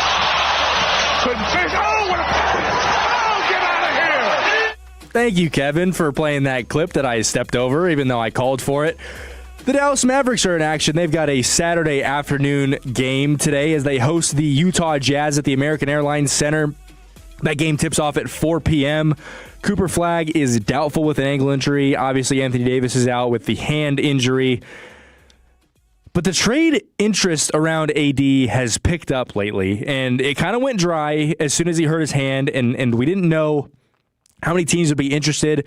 But then the report came out that he was going to get surgery and that he'd be available for a stretch run in the playoffs. And I think that led a lot of these contending teams or teams that they think are contenders kind of made their ears perk a little bit, because then you have the idea that, okay, he could come back in April and he could be a big piece of a playoff run, given the fact that he doesn't get injured again in the playoffs.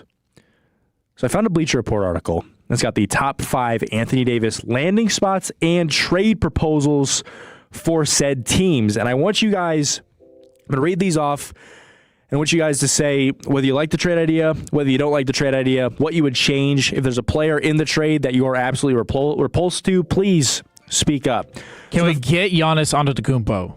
Well, number 5 is the Milwaukee Bucks, and Giannis is not included. You want Giannis in a first, right? Giannis in a first, and I'll think about it, honestly. Yeah. Yeah.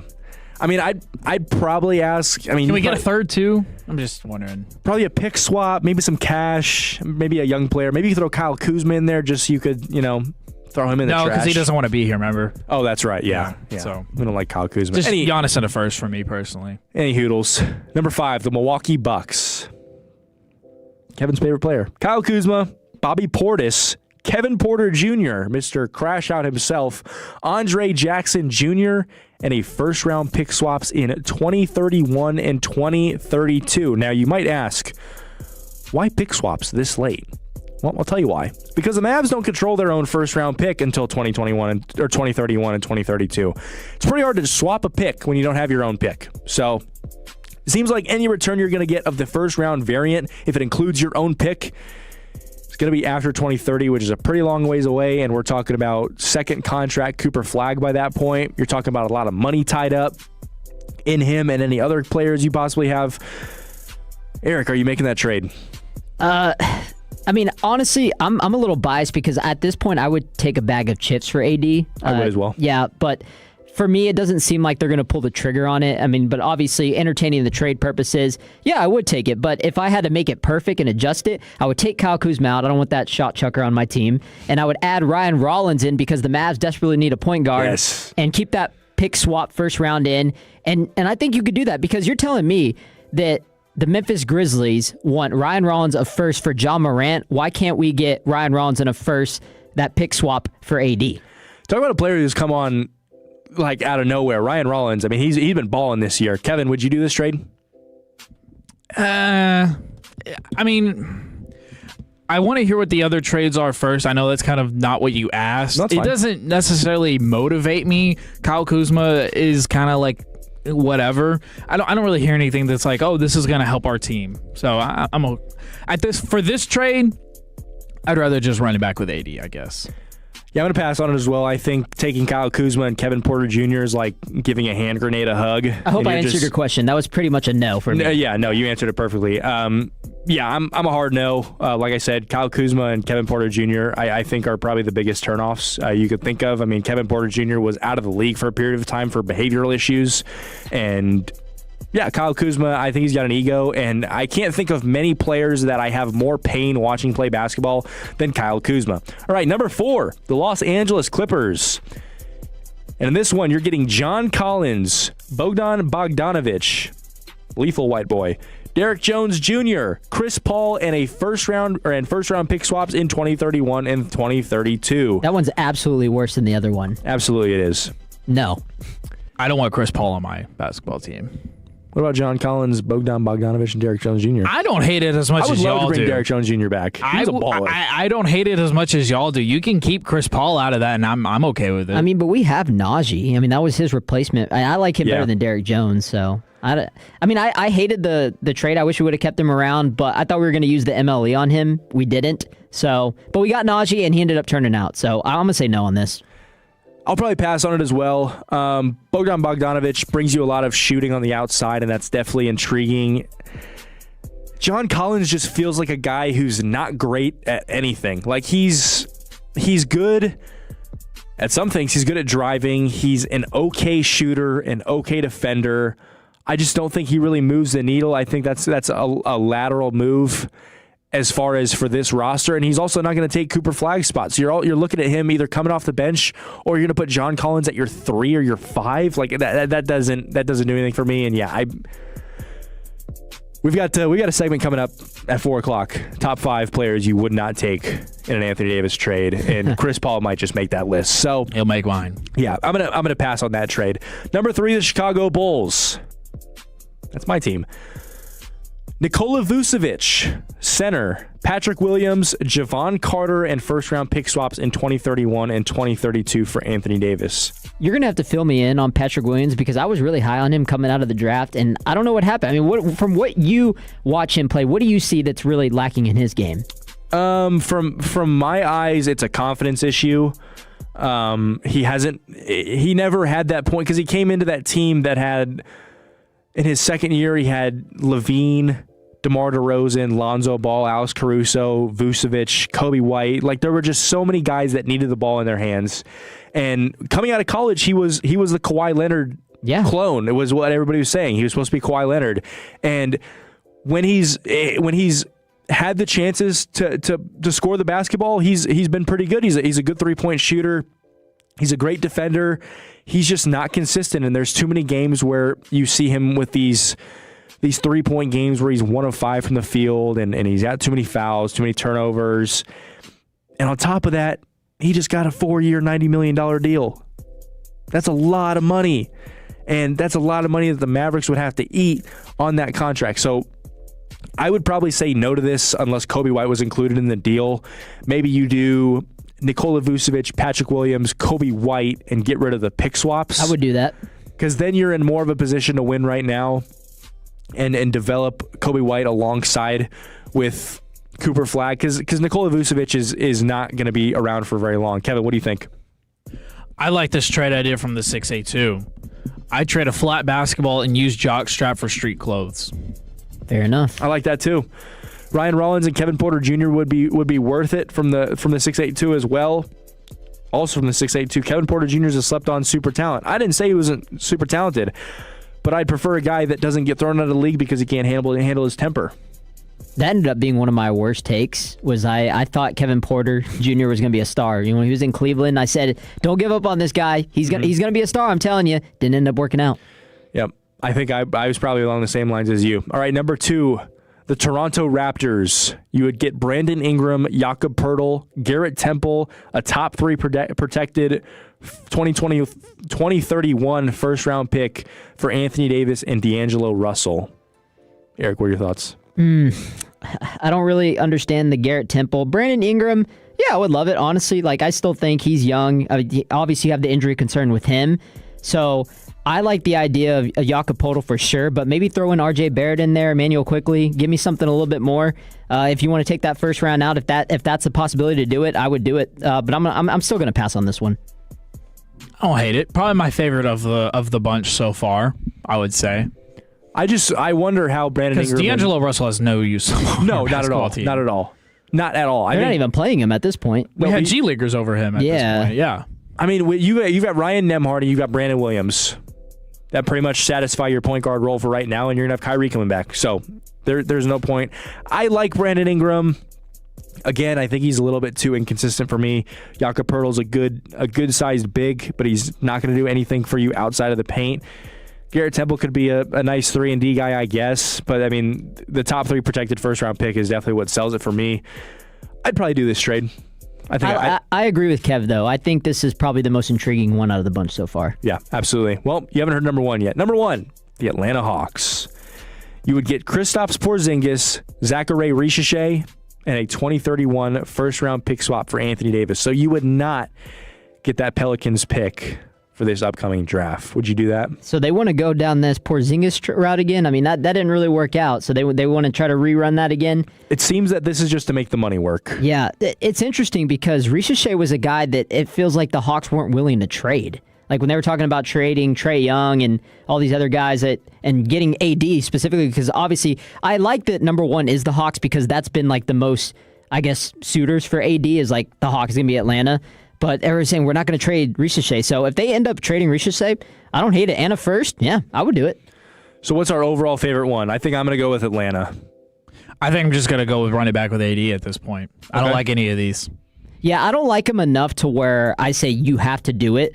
But I think if I had to pick my favorite one, it would be the Atlanta Hawks one. All right, so we're all on the same page. I think I'd probably I wouldn't mind running it back. I get concerned with some of the injury stuff. All right, 1 hour in the books. Coming up next, we got a college kegger, college basketball edition. We got a lot of good matchups going on today throughout the night.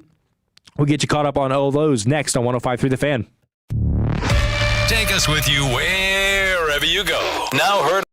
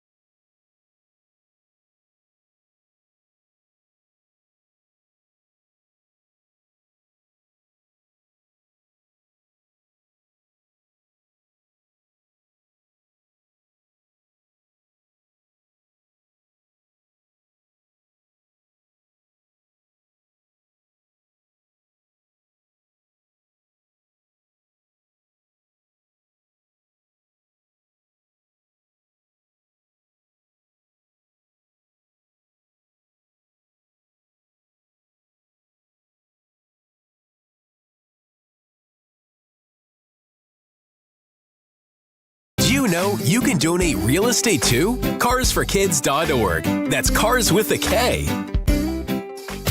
This is the exclusive home of Dallas Cowboys football. KRLD-FM and HD1, Dallas-Fort Worth. Let's go, Cowboys. An Odyssey sports station.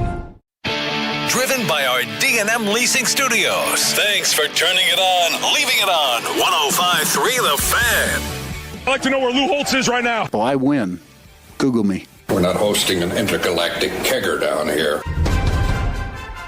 We are hosting an intergalactic kegger down here. Most of the time it's college football, but today it's a little bit different. We're going to do a college basketball edition of the College Kegger, and we've got a loaded slate for you this afternoon. Now, there's been a lot of storylines over the past week, mainly the biggest one being Iowa State losing at Kansas in a game which was actually, I think, the first time in 7 or 8 years that Kansas was a home underdog at the Phog. And Iowa State fell, and they fell bad. They were losing by as many as like 30 in that game. Darren Peterson, even with the knee injury in the middle of the game, going up for a dunk that he missed, even he bounced back and had an outstanding performance. He balled out last night as well. That's kind of the game I'm looking at. They're at Cincinnati right now, and they're losing at halftime to the Bearcats, who are 9-8 and 1-3 in Big 12 play. Wow. Yeah, and they're 13-0 at home, too. So that's, like, insane going into the season. You know, I actually got a chance to watch this Iowa State team against Baylor. I think it was last week. Yeah. And it was at Baylor. And, you know, I'm so used to Big 12 basketball being so highly competitive, and I grew up as a Baylor fan, so I loved watching that team. That 2021 run was special. But nonetheless, I have never seen Baylor look that rough. And I think, you know, credit to Ohio State, the way they were able to get out in transition, make their shots, and even when Baylor started calling back at the second half, it didn't matter, and they had control of it. So seeing Iowa State lose that game last night, and now they're, trailing 20 at halftime? They're losing by 5 right now at halftime, but nonetheless, they're losing to an unranked team. Okay. So, okay, I guess it's not as bad as it possibly could. But still not what you expect from an Iowa State team at all. I mean, Yeah. the slow starts for them these past couple games have been a little bit alarming. Milan Momcilovic, who's their main scorer and probably their... If you're looking for a heat check guy and a guy who can give you 20, 30, he's probably the guy. He's leading them in scoring right now with 8 points. He was very poor in that Kansas game. It didn't seem like he could get anything going. He's got one of the best, like, one-legged fadeaways in the country, and it's one of the best moves in college basketball, and he just could not hit it to save his life last game. He couldn't hit threes. He was coming in shooting like 47% from three, couldn't knock down a three, and I'm glad that you brought up that Baylor team, because I remember that team, and to this day, Davion Mitchell is one of my favorite players, even in the NBA. I think he's a dog. I'm not even kidding that, and this is going to sound really shocking when I say this, but because we had those UConn teams, but that 2021 Baylor team was the best college basketball team I've ever seen in my life. They beat an undefeated Gonzaga team. Gonzaga was going for a undefeated season. They won by 20, right? Yeah, they completely smashed them, and that Gonzaga team had momentum going into that game after the Jalen Suggs shot. The double OT win. Yep, yeah, you're absolutely right. But I think that was kind of the last team we saw that had 3 elite guards and such a good tandem of big guys. And all their guards could get to the rim. And this was kind of Davion Mitchell, or Taven Lipsey, the star point guard for Iowa State, gives me Davion Mitchell vibes. He's a guy, he's elite on the defensive end. He's gonna be first team all defense when it's all said and done at the end of the season. He's the leader of that Iowa State team. I believe he's a senior or a fifth-year senior. But he's just so good on offense. He's so good at driving the ball. He's so good at controlling the offense and getting guys into spots they need to be. And I think his name is Joshua Jefferson. He's been a stud this year. I mean, he's averaging almost 18 points per game this season, 17.4 points per game. But he's also averaging 7.8 rebounds and almost 5 assists a game. I don't think anybody else in college basketball is doing that. Yeah, and Iowa State, obviously losing that tough game against Kansas, like you were mentioning, and staying in the Big 12, right? The Cougs, man. I mean, they've been top of the Big 12 the last few seasons, and it feels like. No, I was talking about the Houston Cougars. My bad. Oh, yeah. Well, they're both good. Yeah, they're both good. But the reason I brought up Houston is because, man, they've gotten so close. I feel like it seems like every single year, it's like, man, this is the year they're finally going to get over the hump. And then and even with the injuries, they've had some star players be out at the worst times. But Kingston Flemings, love that player that he's been doing for them. He hit an insane shot. He took over that game against Tech last week. Yeah, I'm sorry to bring that up. It's okay. It's okay. Yeah. No, he's a baller. They're also, and the weird thing about Houston and watching them play basketball is they play defense like nobody else. It always seems like they've got two really good guards. Last year was LJ Cryer and Milos Uzan. They've got two good guards, and then they've just got nothing but 6'10" lengthy guys that block shots. They're fast, they're athletic, they rebound incredibly well. Everybody on that team hustles, and that's kind of just a testament to how good of a coach Kelvin Sampson is. Now, they're at home tomorrow hosting Arizona State, who's 10-7 and 1-3 in the Big 12. I mean, you should win that game probably by 20. I mean, that should be no sweat. But right now, it's kind of them and Iowa State, and they're in a league of their own, it feels like. Now, BYU's good, and well, never mind. How dare I forget Arizona? Wow, that was ignorant of me. Arizona is actually in a league of their own. 17-0 and 4-0 in the Big 12. They're ranked the number 1 team in the country. There's been so many games this season where you look down and they've got 6 guys on their team that can give you 20 or 30. It's incredible. The other night, I think Toby Owaka, their power forward / center, he had like 25. And he's just been balling out. Koa Pete, their 5-star freshman, he's been outstanding. He had 24 points in their last game, and he's aiming to be a top 5 pick. I mean, what have you seen from Arizona that makes you think? Do you think they're a national championship favorite right now?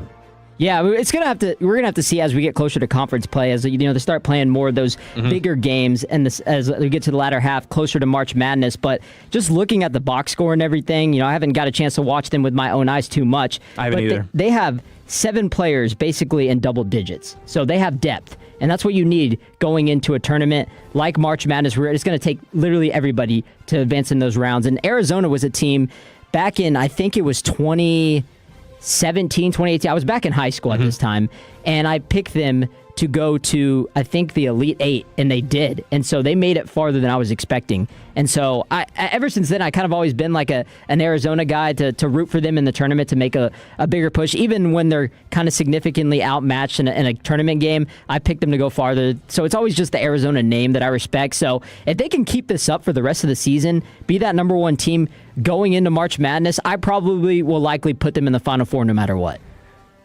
Now, I've got to show some love to Kevin here because we've got a big-time matchup between producer and host this afternoon. Now, Kevin Walker, your Texas Longhorns got a big win over number 10 Vanderbilt this past week. They won 80-64. After beating, or was that after or before beating Alabama? I just can't remember. After beating Alabama. Yeah. Back-to-back big wins by the Longhorns. Welcome. Now, today we've got Texas versus Texas A&M tipping off at 5 o'clock on ESPN. Red Raider legend Pop Isaacs leading the A&M offense to complete purgatory. And who else is surprised? Give me an outlook for this game, Kevin. I don't know. I just want to win. I mean, look, I'm not a big college basketball savant like y'all. We're not in March yet. It's not their time yet, so I'm not devoting my time to them at this moment.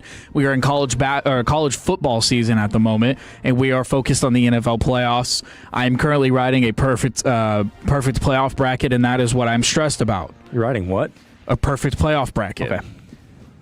But anytime the Longhorns can beat the Aggies is a fantastic day. So will you be tuned in for this game? I will be checking in. Oh, he's not going to be tuned in. Eric, will you be tuned into this game? It's 5 o'clock. Yeah, it's just such an inconvenient time with everything else going on. Move the time. We got to move it. Move it a little bit later. What have you seen from? Do you think A&M could be a team in March that could make some noise? No, my friend was saying this. I can't remember exactly what he said. I think he said that they are a bad good team, not a good bad team. Okay. And so I need to see more. They have a new coach this year.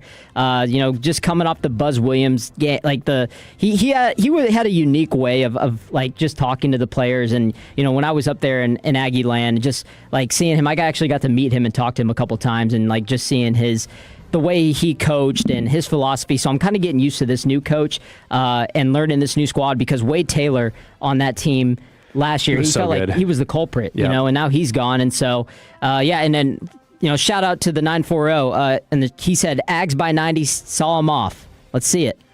Shout out to the Tolos, man. You guys have been blowing up the text line 877-881-1053. Keep those rolling in. So it seems like the two of you don't have too much faith in your teams in March. I know Kevin kind of does with Texas. They're 11-6 right now, 2-2 in the SEC. Now we've got yet another big matchup tonight. Tonight at 7 o'clock. And we'll get into this game in a second, but I want to go over this Alabama and Oklahoma game.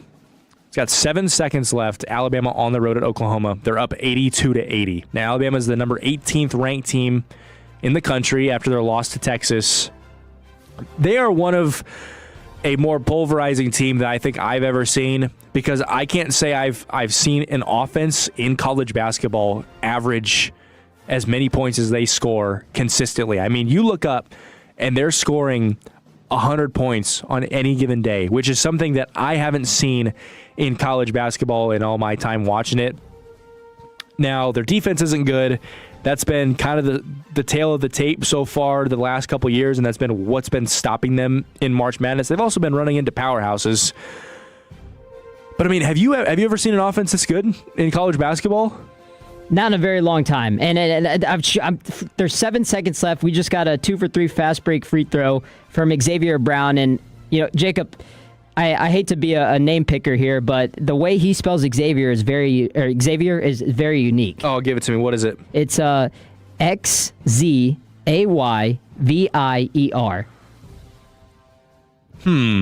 I'm dyslexic, and that just gave 10 more years of it. I'm gonna look at this and make sure that you didn't just invent letters on that guy's name. I promise you I didn't. Okay, well, I can't find the game. I'll take your word for it. That's an insane way to spell a name. Oh, it looks like Oklahoma's got free throws now to tie the game. We'll check back on that one in a second. He's absolutely correct. That is exactly how you spell it. That's crazy. Xzayvier. Do you think there was some sort of, I don't know, beverages involved when it came to picking out the spelling of that name? He's from Philly, so anything's possible. Tells you everything you need to know. We got Florida, the defending national champions, who've been kind of underwhelming this year. They're ranked 19th. They were unranked last week. They're at Vanderbilt right now, trailing 45-44. That game is at halftime. Now they've got possibly the best duo big men in the country. They've got Alex Condon and Thomas Houck. Thomas Houck's going to be a lottery pick almost certainly in this upcoming NBA draft, and he's a matchup nightmare. I'm a little surprised. Now, they did have a lot of transfers that left that school, but I'm surprised that they're not as good as I thought they would be. I mean, you've got Xavier Lee, the kid from Princeton, coming in, one of the best scorers in the country last season. He's coming in, kind of in an underperforming year. You got Boogie Flan coming in from Arkansas. He hasn't been outstanding, so just kind of a lot of underperforming on that team. But at the end of the day, a team that's coming off a national championship and knows the blueprint to get back, you kind of can't really discount. They're going to be a force to be reckoned with in March. And, I mean, if they can turn things around in Vanderbilt and what's a loaded, or in the SEC, which is a loaded conference once again this year, I mean, I don't see why they can't do it again if they get guys playing the way they were last year. And it's hard to lose a guy as much of the caliber as a Walter Clayton Jr., who completely took over in the tournament last year, won them that national championship. And, when you lose guys like that, I mean, he played himself into a lottery, was he in the lot? He ended up being, was he the 14th pick? I think he was in the 20s. I want to say in the 20s. Okay, so he didn't fall to the lottery. He wasn't in the lottery. But I don't even think he was in that conversation before that tournament. He wasn't even a second round pick before that tournament, or before the season started. No way, because he came from Iona, which is basically a JUCO school, and. There has to be something said about having players now on that team that are going to be projected to be higher in the draft this year, so they don't have to play themselves in a higher pick. Like, that could help them going into the tournament. Absolutely. Now, there's one more game I want you guys to keep your eye on. That's tonight in the Big 12, and it's in Lubbock. Number 11, BYU Cougars, and number 1 pick. What do you mean, Homer? This is a top 15 matchup. Hater. No, I root for the Fighting Grant McCaslins. You should. You should always root for the Fighting Grant McCaslins. But number 11 BYU and number 1 pick hopeful AJ DeBonsa, they make the long trip over to Lubbock, Texas to face off with number 15 Texas Tech, who, now this is probably Homer. If you want to call me Homer after this take, you can. I think Texas Tech has the best duo in the country. Between Christian Anderson and JT Toppin, two guys averaging nearly 20 points a game. Last week against Cincinnati, I believe, at halftime, both guys had 18 points. I can't say I've ever seen that. They finished with 31 and 28 in college basketball. Two guys that need the ball in their hands, and they just happen to be point guard and a power forward. And Christian Anderson is also averaging 7.5 assists per game. He should absolutely be in the conversation for best point guard in the country. I don't know why he's not already. And having that duo is going to be, you're going to need it going up against the Cougs, the other Cougs that we didn't mention, BYU at 16-1 with DeBansta. I can't watch BYU play. You know why? Why? Because I hate the fact that DeBansta is possibly and probably going to be a Oklahoma City Thunder. I don't like it. Yeah, it's a little terrifying, isn't it? Yeah, no, please keep him away from that team. And the kid, he's such a freak athlete. He's a freshman averaging 23.1 points per game, and he got off to a little bit of a slow start. I think his first game was kind of rough. But, I mean, they were doing like exhibition games where he was scoring 40. So this is definitely a game you need to keep your eye on. As of right now, Texas Tech is a 2.5-point favorite at home. Pretty much this game can go either way. I will give a slight edge to the Red Raiders. Why? Because that's my team. And second of all, because they're at home, and I know how crazy the United Supermarkets Arena gets when there's a big-time matchup. All right, that has been your college basketball kegger. Now we're getting Kevin Walker involved in this segment in this next segment in a little bit, because coming up next, we've got a transfer portal super segment. Now we've got big names landing at big schools. We've got guys trying to opt out of their contracts. And Miami might have to pay Duke how much money to get Darian Mensah to come over? That's next on The Fan. Our goal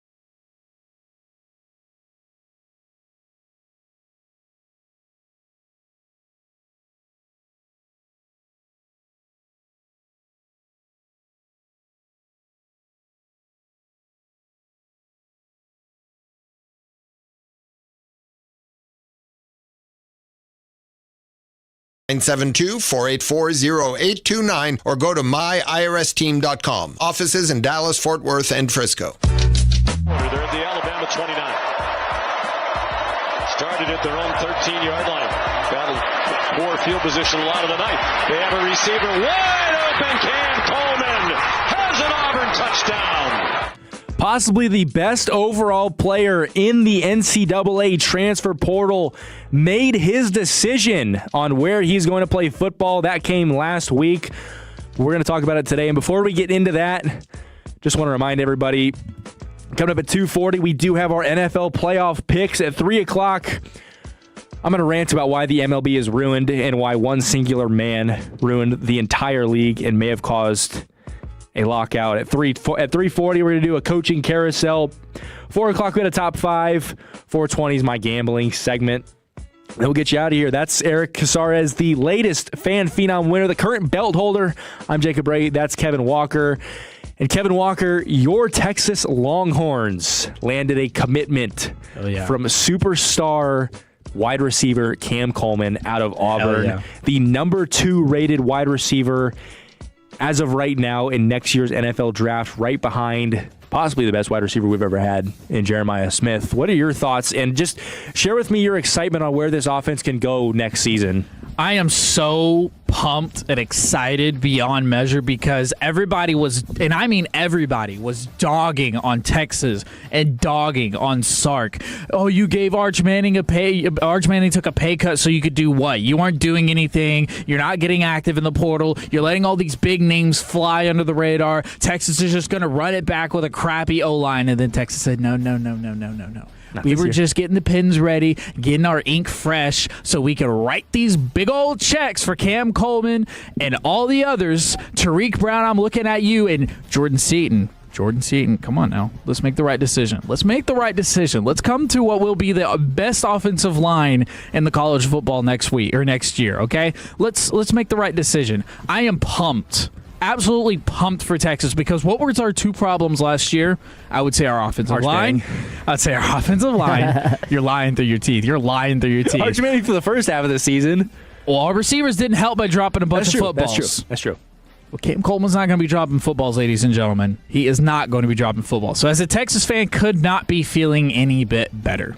Cam Coleman was between, kind of a little triangle between the 3 of us here. He was between Texas Tech, Texas, and Texas A&M. And Alabama was thrown in that mix as well. Alabama never had a chance, man. They don't have a quarterback. Same with USC, but USA, took themselves out of the running, which is I don't know. They're like, your price tag is how much? Oh, yeah, no, man. You can make a decision elsewhere. Yeah, that's one of the more lame things I think I've ever seen. But any hoodles, he decides to go to the Texas Longhorns and be Arch Manning's top target. Now, I don't think anybody is surprised it came out that Cam Coleman's agent was a University of Texas alum, so probably a little bit of a step forward in that regard. But collusion. Yeah, but he's gonna be a star over there. I mean, that offense is gonna be nasty as long as Sark can unlock all of Arch Manning's potential going into next season. And I made a hot take on the radio a couple days ago that I think this is Steve Sarkisian's last year at Texas. I think this is his last go-around. I think it's the last hurrah, and then I think he's going to take a look further at the NFL, which means that yet another super high-profile job will be open this upcoming offseason. Kevin, do you think there's any truth to that, or what are your hopes here? So we heard it from Curt Cignetti earlier today that he's like, look, I made the decision a long time ago that I'm not going to the NFL.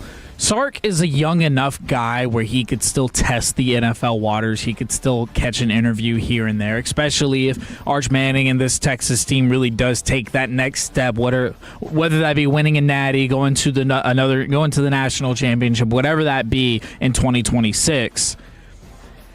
His name's going to speculate. His name's going to pop up again. I don't entirely rule out Steve Sarkisian being one of those guys that could take that NFL step. But I don't think it would be so soon. I don't think it would be right after Arch, because after Arch Manning, you have Diabell, you have a lot of other 5-star, 4-star guys that are committed to Texas. The future is bright as long as we continue to play good and Steve Sarkisian keeps his name in high regard. I don't rule it out completely, but I don't know if it would be so soon. How many head coaches that went from college to NFL ended up working out? Urban Meyer. I'm just kidding. I don't know. Matt Rule didn't work out. He did not. And we've seen more success.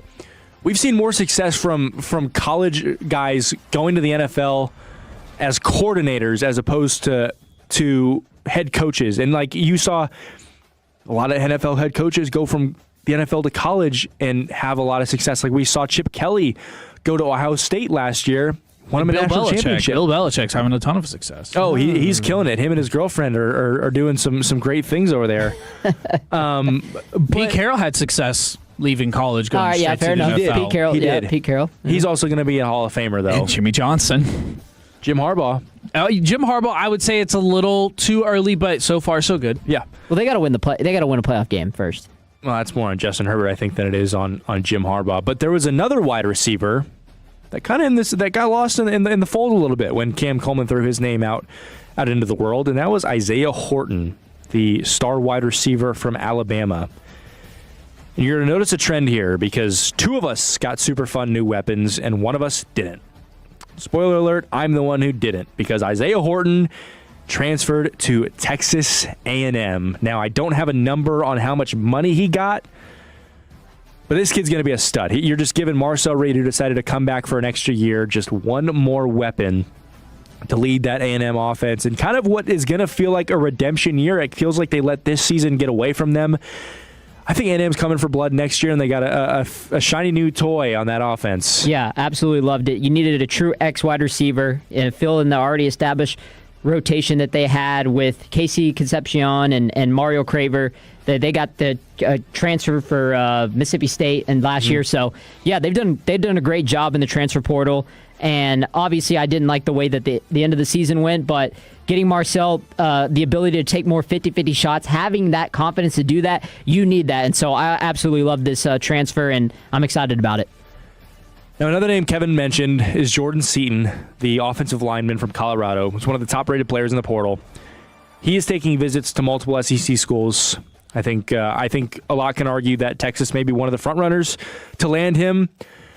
But I want to get to the quarterbacks because the quarterbacks have a lot to do with what we're going to talk about next. So the number one overall player in the portal, according to On3, is Sam Leavitt. He committed to LSU. The number 8 player in the portal, Drew Messmaker, obviously went to OSU.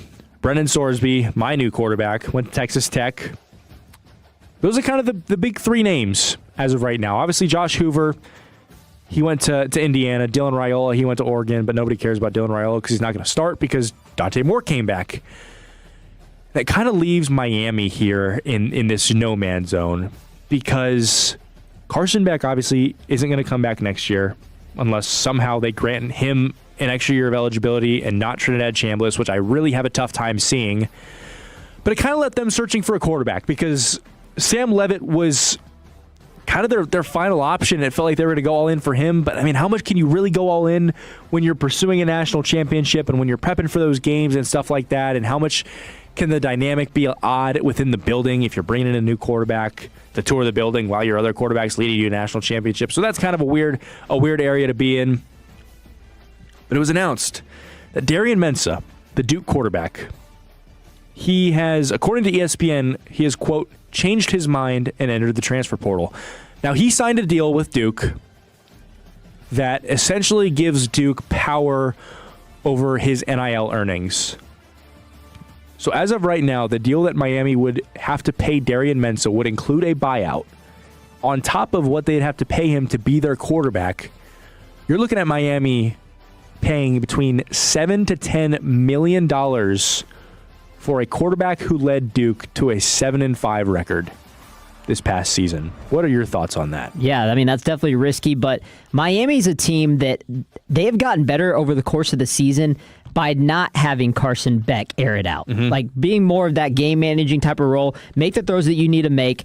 You don't have to be the guy that carries the team because you don't have the ability to do that. Rely on your playmakers on the defensive side, the Keontae Scotts, the Ruben Bain Jr.'s of the world, right? And that's been their identity. And that's the reason why they're in the national championship. So obviously there's going to be storylines between them going up against, in the trenches against Indiana's front their offensive line and getting pressure on Mendoza, because if you don't get pressure on Mendoza, then it could be a long night for them. There's a reason that they're 8.5-point favorites there, which we'll talk about later. But yeah, no, I don't think Miami. I don't know if I'm a big fan of paying a quarterback that you're not too sure about. I completely agree, and obviously Miami hasn't done a ton in the transfer portal. They've got 4 guys coming in. They have 8 guys leaving, which could change after the national championship. Obviously, you're probably going to have an excess of guys leaving, but who knows? I mean, Ruben Bain and I'm blanking on the other guy's name on the other side of the edge. They're both going to the draft. They're both probably going to be first-round picks, second-round picks. So this could be, or this could be Miami thinking that their defense probably isn't going to be as good next year. Obviously, you've got Malachi Toney, who's one of the most dynamic players in college football. He's just a freshman, so you got 2 more years of him. He's going to be a big star on that team. I don't know what Mark Fletcher's plan is, their star running back, but it seems like they're going to be a little bit weaker on the defensive side of the ball, and they need to make a big swing for a quarterback. And as of right now, Darian Mensah is listed as the number 6 player in the portal. He's a 4-star quarterback, number 2 quarterback in the portal overall, right behind Sam Levitt. He obviously hasn't made a decision. But I don't know. I mean, $10 million is ridiculous. And part of this is probably because I heard the backlash that Texas Tech got for signing Brennan Sorsby for $5.5 million, which you could argue is a big number. But you got to do what you got to do to get your quarterback. And when you have a first round or a second round matchup where Baron Morton played as poorly as he did in that game, you have to address quarterback, because you had a national championship caliber roster everywhere except quarterback. And look what happened. You did not score a single point. Now another guy, and this is Ole Miss is currently objecting this, as well as being in court with the people in charge of Trinidad Chambliss. Prince Will Umanmielen. You think I said that right? Umanmielen? Kevin, is that right? Nailed it. Umanmielen, let's go. There you go. He has entered the transfer portal. But we have kind of a Damon Williams situation where he has signed a deal with Ole Miss, and Ole Miss is currently trying to not tie him to the school, but essentially saying you can't leave. You signed a contract. So whether that will play out the way it did with Damon Williams, where he ends up coming back and acting like he's all happy, I got to think that's got some sort of a negative impact on the locker room, right? Yeah, no, it has to be. And Ole Miss is just, they've been the storyline of college football this year, haven't they? With old Lane Kiffin now, it's crazy, man. Not something you want to go into, but hey, they had a much better season than I think people would have expected. Absolutely, and Trinidad Chambliss was one of the best stories of college football. But Prince Will, he's the number 3 player in the portal right now. He has not officially entered the transfer portal. It is expected that he is going to enter. And no predictions so far. So we don't know where he's going to go. But that'll definitely be a story to watch, as once again we have more drama in what is probably the best TV series right now, which is the transfer portal. The best drama TV series is the transfer portal. But who knows where that's going to go and where he's going to end up. All right. We've talked transfer portal. Now it's time to get into the big guns, the NFL playoffs. We've got our official picks and who we think's going to win this week, and maybe even make some predictions on who's going to go to the Super Bowl, because we have Bills and Broncos kicking off in just under an hour. Our official NFL picks coming up next. I'm worth more. I'm worth more. You bet I'm worth more. We complete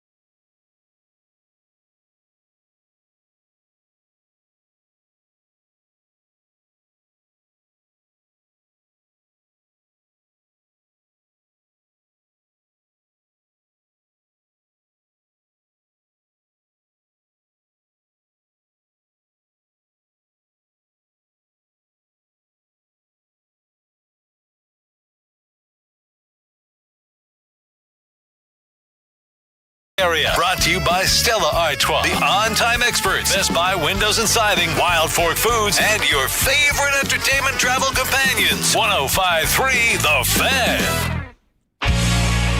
This segment is brought to you by Classic Chevrolet. If you're in the market to upgrade your vehicle, get to Classic Chevrolet in Grapevine. The back-to-back #1 Chevy dealership in the world. They've got more new Chevys than anyone, all priced to sell. Silverados, Tahoes, Blazers, Malibus, Equinox, and more. Visit ClassicChevrolet.com. This is Texas.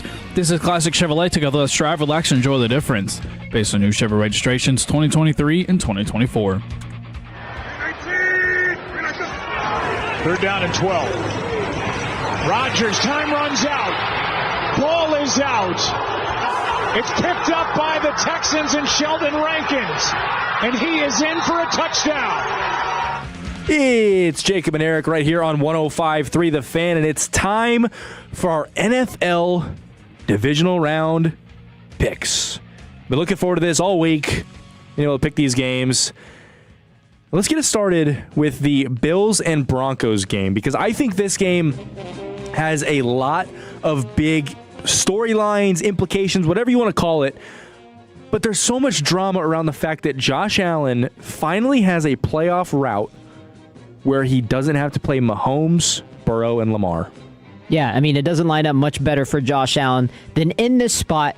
And I said earlier in the season on my own podcast, I was talking about how the fact that I was picking AFC teams and I was saying their worst possible matchup. Mm-hmm. And for the Broncos, to me, it was the Bills. I think the Bills match up really well against them. And so I was thinking, if they can just get through that Jacksonville game, I think they're going to the Super Bowl. And so I trust them against Denver on the road. I know it's a Mile High. I know it's going to be loud. It's going to be hard to win that game. But I think that Jacksonville game was much more difficult for them to win that game than I think it's going to be today. I actually like the Bills to control this game a lot today. I love it. They're a 1.5-point favorite on the road in Mile High, one of the loudest and most ruckus stadiums. Prove me wrong, Bo Nix. In football, it's going to be cold. Kevin, what's your pick? I'm a Josh Allen guy. Yeah, he is. I'm a Josh Allen guy. And you know what? Shout out to Josh Allen for his sobriety streak. If you know, you know. Josh Allen is just an all-timer guy, all-timer kind of guy. And I like the Bills. I feel bad for the Bills of what they've dealt with in the past. And I just, I've got this beautiful bracket right here in front of me that is perfect. Big, beautiful bracket. Big, beautiful bracket. I mean, it's just, this thing's massive, and it's just so beautiful. And you better damn believe that I got the Bills in the Super Bowl. So they need to win. I love it. We talked about Matthew Stafford and how he's just he's a guy that guys gravitate towards. He's a guy's guy. He's a guy's guy. And Josh Allen, now that's a guy I can get behind. And pause. And I don't know if it's just his demeanor. I think it's the way he leads a team. I think it's the way he plays football so responsibly and so careless at the same time that it's such a beautiful thing to watch. And I'm going to go on record here. I don't think the Bills beat the Broncos. I think Josh Allen beats the Broncos. I have a difficult time rooting for teams off of a bye week. I just think you come out rusty. I think it's almost too much rest.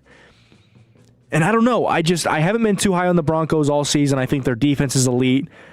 They've got the offensive head coach that I believe can lead you to a Super Bowl. I think you need an offensive head coach to truly make it, or you need that X factor. And the Broncos have the offensive coach, and they've got Bo Nix, but the Bills have the X factor. And I think Josh Allen finds a way to make enough plays in this game to lead them to the AFC Championship. And another thing to keep in mind, too, in this matchup real quick, is obviously the Broncos are coming into this game favored. They should, because they're at home, 1.5, that's a fair spread. But the Broncos don't blow anybody out. Mm-hmm. They win a lot of one-scoring games, and so the Bills don't blow anybody out either. And so the way that this matchup is on paper, and I know it could go out the window when the game starts, but it's most likely going to be a close game. And if it's going to be a close game, you got to take the best quarterback. Have to. You have to. And you take the guy that can go win you the game multiple times. Now, not saying that Bo Nix can't, because Bo Nix has 6 game-winning scoring drives this season, which is second in the league behind Nail Painter.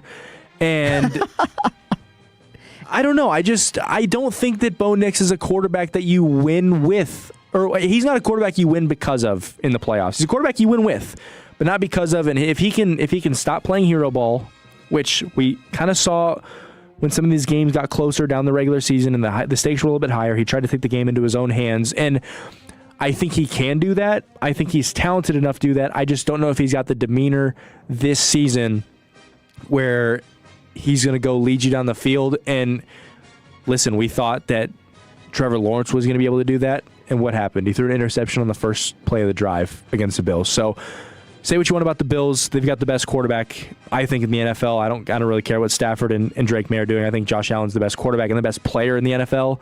And that defense just finds a way to get timely stops. So I think we're all going with the Bills, correct? Yes, we are. Hell yeah. All right. The other game tonight, Seahawks and 49ers. This game is in Seattle. Seattle is a -7 in this game, so a touchdown favorite. So the line has not moved. Line has not moved. Okay. Kind of shocking, no? Not really. I mean, I can see this going either way. Like I'm too scared to bet San Francisco to cover here. I wouldn't. I mean, I'm not going to bet any of these games, but if I did, this is not a game I'd bet on. I wouldn't either. I would stay away from it. Well, right now, it's looking on, according to Bleacher Report betting, the 49ers are the most bet team this weekend. Oh, okay. Yeah. So that's interesting, and I wonder how much that has to do with Sam Darnold's oblique injury or just Sam Darnold in general. A lot of people don't trust him, so. Which I think Kevin had a report earlier that Sam Darnold hasn't even got out of bed since Thursday, right? Yeah, I mean, it was a parody account, but, I mean, we haven't heard otherwise. Well, Kevin, how concerned are you with this injury with Sam Darnold? I think you said it right whenever you were talking about Bo Nix earlier. Is Sam Darnold a guy that you win a game because of? No. But is he a guy that you can lose a game because of? And that answer for me is yes. I think Sam Darnold can lose you this football game. And if you trot him out there and he is not 100%, no one's 100%, right? Like even Josh Allen just said before game, no one is 100% at this point in the year. But if he's not healthy enough to a point where he can help this football team and you're throwing him out there and he's a risk to now lose this football game, what's the point, right? I feel more confident in the 49ers. I definitely feel more confident in Kyle Shanahan. He's been here before. He can do it. And I like Brock Purdy, and I think he can make a lot out of nothing. And all those weapons that everybody was saying he had have kind of diminished at this point. Overall, I think the 49ers are a better football team, and Sam Darnold is a guy that can lose this football game, not win this football game. Yeah, they have no business winning this game, just like they had no business winning the Philly game, in my opinion, at least, because it just felt like their defense being so banged up, right? And their defense not being great, it's even not being healthy. Great. Yeah, exactly.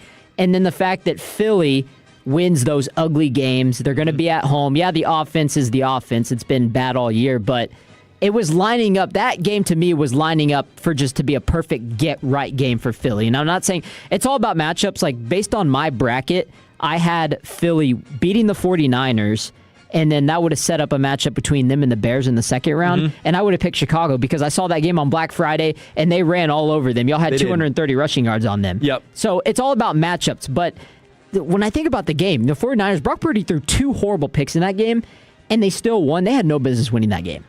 I completely understand, and I'm going to go, and this pick right here is solely based on what I saw the last time these two teams played, where Seattle went into San Francisco and had their way with the 49ers. And you could say the 49ers gave the ball away with some lackadaisical offense and that bad drop by McCaffrey in the red zone that might have been a touchdown.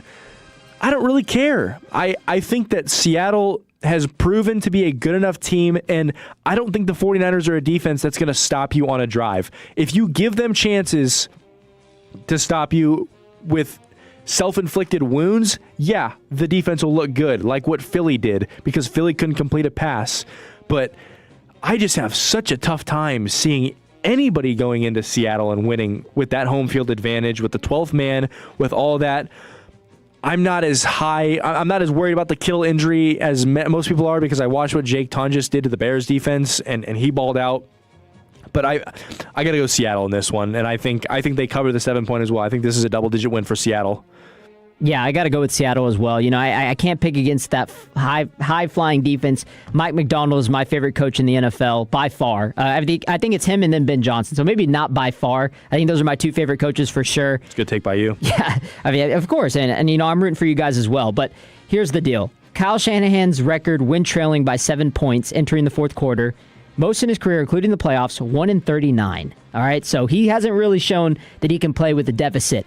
And they were in a deficit in that game 2 weeks ago. That matters. I know playoffs, it's hard to beat the same team 2 times in a row. It's the same way in college, the same way in the NFL. I get Bears did it. But the Bears did it. And the fact of the matter is Seattle's the better team. They're going to be at home. The 12th man's going to be popping. And I'm not even worried too much about Sam Darnold. I'm worried that the report came out so late. Like, I don't know. Is it concerning? Like, I don't. Maybe a little bit. But here's the deal. I think they're going to run the football really well. Kenneth Walker, Zach Charbonnet, Jason's going to make that one big play. It might be closer. I think Seahawks win, and they win just by the spread by 7. Love it. Patriots and Texans here. Not much to say here. I'm going to go Patriots just because I don't believe in C.J. Stroud, and I think he's going to lose them the game. I don't hate it. I don't hate the pick at all. I really don't, but I got to go with the Texans. They were in my bracket. I'm going to stick with my bracket with Texans. I have Houston and Buffalo in the AFC Championship. And yeah, that defense is scary. You just got to hope that CJ Stroud plays competent, because if he plays like he did on Monday night, they're probably in trouble. Kevin, what do you think? There's one man that can help the Houston Texans win this football game, gentlemen. Is it God? And he ain't playing today. Nico Collins is not playing today. That team, that offense is not. Unless Christian Kirk goes off for 175 yards and 3 touchdowns, I don't think the Texans' offense can do it. Their defense is ridiculous. Don't get me wrong. But I believe in Drake May, and I believe in that offensive core, what they do have, that they can make it. Is it going to be an ugly football game? I do think it will be an ugly football game. But I got the Patriots. We're going to get a scoregami today, I bet, in that game. Or tomorrow. I'm sorry. Love it. Yeah, a playoff scoregami would be awesome. I mean, I don't know if it has to be 22. Look it up. It's 22-20. It has to be a scoregami. Got to be. I'm on it. All right, we got one more game here. We're up against it a little bit. Chicago Bears at home at Soldier Field against Matthew Stafford and the Los Angeles Rams. The Rams are currently a 4.5-point favorite. I kind of already made my thoughts felt. I got the Bears winning this game late. I've got them being down by double digits and come back and winning it like they have in what feels like every other game this season. Yeah, give me the Bears. Not a scoregami. Really? No. Okay, what about 22-21? Look that up. I know that's not a scoregami for sure. Okay. Yeah, no, I got to go with the Rams, man. I hate to pick against y'all. Now, if you're asking me who I'm rooting for, Jacob, I'm rooting for you guys. Absolutely. I think the Rams are going to win. I think Matthew Stafford's going to have a good game. Stop telling me about the weather, the snow. It doesn't matter. He's played in this environment before. They're going to win this game. I just hope Chicago keeps it competitive. And if they keep it competitive, we're going to get the best game of the weekend. The bend don't break defense of the Chicago Bears is going to break today, and I think Matthew Stafford and the Rams are going to, I don't want to say BTA, but it could get ugly. But I am morally rooting for your Chicago Bears. Well, I appreciate that. But on my Kevin paper, Walker. it says otherwise. That's okay. All right, so I've got the Bills, Seahawks, Patriots, Bears. Kevin's got Bills, 49ers, Pats, Rams. Eric's got Bills, Seattle, Texans, and Rams. Those are our official NFL picks. Text in your picks at 877-881-1053. But coming up next, we got an MLB segment.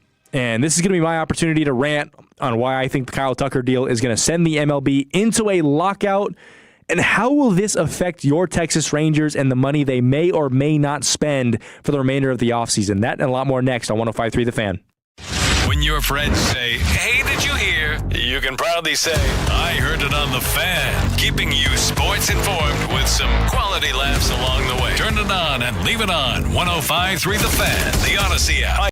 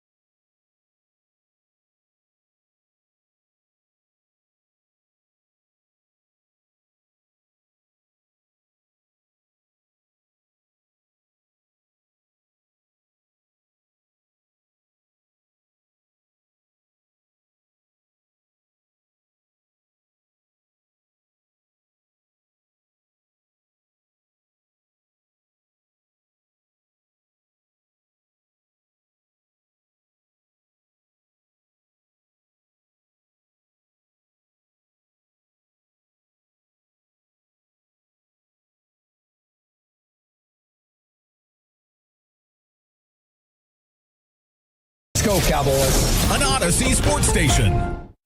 Driven by our D&M Leasing Studios. Thanks for turning it on, leaving it on. 105.3 The Fan. Swing and a drive. Right field. Way back. We are on top. Hour number 3. Jake and Eric here on 105.3 The Fan. We got Kevin Walker in the Producers Cup doing a fantastic job. We're to get into why Kyle Tucker has basically ruined the MLB and why the Dodgers have also ruined the MLB. But first, Tolos, keep texting in 877-881-1053. The text line has been jumping today.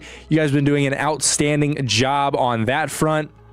And text us in any free agent guys that you think the Rangers should have their eye on, or anybody you personally love that you should have your eye on, or if you're not a Rangers fan and you want to text in a guy that your team signed that you're super excited about, feel free to do that. But you heard the highlight.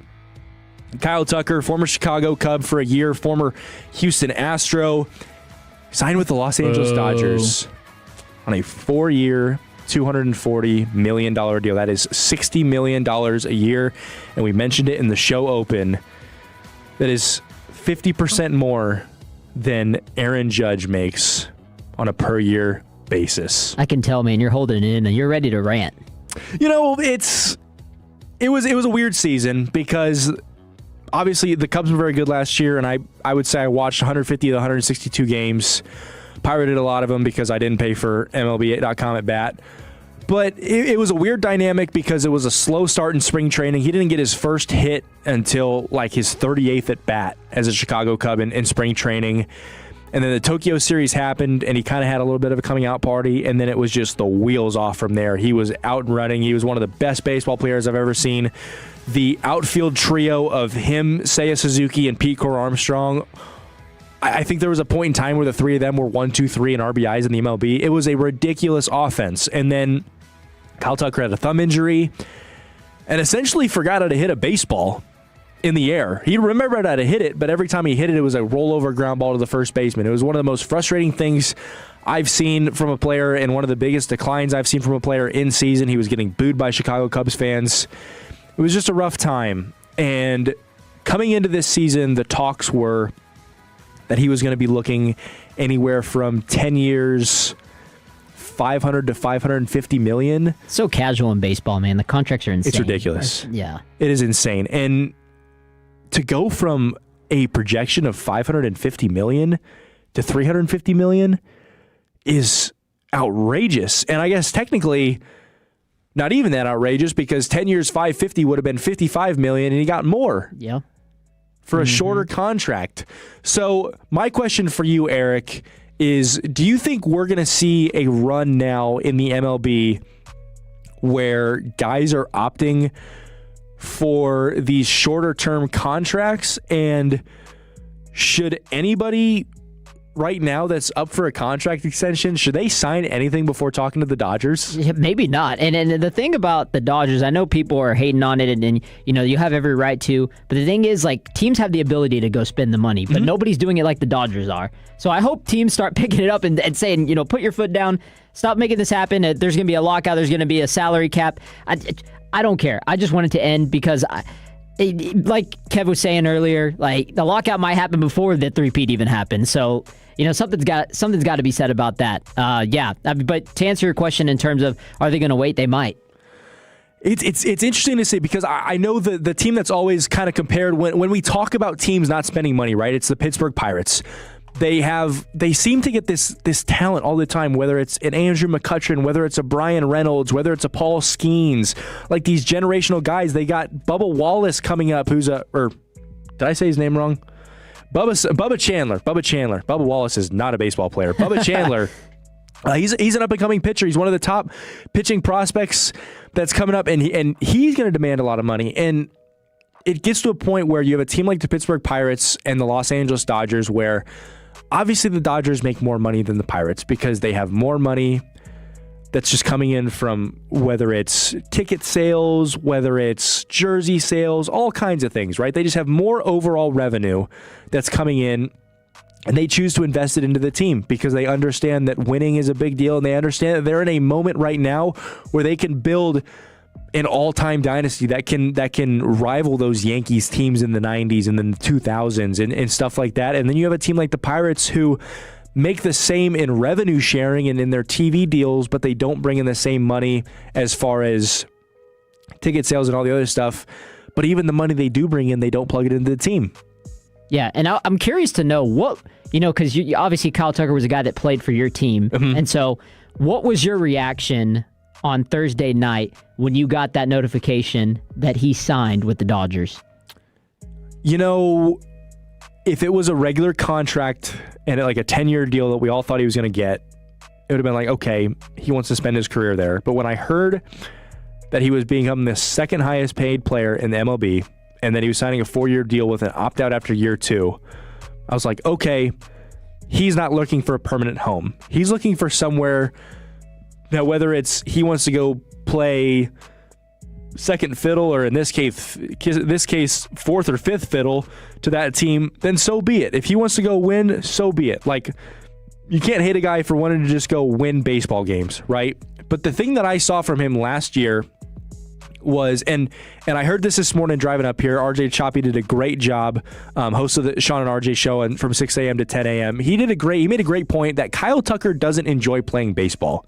He's just good at it, and he gets paid a lot of money for it. And that was the most accurate thing that I saw all season last year. And it could just be because he's such a nonchalant guy, but he doesn't look like he has fun playing baseball. And when he's sucking, he's one of those guys that he's spiking the bat. He's throwing his hands up in the air. He's just complaining. And it's not what you wanted to see from a cornerstone guy. And then it raises the question, because he got traded to Chicago, did he really want to be there? Because you can't pick where you get traded. And my thought is no. I think he's just going somewhere to win a ring. And I think after the second year, if he's got a rough season, he's going to opt out. And then we're going to be doing this all over again. And why wouldn't you opt out? With the way the market's running, he could get $80 million in 2 years if he wants to opt out. Who knows? Yeah, I remember getting the notification, and I just literally threw my phone, like, kind of flipped it up, and I was like, all right, whatever, dude. Like, of course. Like, that's something that would happen. Mm-hmm. And the thing about baseball, which is so weird, is it's such an unpredictable sport. And now you see how good this team is. I think they're projected to win 99.5 games. I think that's where the line's set right now, which is just outrageous. Which they totally will. They're going to win 100 games easily. But baseball is a sport where it's so unpredictable that, like, anybody can beat anyone on any given day. That's why some of these series sweeps are so rare, is because it's so hard to hit consistently and not have a dry spell with your bats and pitch perfectly and all that stuff for games consecutively. So will the Dodgers win the World Series? They're an overwhelming favorite, but who says a team like the Cubs, who just signed Alex Bregman, can't do it? Who says a team like the Brewers, who have one of the lowest payrolls but find a way to turn every little kid into a star, who says they can't do it? Who says a team like the Phillies can't do it? So the National League is so loaded, but yeah, it's definitely frustrating to see the majority of the talent go to one team. And it bodes the question, what will the Texas Rangers do? Because the Texas Rangers have become somewhat not of a massive market team that would rival a team like the Mets or the Dodgers or the Yankees or the Cubs or the Red Sox, teams like that, teams of that nature, right? They're not going to rival those teams, but you have a team that paid a lot of money for Simeon and for Seager and for DeGrom, who are kind of in this middle ground that you don't want to be in. From your estimation, do you think the Rangers are a team that's going for that this year, or do you think they're just kind of standing pat with this new manager? Well, I would like to think that they would. I mean, I feel like CY, I mean, he needs to be aggressive, and we want to get back to where this team was in the World Series, and that's kind of like been the blueprint now. And I'm very thankful that we did end up winning that World Series, because that year was so up and down. I feel like, the first few months we were the best hitting team in the AL by far, and it wasn't even close. I think the Braves ended up being the number one hitting team. We were number two. Yeah. But those first few months, like the team was electric. Yeah, we had like 4 of the top 6 hitters in the AL. Like it was crazy. And then we hit that slump. And they were hitting in a pitcher friendly ballpark too, which was so impressive with Globe Life. Yeah, and then we hit that wall. It was like July to like September. And I didn't even think we were going to make the playoffs, like because we fumbled the division to the Astros, and we ended up being a wild card team, and we won every game on the road in the MLB playoffs, which was electric. But then right after that, that's when the Dodgers got Shohei, and then they started building their dynasty. And so I'm just very thankful that we were able to win that World Series, and I hope they can get back to being aggressive and be that Rangers team that we expect them to be. Shout out to the text line 806 says Rangers playing it safe with the CBA in 27. I don't hate it. And also from the 214, hey guys, where do these contracts end? Who will be the first $1 million a year or $100 million a year player? Man, it's hard to tell because you've got guys like Skeens who are going to be up for these contract extensions, and Skubal. I know Kevin and I were talking about Ellie De La Cruz possibly making some ridiculous money. I don't know, Kevin. Do you got any name in mind? I don't know. It's kind of hard to say. It's a big market, and we don't have big money to spend. Mm-hmm. And I don't know if the guy that you really need is a guy that you can really afford at this moment. You might just have to be in. Chris Young said he felt pretty good about where they're at. Pretty good is not exactly what you want to hear from your GM, but look, it is what it is, and I don't think we have the money to spend on a player that we really need, and we're just going to have to make do with what we have. And I kind of agree with that standpoint as well. I feel like the Rangers are going to find themselves in a zone this year where you kind of just want to stand pat, and you want to see what you've got with some of these young guys. You want to see if Wyatt Langford can take that step and become an MVP candidate. You want to see if Evan Carter can become that perennial leadoff hitter that you thought he could be coming off of that playoff run. And guys like Josh Smith, you want to see if you give him an everyday role. I know he led them in hits last year with like 127, which was insanely low compared to other seasons, but still, he's a good hitter. You've got Sebastian Wolcott that's obviously in the minors. He's one of your top prospects, and I believe a top 10 prospect in baseball. So you want to see where that goes. Other than that, you've got guys like Leiter and Kumar Rocker that you want to get more run with. But I don't know. It's an interesting spot to be in because while you have these young guys you want to develop, you also have these older contracts that you're giving so much money to in Jacob deGrom and Corey Seager, that I believe if you wanted to give the young guys a run and completely overhaul this thing and have a young team, you'd move off those, which they haven't showed any inclination to do. Yeah, and it's going to be a different outlook because now most of those guys from the World Series teams are being shipped out. Obviously they pulled the Band-Aid on El Bombay. They got rid of Simeon. They traded Simeon. And, they got rid of Heim. So now it's a different outlook. The lineup's going to look a lot different this season. There was a lot of criticism for getting Jock Peterson, which those first few months were rough. Real bad. Yeah. So, it'd be interesting to see how these other guys come in. Getting Brandon Nemo out there in I think left fielder, if I'm not mistaken. I think so, but I think he's probably going to play center. I think you probably want to stick Langford in left. I would agree with that. Or you might even stick him in right field if you want to put if Evan Carter's healthy, you might want to put him in center. But yeah. Mm-hmm. And then Josh Young, a guy that struggled with injuries. We don't know what his future is. He could be a guy that you kick the tires at the trade deadline here, or he could show you something in the first half that makes you want to hold on to him. Another guy like Alejandro Osuna, what do you have with him? Obviously a speed guy, good defensive player. What's he going to end up being with a bat? Who knows? You got Cody Freeman, Michael Hellman, guys like that. But how does this big spending affect the Rangers? And I've got a list of the remaining free agents, and I want you guys to know. I want you guys to let me know if any of these guys interest you. So number one is Framber Valdez, left-handed pitcher from the Astros. I'm probably out on him.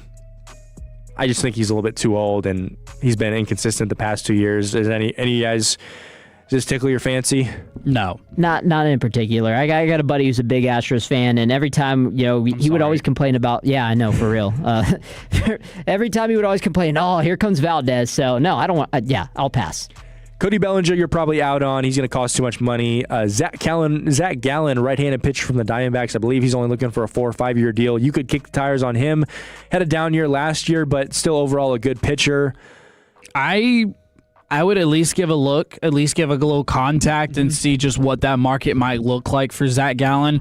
That would be something that I would be interested in, but I think our issue is, and from the 682, the bullpen. The bullpen, man. and there's not a lot of big bullpen arms here. Number 4, Lucas Giolito, kind of an older player for the Red Sox. He's 31, kind of up and down career. Number 5, Eugenio Suarez, third baseman. I mean, I don't think you really kick the tires on that unless you get rid of Josh Young. He's also a win now player, and I don't know if you're in that position. Now, this one was intriguing for me. Now, he is old, but Chris Bassett, 37 years old from the Blue Jays. He's been a very solid, consistent pitcher. You know what you're going to get from him. He's usually going to end the season around anywhere from a 3.5 to a 4 ERA, but he's consistent, and I think he's not going to cost you too much money, and he could provide some veteran leadership for those young guys you have in your lineup. What do you guys think? Yeah, I'm all for those veterans. I mean, we got Nasty Nate, so I mean he's a little on the older side too. A couple years ago, why am I blanking on his name? Mad Max. Yeah, Mad Max, yeah. Of course. So we brought him in later in his career. Yeah, why not? Also a free agent. Yeah, I'm down with it. And you know what? That kind of sounds like a name, an older veteran guy, 36 years old. Kind of sounds like a guy that the Rangers would want to look at. They like their veterans, especially when it comes to pitchers. So I think for the right price, he would be a good add-on for this team. Now, one name, before I get us out of here with this, is Sir Anthony Dominguez. 31, he's a relief pitcher. Throws very hard, he's durable. He cut his home runs per 9.5 this past year from 1.5 to 0.7, and he landed a high leverage spot in a bullpen for Toronto that made it all the way to the World Series. I would absolutely do that if I was the Rangers. I don't think he's going to cost too much as well. Yeah, not going to cost too much. Get that championship DNA in here. Why not? Absolutely. I like it. All right, well, I hope you guys also think like me that the MLB is ruined, or maybe you're optimistic and don't think we're going to be in a lockout in 2027. But you know what's not ruined? Is the NFL. And we've got a bunch of new coaches joining different teams. It's all exciting. We just got the latest news on the Jim Harbaugh contract. It is confirmed. We'll have the numbers for that and much more details about other teams looking for head coaches next on 105.3 The Fan. Sean and RJ, the KNC Masterpiece, G-Bag Nation.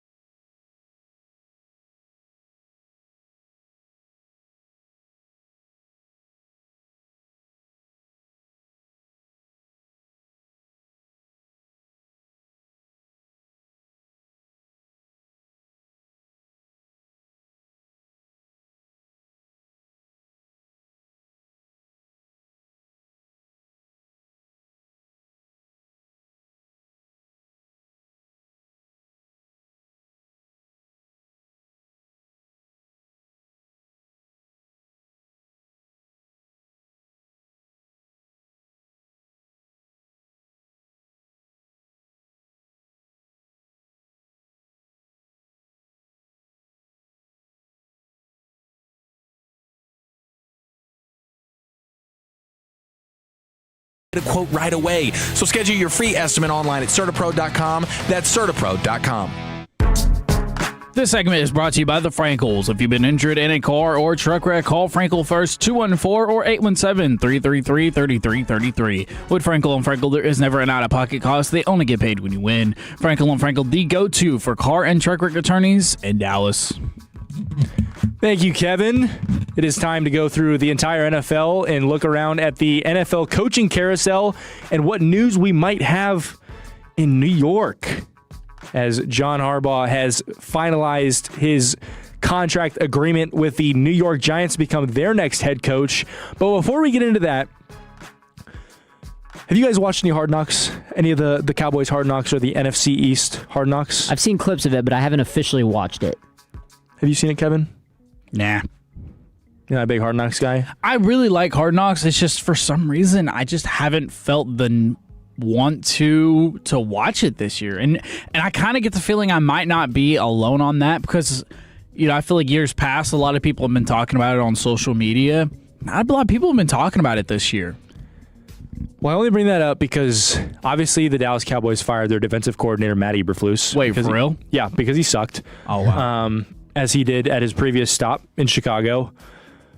But Hard Knocks dropped this clip, and it was Brian Schottenheimer in his office, or in a meeting room with his entire staff, basically breaking the news to them that Matt Eberflus had been fired and that they parted ways with him. And I liked the way he went about it, and I thought he had some really good kind of words of encouragement and words of, or trying to lead his staff into still checking on Eberflus. I just really liked the way he handled it.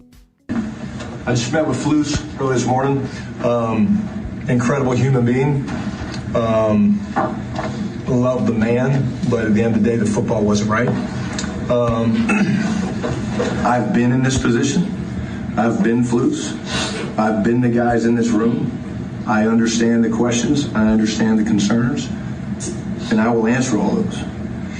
Right now, the focus has to be, number one, about the man, checking on him, one. Reach out, tell me you love him, because he's a great man. Two, finishing this process.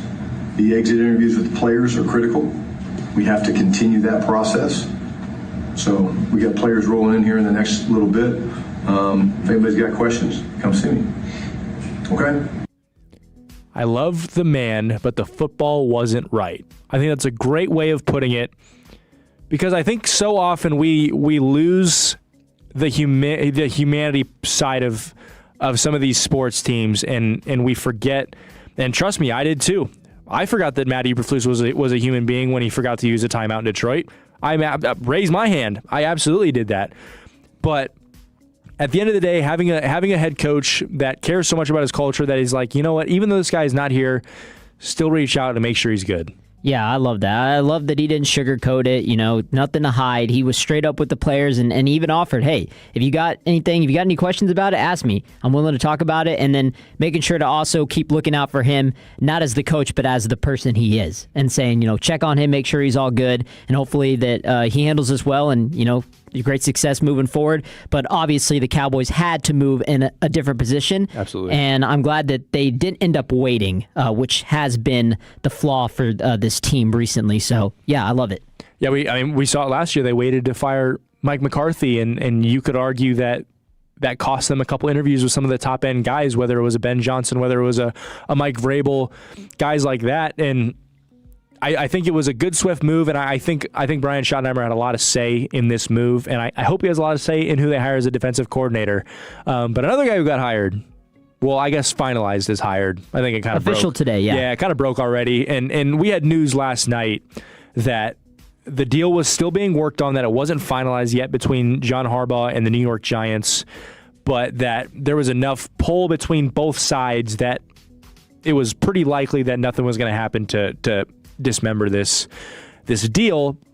We got news earlier. Ian Rappaport tweeted out, the Giants and new head coach John Harbaugh have now agreed upon and finalized the 5-year deal for Harbaugh to be the new coach per the insiders. Done and done. It was the first opening filled. And I want to bring this point to you real quick. Did you know that no head coach has ever won a Super Bowl with multiple franchises? Yeah, no, I did see that. If you're a Giants fan, is that at all concerning to you? I think what's the most concerning about it is the fact that the Giants, this season in particular, struggled in the fourth quarter so much. And John Harbaugh, his stint with the Ravens the last few seasons has been known. There's a graphic for it, too. You can go look it up. Of all the games... It keeps getting bigger every season. Yeah, it keeps getting bigger. The Ravens had double-digit leads in the fourth quarter. They lost all those games. You can literally point to all of them. And so I'm a little worried about that. But here's the deal, right? Like, I think Giants fans just need to understand that this is not... I don't think this is like a Ben Johnson thing where he's going to come in, completely change the culture, win you the division in year one. I think at the very least, right, you bring Todd Monken in as your offensive coordinator. I would have liked it to be, Mike McDaniel, but, not everything can be perfect, obviously. You can't always get the best available guy in the market. But you bring Todd Monken in, somebody he's worked with Baltimore, had that resurgence with Lamar Jackson. It's a part of that big deal there. And then, of course, Jackson Dart, the jury's still out on him, right? He's going to have to play smarter because he takes a lot of big hits, and you don't like seeing that. Way too many. You don't like seeing that from your young rookie quarterback. But you have things to work with here, and that's why I'm 1 for 1 on my coaching carousels, which we'll talk about that more here in a little bit. But I'm glad that Harbaugh went there. I thought it was a good fit. Yeah, you can say what you want about Joe Shane, but you have an establishing defense that's getting better. Let's see how this works out. Let's see if Jackson Dart can take that next jump and stay healthy. I think this is the right move. I do as well, and I think it's also important to remember that not only is Malik Neighbors coming back from a torn ACL, Cam Scadaboo's coming back from one of the more gruesome injuries I think I've ever seen. Horrible. So it's important to have a veteran leadership in there that can build a culture, and I think the biggest issue for these New York Giants last season was they had a nice offense. They were fun to watch at times, but they were just a bad football team. They were undisciplined. Penalties were way too much. Couldn't close out a game. Technically, John Harbaugh can't close out a game either, but he'll come in and he'll train this team how to be a well-coached football team, how to cut down the penalties, how to cut down the self-inflicted wounds, and then you get to a point where you just hope the talent of Cam Scadaboo, Jackson Dart, and Malik Neighbors, and whoever they draft at number 5. I think there's a strong case to be made that they might get Jordan Tyson. Jalen Tyson is the NBA player who had 39 last night, by the way. Shout out. Jordan Tyson, that would be a nasty wide receiver duo between him and Malik Neighbors. And if you have that kind of firepower on the offensive side of the ball and you have a good head coach like John Harbaugh, who I think is trying to be this cycle's Mike Vrabel, it's a matter of who they bring in for offensive coordinator. I would have liked to see Clint Kubiak come in and become their head coach, but I think they got burned so bad with Brian Daboll as an offensive head coach. They're like, you know what? Let's get some leadership in here. If you're a Cowboys fan, does this move concern you at all? Concern me in the sense of I'm worried about the Giants being better than us? Is that what you're asking? No. Or having a better trajectory? No, I actually like Shoddy a lot. I think Shoddy's the guy. I think he's a guy that's good for the culture for sure. And I like that he's kind of taking control a little bit on who's going to be that defensive coordinator, which we're not used to seeing that as Cowboys fans. So I have no doubt that he's the right guy moving forward. Of course, he's not perfect. First year head coach with us, and so there's going to be things we're going to have to figure out. Right? We might be a long way from contending because we still have to rebuild that entire defense. And, there's kind of a little bit of this panic factor with wasting Dak's prime because he's going to be 32. And so, you don't want to waste that. He's playing his best ball right now. And you have decisions to make with George Pickens and Javonte Williams. You have a lot of decisions to make. But the thing is you have the picks, you have the cap space, and you have the coach. And so I'm not worried about it at all. The Giants are, I think, a step back from that. So, and if this was Harbaugh maybe 10 years ago, I would be terrified. Yeah, I agree. And they've also got a nasty defensive line and a young defensive line. There was a clip out there of Jackson Dart at the Miami and Ole Miss game where somebody asked him who the next head coach was going to be for the Giants, and he mouthed Harbaugh or Stefanski. Now, obviously, Harbaugh was correct. Now, Kevin Stefanski is currently interviewing to become the Atlanta Falcons head coach, which would be very interesting because I think you've got a same situation there that you kind of had with New York, where you have just so much talent, whether it's Bijan Robinson, whether it's Kyle Pitts, who I know is a free agent, but they should re-sign him, Drake London, Darnell Mooney's a good wide receiver 3. They've just got so many weapons. Their offensive line is good. They've got so many young guys on defense, whether it's James Pierce Jr., whether it's Jalen Walker, whether it's Watts. I mean, they got Jesse Bates on the backside holding it down. They've got A.J. Terrell. So many good players. They just kind of need a guy to come in there and I guess almost give a big bear hug around the program and just be like, I'm here. Let me lead you. Let me push you in the right direction. And I think Stefanski can be that guy.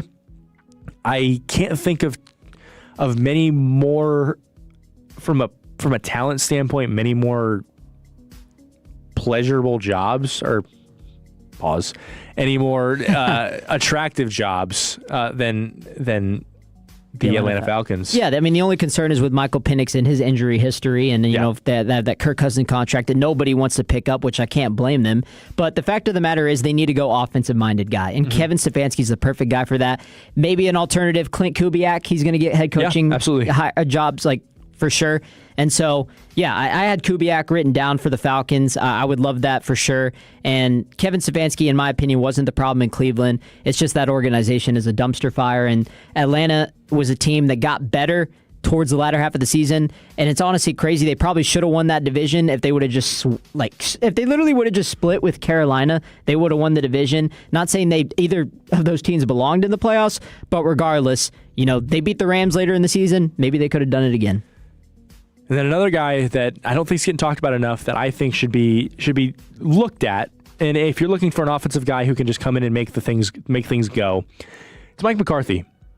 Really? I wouldn't mind seeing Mike McCarthy as the Atlanta Falcons head coach. With Michael Penix coming back, I think he could get that thing moving in the right direction. And right now, granted, you could build for the future and you could continue to build this thing up, but you are in such a weak division that you just need a guy that can get you to 10 wins. And what did Mike McCarthy do with the Cowboys? He got him to 12 wins 3 years in a row. So I would love to see it.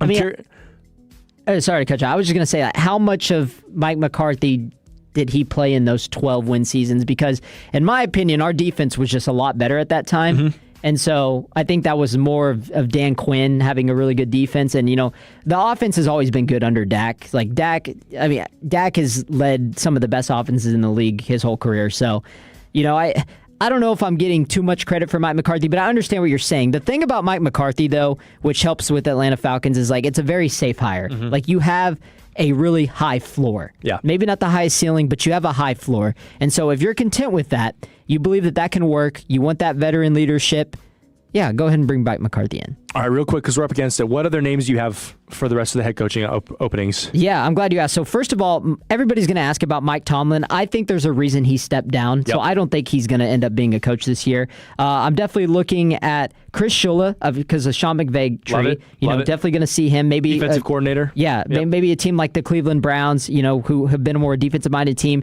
Vance Joseph is probably going to get some opportunities here after the Broncos run. Of course, Jesse Mentors from what he's done with the Chargers defense, and then of course Brian Flores. He's the biggest, you know, culprit of it all. It's like, is he going to take the Baltimore job? Is he going to stick with Minnesota? Is he going to maybe go to Pittsburgh, a place that he's been before? So those are some of the names I had. I love the idea of Brian Flores in Baltimore. I think that team could be nasty. All right, well, that's an update on your NFL coaching carousel. Coming up next, we're going to do an NFL stack. Talk about C.J. Stroud. Is he elite or is he just struggling right now, and what could be causing those struggles?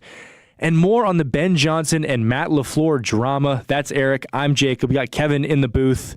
That's all coming up next on 105 Through the Fan. It's a new year. Ready for a fresh start or career?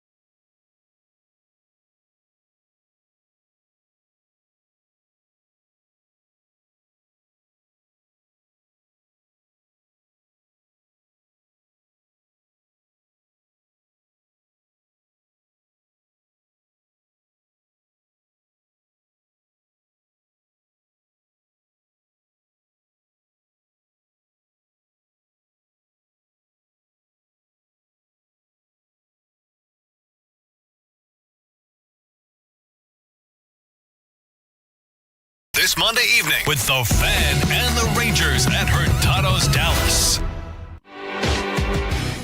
This segment is brought to you by Classic Chevrolet. If you're in the market to upgrade your vehicle, get to Classic Chevrolet in Grapevine. The back-to-back #1 Chevy dealership in the world. They've got more new Chevys than anyone, all priced to sell. Silverados, Tahoes, Blazers, Malibu's, Equinox, and more.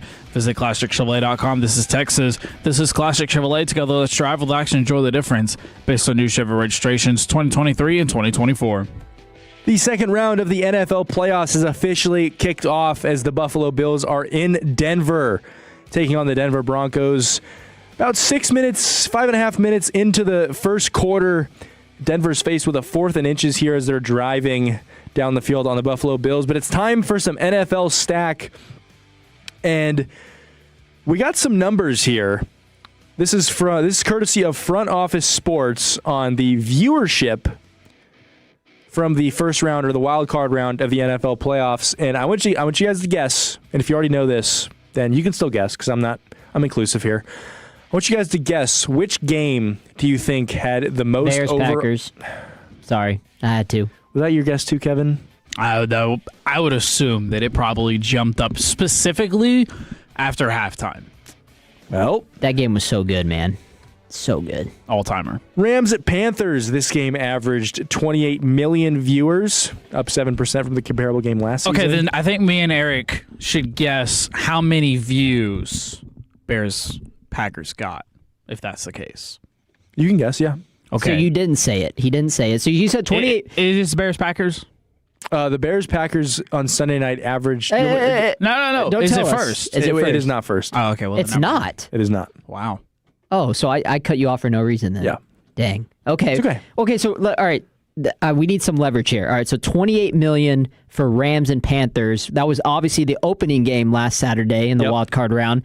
This is average viewership. Okay, where does that have them ranked, though, out of all the games last weekend? That has them ranked last.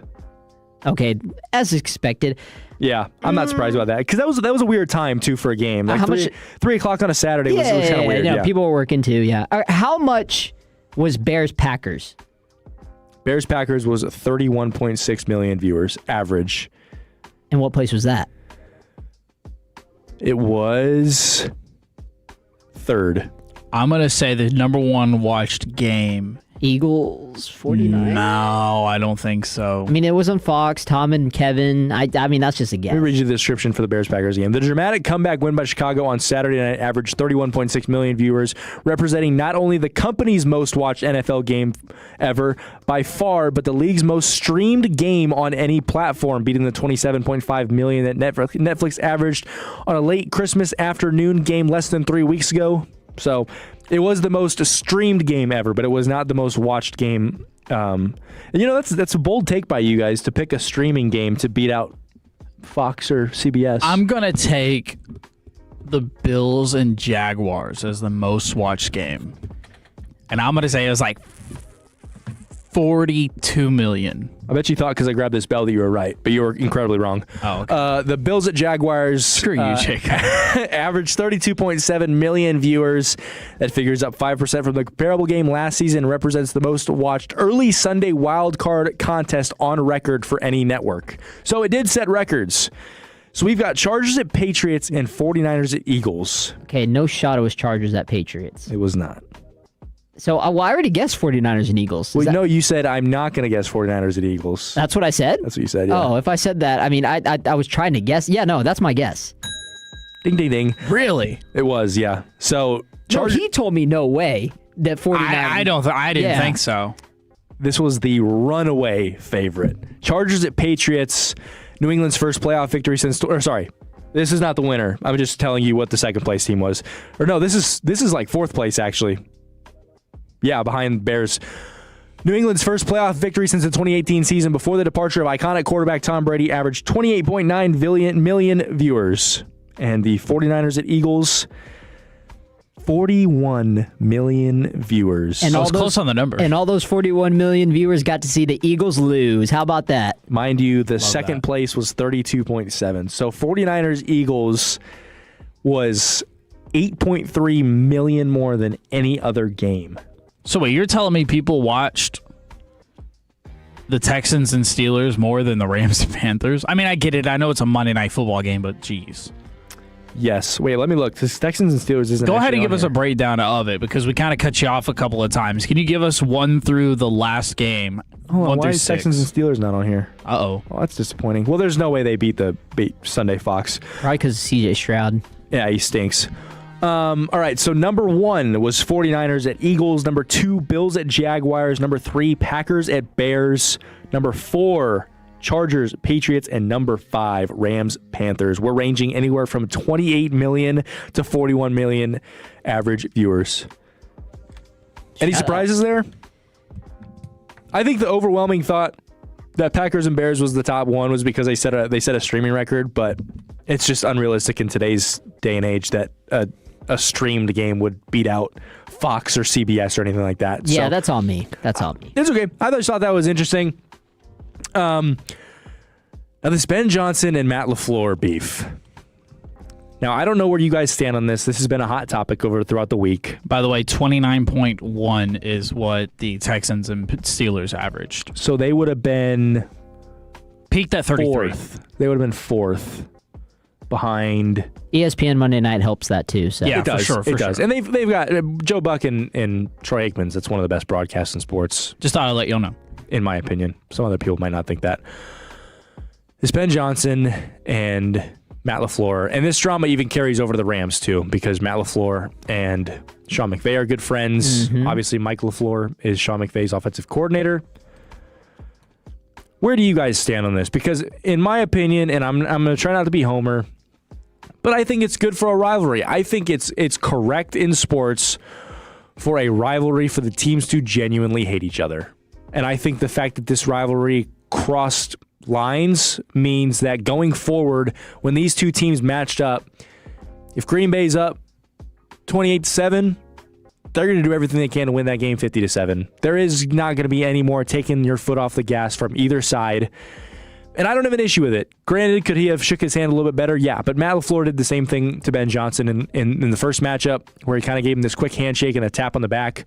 And I don't know. I don't have an issue with it. And I also don't have an issue with any of the locker room stuff because I think locker room is confidential stuff. If you choose to post that, you choose to post it, but you can say whatever you want in the locker room. So this might not always work in the real world, but in the sports world, I think it works where you can hate somebody but still have mutual respect for them. Absolutely. And I think that's the case with Ben Johnson and Matt LaFleur. And, you know, it's great for the sport, so I don't think you're being a homer at all. And, you know, we knew this when he got signed, or when he took the job. Yeah. Opening press conference, man. Opening press conference. I'm going to enjoy beating Matt LaFleur 2 times a year. And so, I mean, that's what he technically did beat him 2 times a year because he beat him in the playoffs. So, he did. You know, let him talk his crap.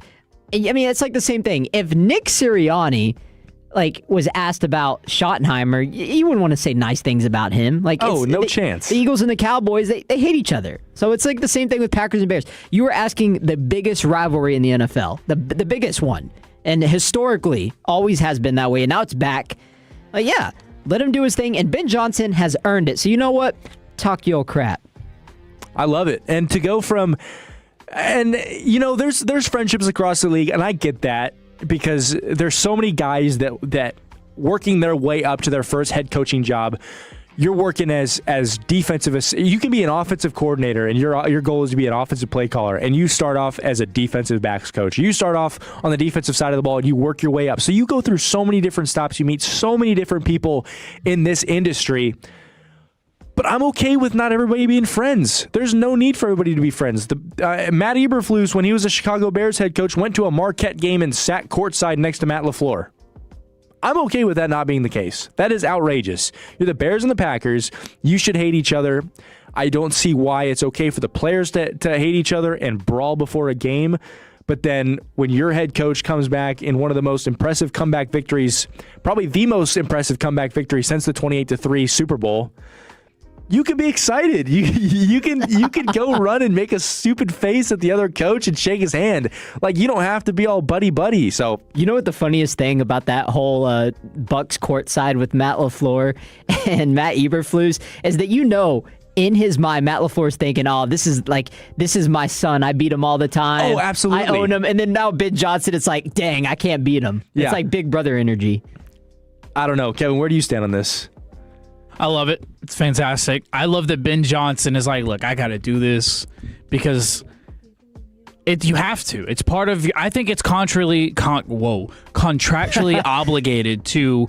You have to hate the Packers if you sign with the Bears, and you have to hate the Bears if you sign with the Packers. I love it. I think it needs to stay that way. And I love that Ben Johnson's like, look, we have to do it. It's part of the rivalry. I have to hate him. We have to hate the Packers. One more thing to add to that. How much, a question for either of y'all, how much of this do Packers buy into it now? Like, is it a possibility? Because there have been questions about, are Packers fans fed up with Matt LaFleur situationally in the playoffs, right? Like, let's go a different direction. We have a Super Bowl roster and we think we can win it, right? How much does it bother Packers fans knowing that, like, they're not might be the biggest fans of Matt LaFleur out there anymore? Yeah, and I mean, you're talking 3 straight 7 seeds. You're talking an embarrassing loss. I mean, BTA last year in Philly against the Eagles, they had no chance in that game. They were the Super Bowl champs, so, that's okay. You go to Chicago against your arch rival, a team that hasn't won a playoff game in 15 years. They've got ghosts. They've got everything. All the baggage any football team could possibly have outside of maybe the Jets. And you had a 21-3 lead, and you were up 27-16 with 4.5 minutes to go, and you find a way to lose that game. It's not the players' fault. I mean, you could say what you want about the defense. They were banged up. Jordan Love played an outstanding game. He did. I don't see how you put this blame on anybody else besides Jordan Love or besides Matt LaFleur in that loss. All right, one more thing I wanted to get to, because I think we're starting to see a trend, right? Last year, C.J. Stroud had kind of a rough sophomore slump, and there was a lot of talk about where it was going to end up and all that. So I want to get your thoughts real quick. Do you see this year just being a stepping stone for C.J. Stroud, or do you think he's truly he is what he is, and they're just going to have to kind of deal with it and hope that defense can bail them out? Answer your question right now. I still believe in C.J. Stroud, but it's going to be dependent on this playoff series, right? How far do they go?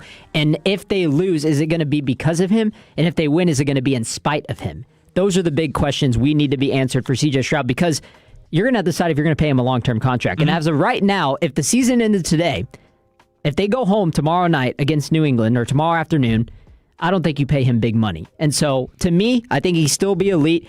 Coming out of college, he reminded me of Dak. I still think he has those similarities and capability to be an elite pocket passer with confidence. But, man, he's just got to get out of his own head. Excuse me. I completely agree. I think he's still a great player, and I think the best is still to come here for C.J. Stroud. All right, coming up next, we've got the top 5, a Fan After Dark staple. We're going to do the top 5 NBA players that you would least want in an Anthony Davis trade. Text in your top 5 at 877-881-1053. That's coming up next on 105.3 The Fan. Tolo means turn.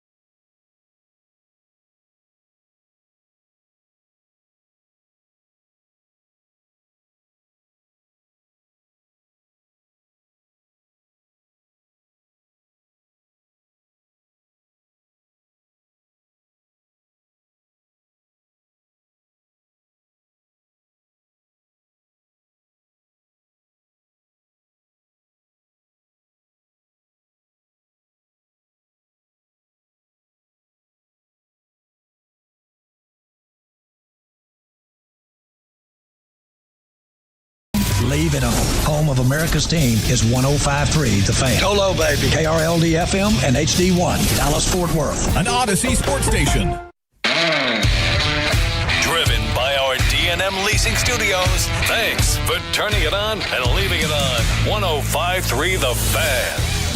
Final hour of the program here on 105.3 The Fan. That's Eric Casares, the belt holder of the Fan Phenom contest. My name's Jacob Ray. We got Kevin Walker in the Producers Cup, just doing an outstanding job. And it's time. I mean, what better way to start off the final hour of a Saturday show than a Fan After Dark staple? Shout out Fred Davis with a top 5. And today's topic is top 5 players you would least want to get back in an Anthony Davis trade. So essentially, you're going to list off the top 5 players that you hate the most in the NBA.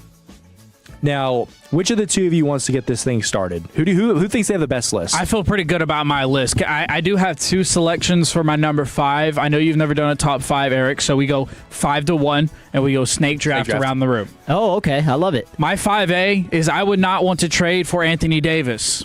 I love it. Okay. My number 5 is LaMelo Ball. Oh, LaMelo Ball. Well, okay, why is that?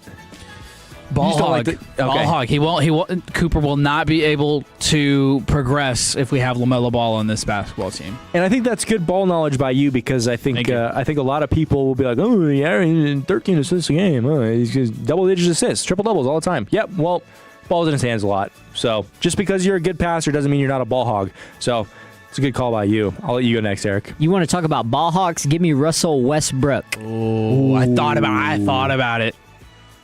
That's what I got. Man. Touchdown. That feels like a touchdown, Bills. It is now 7-3 right before the expiration of the first quarter. Pat Bryant. Hey, McCole Hardman still getting it done. Look at that. The player that I'm pretty sure caught a hospital ball for Bo Nix in their loss to the Jaguars. Well, shocker. He's out again with a concussion. So I had no idea McCole Hardman was on the Bills. I didn't either. Well, their wide receiver core needs it. Yeah.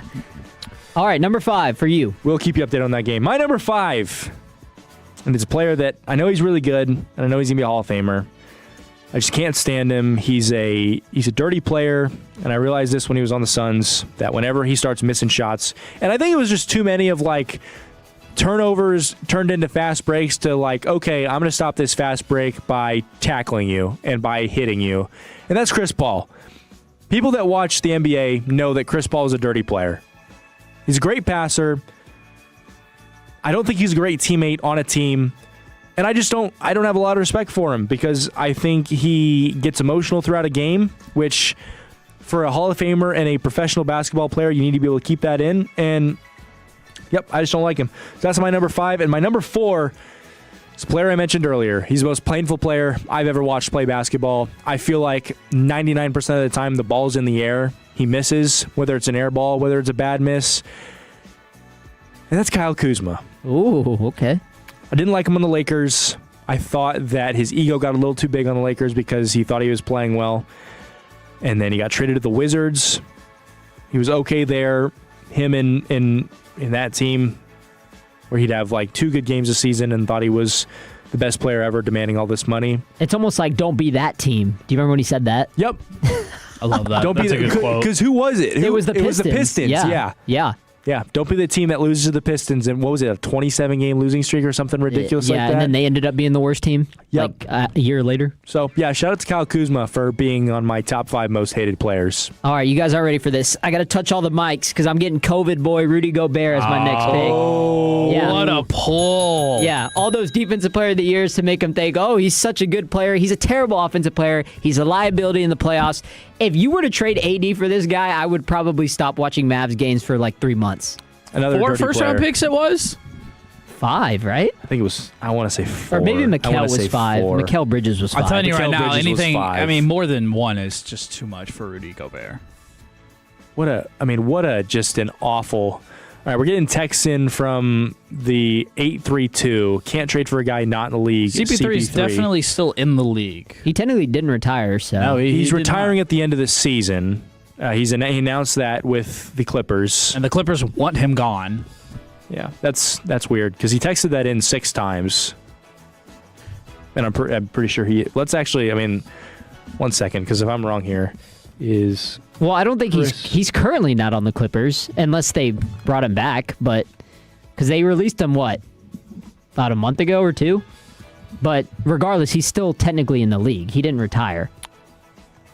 It says, I looked up, is Chris Paul retired? It said, yes, NBA legend Chris Paul announced in late 2025 that the 2025-26 season would be his last, effectively retiring him at the end of the season. So that doesn't answer the question. Well, yeah, so they answer the question. He's not retired yet. No, he's not officially retired. Yeah. He has his intent to retire after his 21st season. So I'm assuming since he stepped away from the team, he is a free agent, and I would not be shocked to see him sign on a team that's trying to make a finals run. Therefore, 832. He's still eligible for a top 5. Yep, he is. There you go.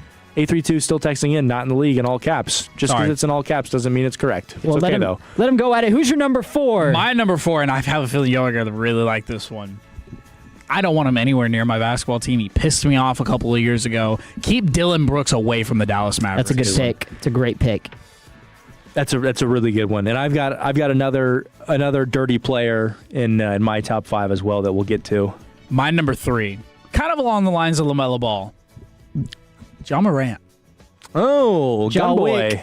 I don't want John Morant on my team. I do love his sneakers, and a Dallas Mavericks colorway of his Jaw 3s would go insanely hard. Pause. But I just don't want him on my basketball team. Just keep him out of airplanes. Let's get him posted up in a nice white picket fence neighborhood where he can, maybe get away from all the gunslang and all that stuff. But hey, what about the Dwight Powell slander from the 817? Dwight Powell, yuck. Yeah, I mean, I don't know if you could technically trade the longest Anthony tenure Davis. Mav. You can't trade the longest tenure Mav. No, it's the legend grows. Yeah. From the 832 again, tell me what team he's on. I'll wait. Chris Paul is a free agent as of right now, so he would be technically a player that you could get for Anthony Davis if the team signed him. So is it back to me? Still in the league. Yes, it is back to you. Okay, back to me. I'm going to go to a guy that, I probably wouldn't be mad if he was on my team, but I got to go off of pure hate. And it's a dude that used to play a little bit more down south, 4 hours away. Okay. James Harden. Ooh. I like that. Yeah. Are we talking like current James Harden? Well, you can't trade for past James Harden. Yeah, you can't trade for past James Harden. Yeah, that's true. Hey, but everybody tells me. I mean, the Mavericks traded for past Anthony Davis. So. You know what? It's a good retort by you. Everybody tells me that, hey, you can't win. It's not winning basketball how Luka plays. Well, if that's the case, it's not winning basketball with James Harden. How about that? Love it. From the 214, don't want LeBron or Bronny. First time I've ever seen LeBron spelled like that. Yeah, but I'm with you on Bronny. All right, my number 3, and the only way that I would allow, actually, I probably wouldn't even allow this if it was a package deal. He would have to stay away from his brother, and that's Thanasis Antetokounmpo. Keep that guy off my team. What a pull! He does nothing for anybody ever. He sucks. He's just a glorified cheerleader. He likes to stand on the side and follow his brother's fame. Don't like him. My number 2, it's the man that is constantly compared to a lollipop dropped in the carpet. That's Trae Young. And I'll tell you why. Because I feel like whenever I watch him play, and this was even worse when he was playing with Clint Capella in that pick and roll team, I was really sick of watching him just do that little thing where he takes a screen, gets the guy on his back, and then gets him to bump you in the butt. I didn't like that at all. It was bad, and I didn't. It was tough to defend, and maybe it's because I was annoyed because it was a really tough guy to defend. But the alley-oop game between him and Capella, and the way that I feel like he drew fouls, I just couldn't stand it. So Trae Young is my number 2. This is the best 4th-round pick of all time by me, or I guess it's technically what? Yeah, it's my 4th-round pick. Mm-hmm. Yeah. How did you guys forget about Draymond Green? I thought about it. I thought about it. Yeah, it's just too much drama. The suspensions, the arguing with the refs, the dirtiness that comes with him. We got rid of one podcast in Dallas. We don't need another. Exactly. Yeah, no get him out of here. Now, Draymond Green is my 2nd most hated NBA player, and yeah, it's fulfilling that I get him with my 4th pick. I just don't think it's not that I don't really hate anyone. I just don't think I dislike him strongly enough. He doesn't have the same effect on basketball like he used to, I feel like. So he's not still on the top of my charts of like, God, I can't stand that guy. It's just like Draymond Green's kind of like behind the scenes at this point in his career. My number 2 is Kyle Kuzma. He was mentioned a little earlier on. The words that he had against the Mavericks back then when we wanted him has made me dislike him forever. And I don't like the way that he plays, and quite honestly, his fashion is terrible. So keep it out of Dallas. So we are doing repeats. We are doing repeats. That was our first. That was only our first repeat. That's not bad. Not at all. No, not at all. My last pick, my most hated NBA player by far, and you can't convince me otherwise, Lou Dort. The dude is not an NBA basketball player. He's more middle linebacker than anything. He tackles people. He's dirty. He what is it called when you hit them in the where the sun don't shine? There's like a term for it. I forgot what it's called. Anyways, I know a couple that I can't say. I wouldn't say it on radio. He's done it one too many times, and now Thunder fans are starting to get fed up with him. I don't like him. He's dirty. I don't get that middle linebacker and safety guy off my team. I don't want him. That's a really strong pick by you. I like it. Let's the 817 here is he took my 1A. Okay, so he is going to make it. Took my 1A. I was wondering. Yeah. It's Kevin Durant, Texas legend. And shout out to the 817. I mean, just a hell of a pull by you. And it's not necessarily because of the player. It's just the fact that I don't respect him as a person. I don't respect the bouncing from team to team. It started in Golden State. It ended with, or then it went to the Nets, which I thought was a ridiculous move by him that he should have got more hate for, that he didn't. And then it went to the Suns, where he went to follow another ring with Bradley Beal and Devin Booker. And shocker, that didn't work either. So the whole super team thing, I just don't respect the guy. He's one of the greatest scorers of all time. I don't think he'd fit well with Cooper Flagg, and I just think he'd be a negative impact on the locker room. Now, my number 1 is Grayson Allen. Mr. Trippy McGee himself. You have like 3 former Phoenix Suns players on your list. Oh, that's right. Well, yeah, that's right. I got 3. I got 3 out of 6. Dang, that's a trend. I don't know. I think he's a dirty player, and he's a great shooter, and it's hard for me to hate on a white hooper, because they seem so rare nowadays. But I can't respect a dirty player. He was like that at Duke. He's like that in the NBA. From the 972, the whole Banana Boat crew. So that's what? It's D-Wade, LeBron, Melo, Chris Paul. Is Bosh on that list? I don't know. Let me look it up. I don't disagree with that, though. Not at all. I mean, I couldn't stand that Miami Heat team. I'm so glad that was the best year of my life, 2011. Actually, best and worst year because of the Rangers. But, yeah, that was special. Thank you, Dirk. LeBron, D-Wade, Chris Paul, and Carmelo Anthony. That's a good pull. Yeah. I don't hate Carmelo Anthony, actually. I could see why people would hate him. And I actually, like, my first pick was Russell Westbrook. I actually don't hate Russell Westbrook, but at this point in his career, I would hate to have him on my team. Mm-hmm. So. Is it the I don't know. I'd almost stay away from any of those aging stars because I don't feel like those guys are necessarily coming over to win. I think they think a change of scenery will recapture their youth. And I think that's what Russell Westbrook did in Sacramento. I think it's what he did in L.A. I think that's what James Harden did in L.A. I think that's what KD did in Phoenix? In Houston. Oh, yeah. I think he was still really good in Phoenix, but I think that's what he's trying to do in Houston. And granted, he's played well, but I don't know. I would stay away from these aging stars. Do we all have like one collective honorable mention? You hit a couple of my honorable mentions. My number 1 was Chris Paul, by the way. 682 says, why all the hate on Chris Paul? Because he's an older vet that... I don't hate Chris Paul. Kind of dirty player. Kind of annoying and dirty player, and I don't know, just not a big fan. Oh, the 817 said Kawhi Leonard. I thought about Kawhi Leonard. I don't hate it. I kind of like it as the top 5 list. Keeping Kawhi on there, I did think about putting Kawhi Leonard on my list. Now he's not it's not like he's not likable as a player or as a person, but it's just like, man, the constant injuries and then the fact that it's like, oh, does he even care about basketball? Like, yeah, I completely understand. Well, and now all the issues with the Clippers and Kawhi and the payments and all that stuff that's coming out now. Yeah, my number 1 honorable mention was Devin Booker. And ever since the that playoff series in 2022 with Luka and the Luka special, I've always hated him. And I think that's how it should be, right? Like, I think that era of the Mavericks where we had Luka and it was against, like, anytime it was Dallas and Phoenix, it was up. Like, we knew that it was going to be a balls to the wall crazy game throughout the entire game. Nowadays, I don't know if I would say I hate Devin Booker because we don't have Luka. So it's like, what's the point at this? He's a bucket though. Like, I actually enjoy watching him play. He's a good player. He's a great player. Yeah. From the 972, Chris Paul was one of the dirtiest players of the last 30 years, college and pro. Yeah, I'd agree. 100%.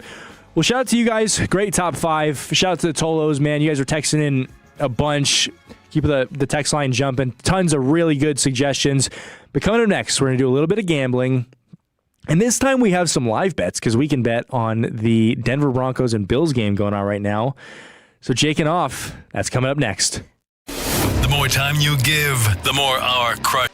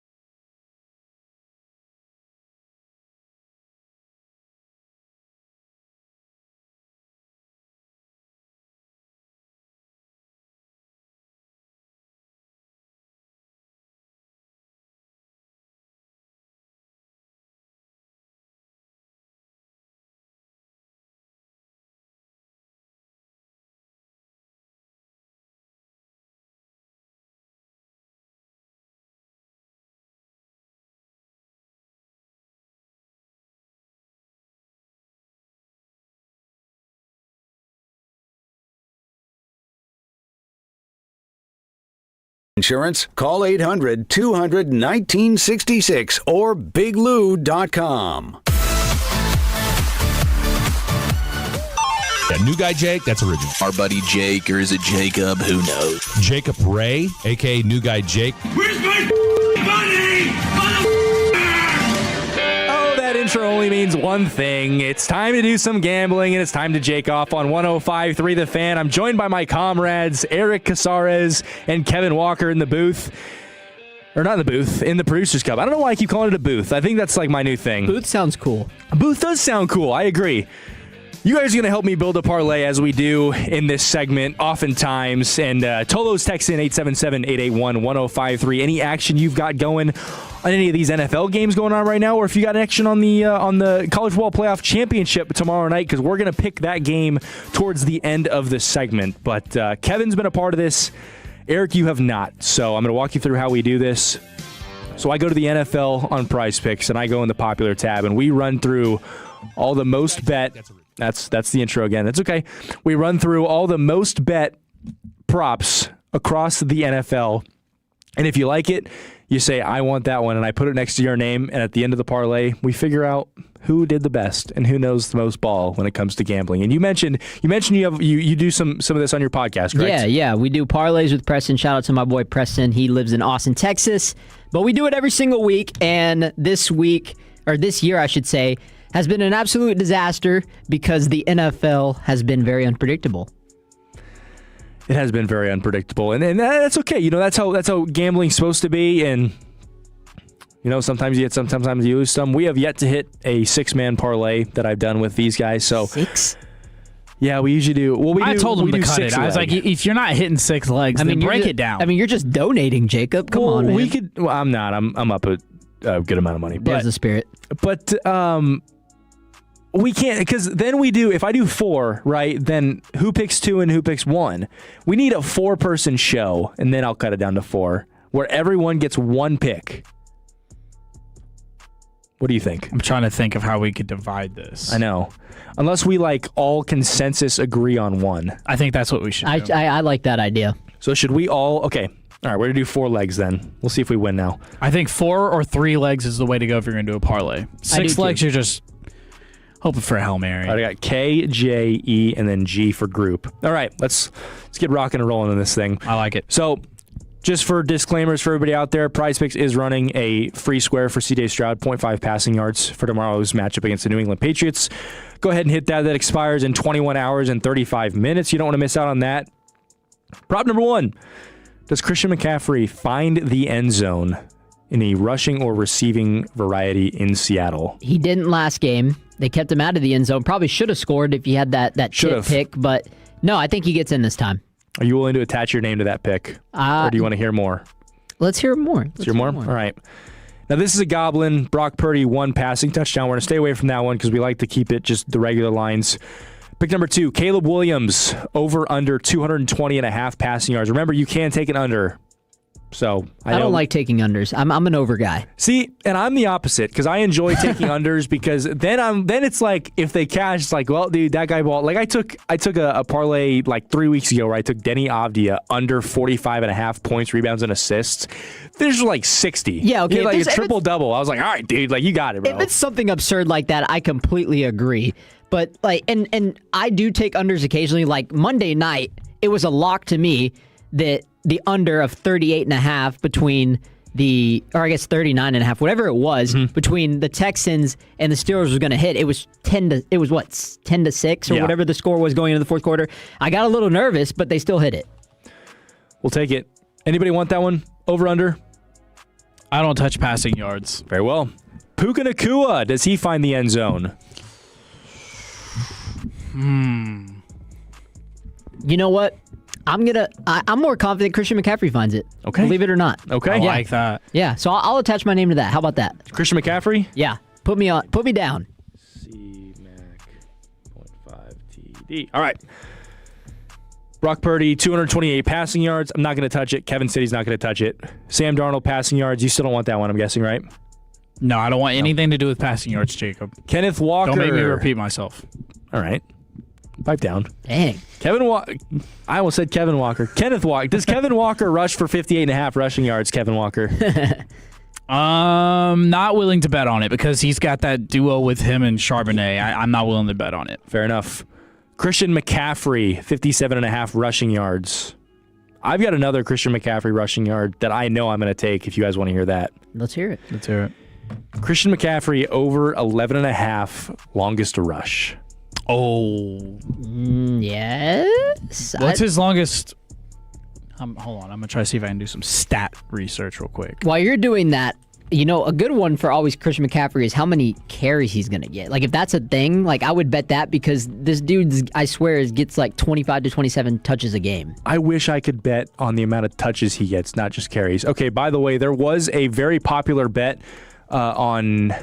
I don't know what site it was, but it was over under 1.5 tush pushes for the Buffalo Bills. There's one right there. We got 8:30 left in the first quarter. I would have hammered the over. Oh, absolutely. Yeah. 10-7 Denver right now. Buffalo's got the ball driving. They just got a first down.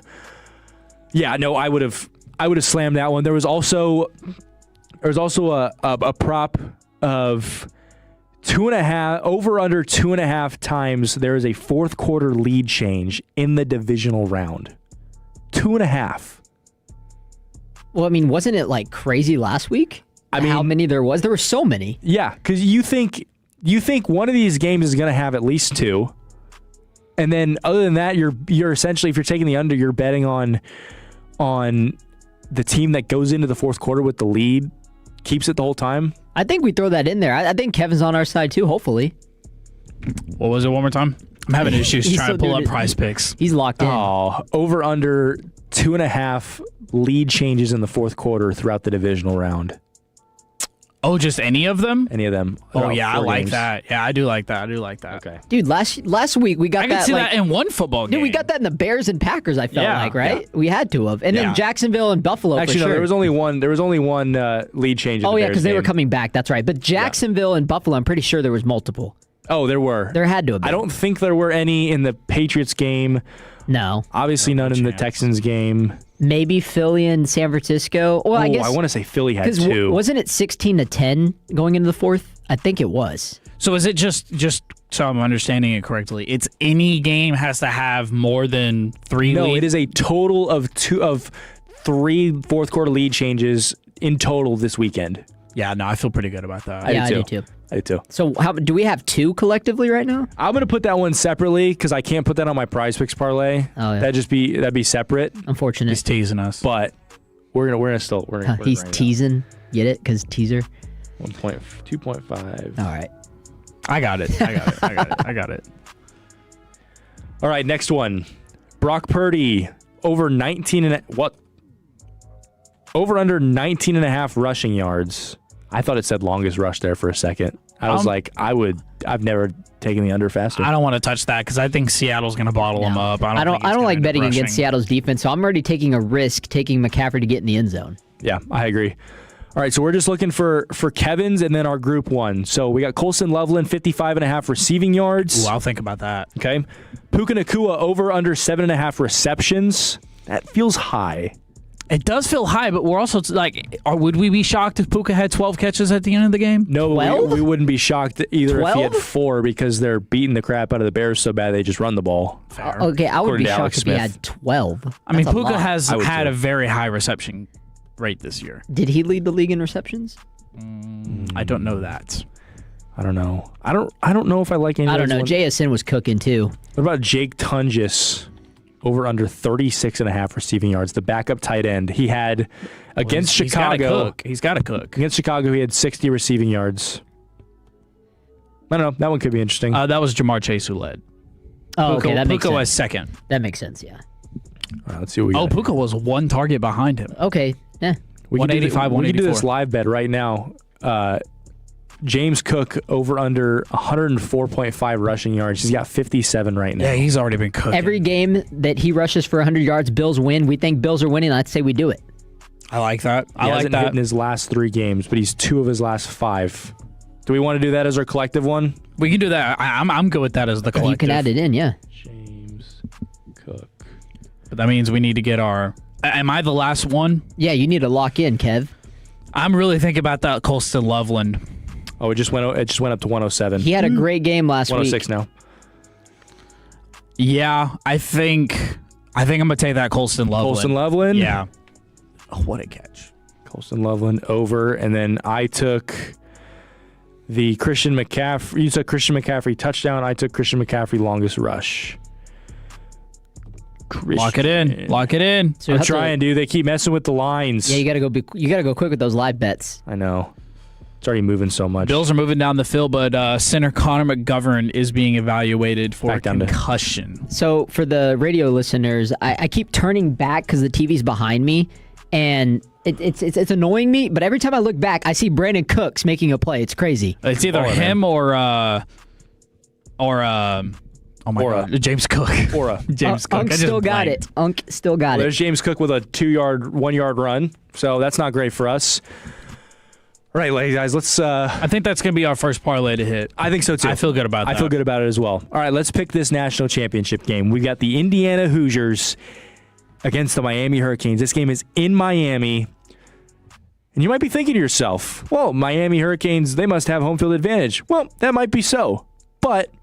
the game's $3,300 to get into. It's also, yeah, it's very expensive. And Fernando Mendoza is from Miami. The line on this game so far is...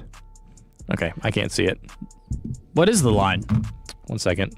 I thought the line was pretty significant last time I saw it. 8.5, I thought. Yeah, it was quite a large line. I'll have it for you right here in a second. Do you think that's disrespectful to Miami? Oh, 8.5. Well, because you can't give them, so 8.5. So you can't give them home field advantage. No, but Indiana travels well. They do. So I don't even think it's going to be that much. And Indiana's such a good team that, I don't think home field advantage matters. It doesn't matter. There's a reason they're favored 8.5. We thought the bye mattered for them too because it mattered for every other team, and they just poo-pooed all over that. So I think it should maybe be a touchdown. I think 8.5 is a little large. All right, Eric, what's your pick? Got to go with Indiana, man. I know it feels chalky, it feels cliche, but this team is different, man. And we're gonna the second that they make the second that clock hits 0 and they're hosting that national championship, we are going to look at this team and finally have those conversations of how dominant this team really was. Yeah. Are they in the conversation with the 2019 LSU, the 2020 Bamas of the world, which from an NFL talent standpoint, absolutely not. But from just an overall college football season perspective, absolutely. And then Fernando Mendoza is just phenomenal. I love watching him play. They don't make mistakes, but Miami forces teams to make mistakes. So the key matchup to me is Miami's defensive front, that front seven against Indiana's offensive line. And the games are decided by who wins in the trenches. And so I think that's going to decide the game. But I'm taking Miami. Can't bet again. Or I'm sorry, I'm taking Indiana. I was going to say, he really let us on there. No. Yeah, I'm taking Indiana. I can't bet against Kurt Cignetti. This team is different, so I'm taking them. And final score, you know what? Let's be let's a little fun with it. We'll say lower scoring. Indiana wins 28-20. Miami will just cover. Ooh, I like it, Kevin. I've got Indiana winning by 10. Guys. Fair enough. I mean, I think they're going to blow them out pretty early on. I think Miami's defense. Actually, you know what? I'm going to take back what I just said. Just completely forget what I just said. I think Miami's defense is going to be. I think they're going to do a good job at holding Indiana in the first half. But I think eventually they're going to break, and I think Indiana is going to outlast them. And I think their offense is going to show how they have in the past. Well, I mean, really, this whole season. I think Indiana is going to end up winning by 10. Let's call it 35-25. And I know we did our bets, but just some for people out there, if you're a betting man, I don't think betting Miami plus 8.5 is a bad bet. I don't think so either. I don't either. Because that defense is that good. I think Akeem Mesidor and Ruben Bain Jr. are going to be two of the three best players on that field on Monday night. But unfortunately, the other player that makes up the three best players, his name is Fernando Mendoza. He's the best player in college football, Heisman winner, obviously. And he's got a coach that is so even-keeled in these moments, and they're such a well-coached team. They don't crack under pressure. I don't see this being a close game. I've got Indiana winning and covering. Give me the Hoosiers 38-20. I've got them winning by 18 over the Miami Hurricanes. That's not even a shocking prediction because that could absolutely happen. Absolutely could. And like you said, if you want to bet Miami plus the points, go for it. I don't hate taking Miami as an underdog. I'm pretty sure you could get really good odds if you bet Miami, so it's a good value pick if it happens, but anybody who's watched Indiana this season knows that they're the best team in college football. All right, that was our picks. That was Jake and off V1 with Eric. That was his first experience with this. But coming up next, we're going to put a bow on this bad boy as we send you on your way.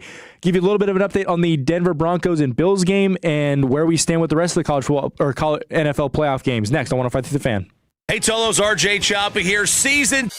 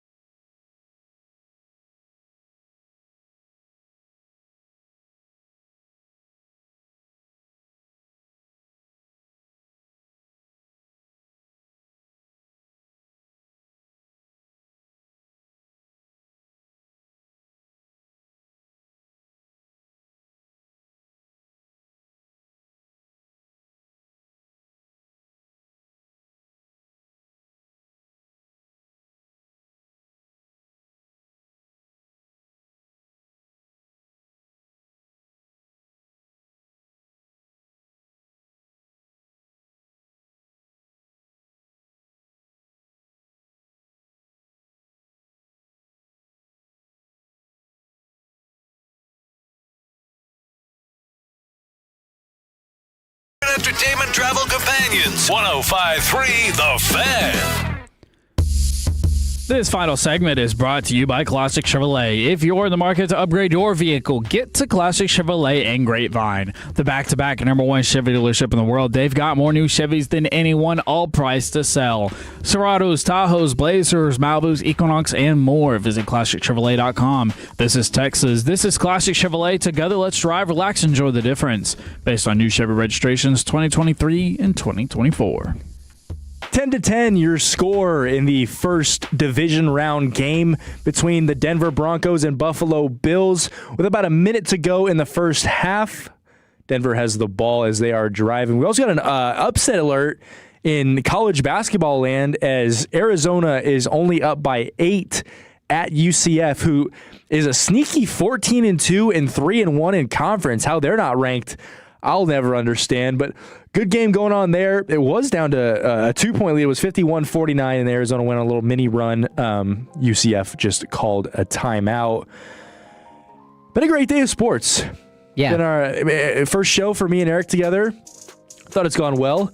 It helps when you got such a loaded slate of NFL and college football. And Kevin had a question to ask that he started to ask in the break, but we told him to stop so we could ask it in segment. Kevin, what's up? No, I forgot it. No, you didn't. No, I didn't. So I think, I watch a lot of different content, and Bussin' with the Boys, they did their locker room earlier this week where they talk about, college football. They do picks and all those different things. And Josh Pate, who we have on the show. Friend of the program, a morning show. A program. friend of the program in one way or another, asked a really interesting question. Is Carson Beck in Miami, if they play their best game possible, is it good enough to beat Indiana? So I posed that question to you boys. Is it the best? If the Miami Hurricanes played their best game, can they beat the Indiana Hoosiers? They can. I don't think they will, though. And actually, you know what? To answer your question, I'm going to say no.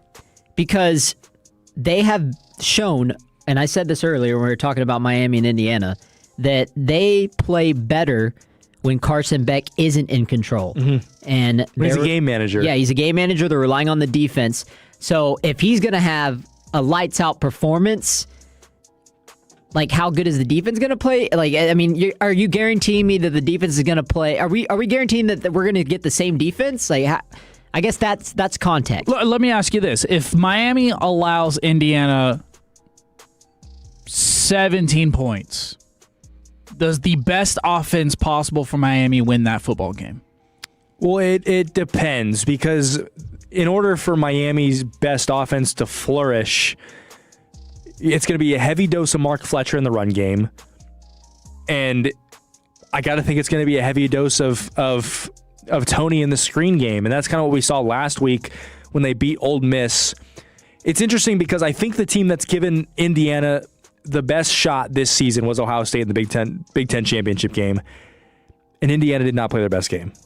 Fernando Mendoza did not play his best game, and they still won. Granted, you could say that was because Ohio State's kicker forgot he had a right foot.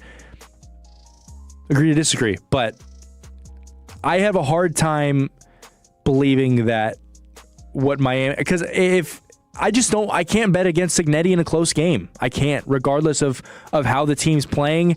And I've seen too much of Mendoza being such a poised quarterback, and his ability to lead a team. The moment is never too big. Now Miami's a good team. I don't see there being a possible way that Indiana loses this game. And you're talking about Fernando Mendoza having a rough game, but they still winning in spite of that. 13 points. Yeah, 13 points.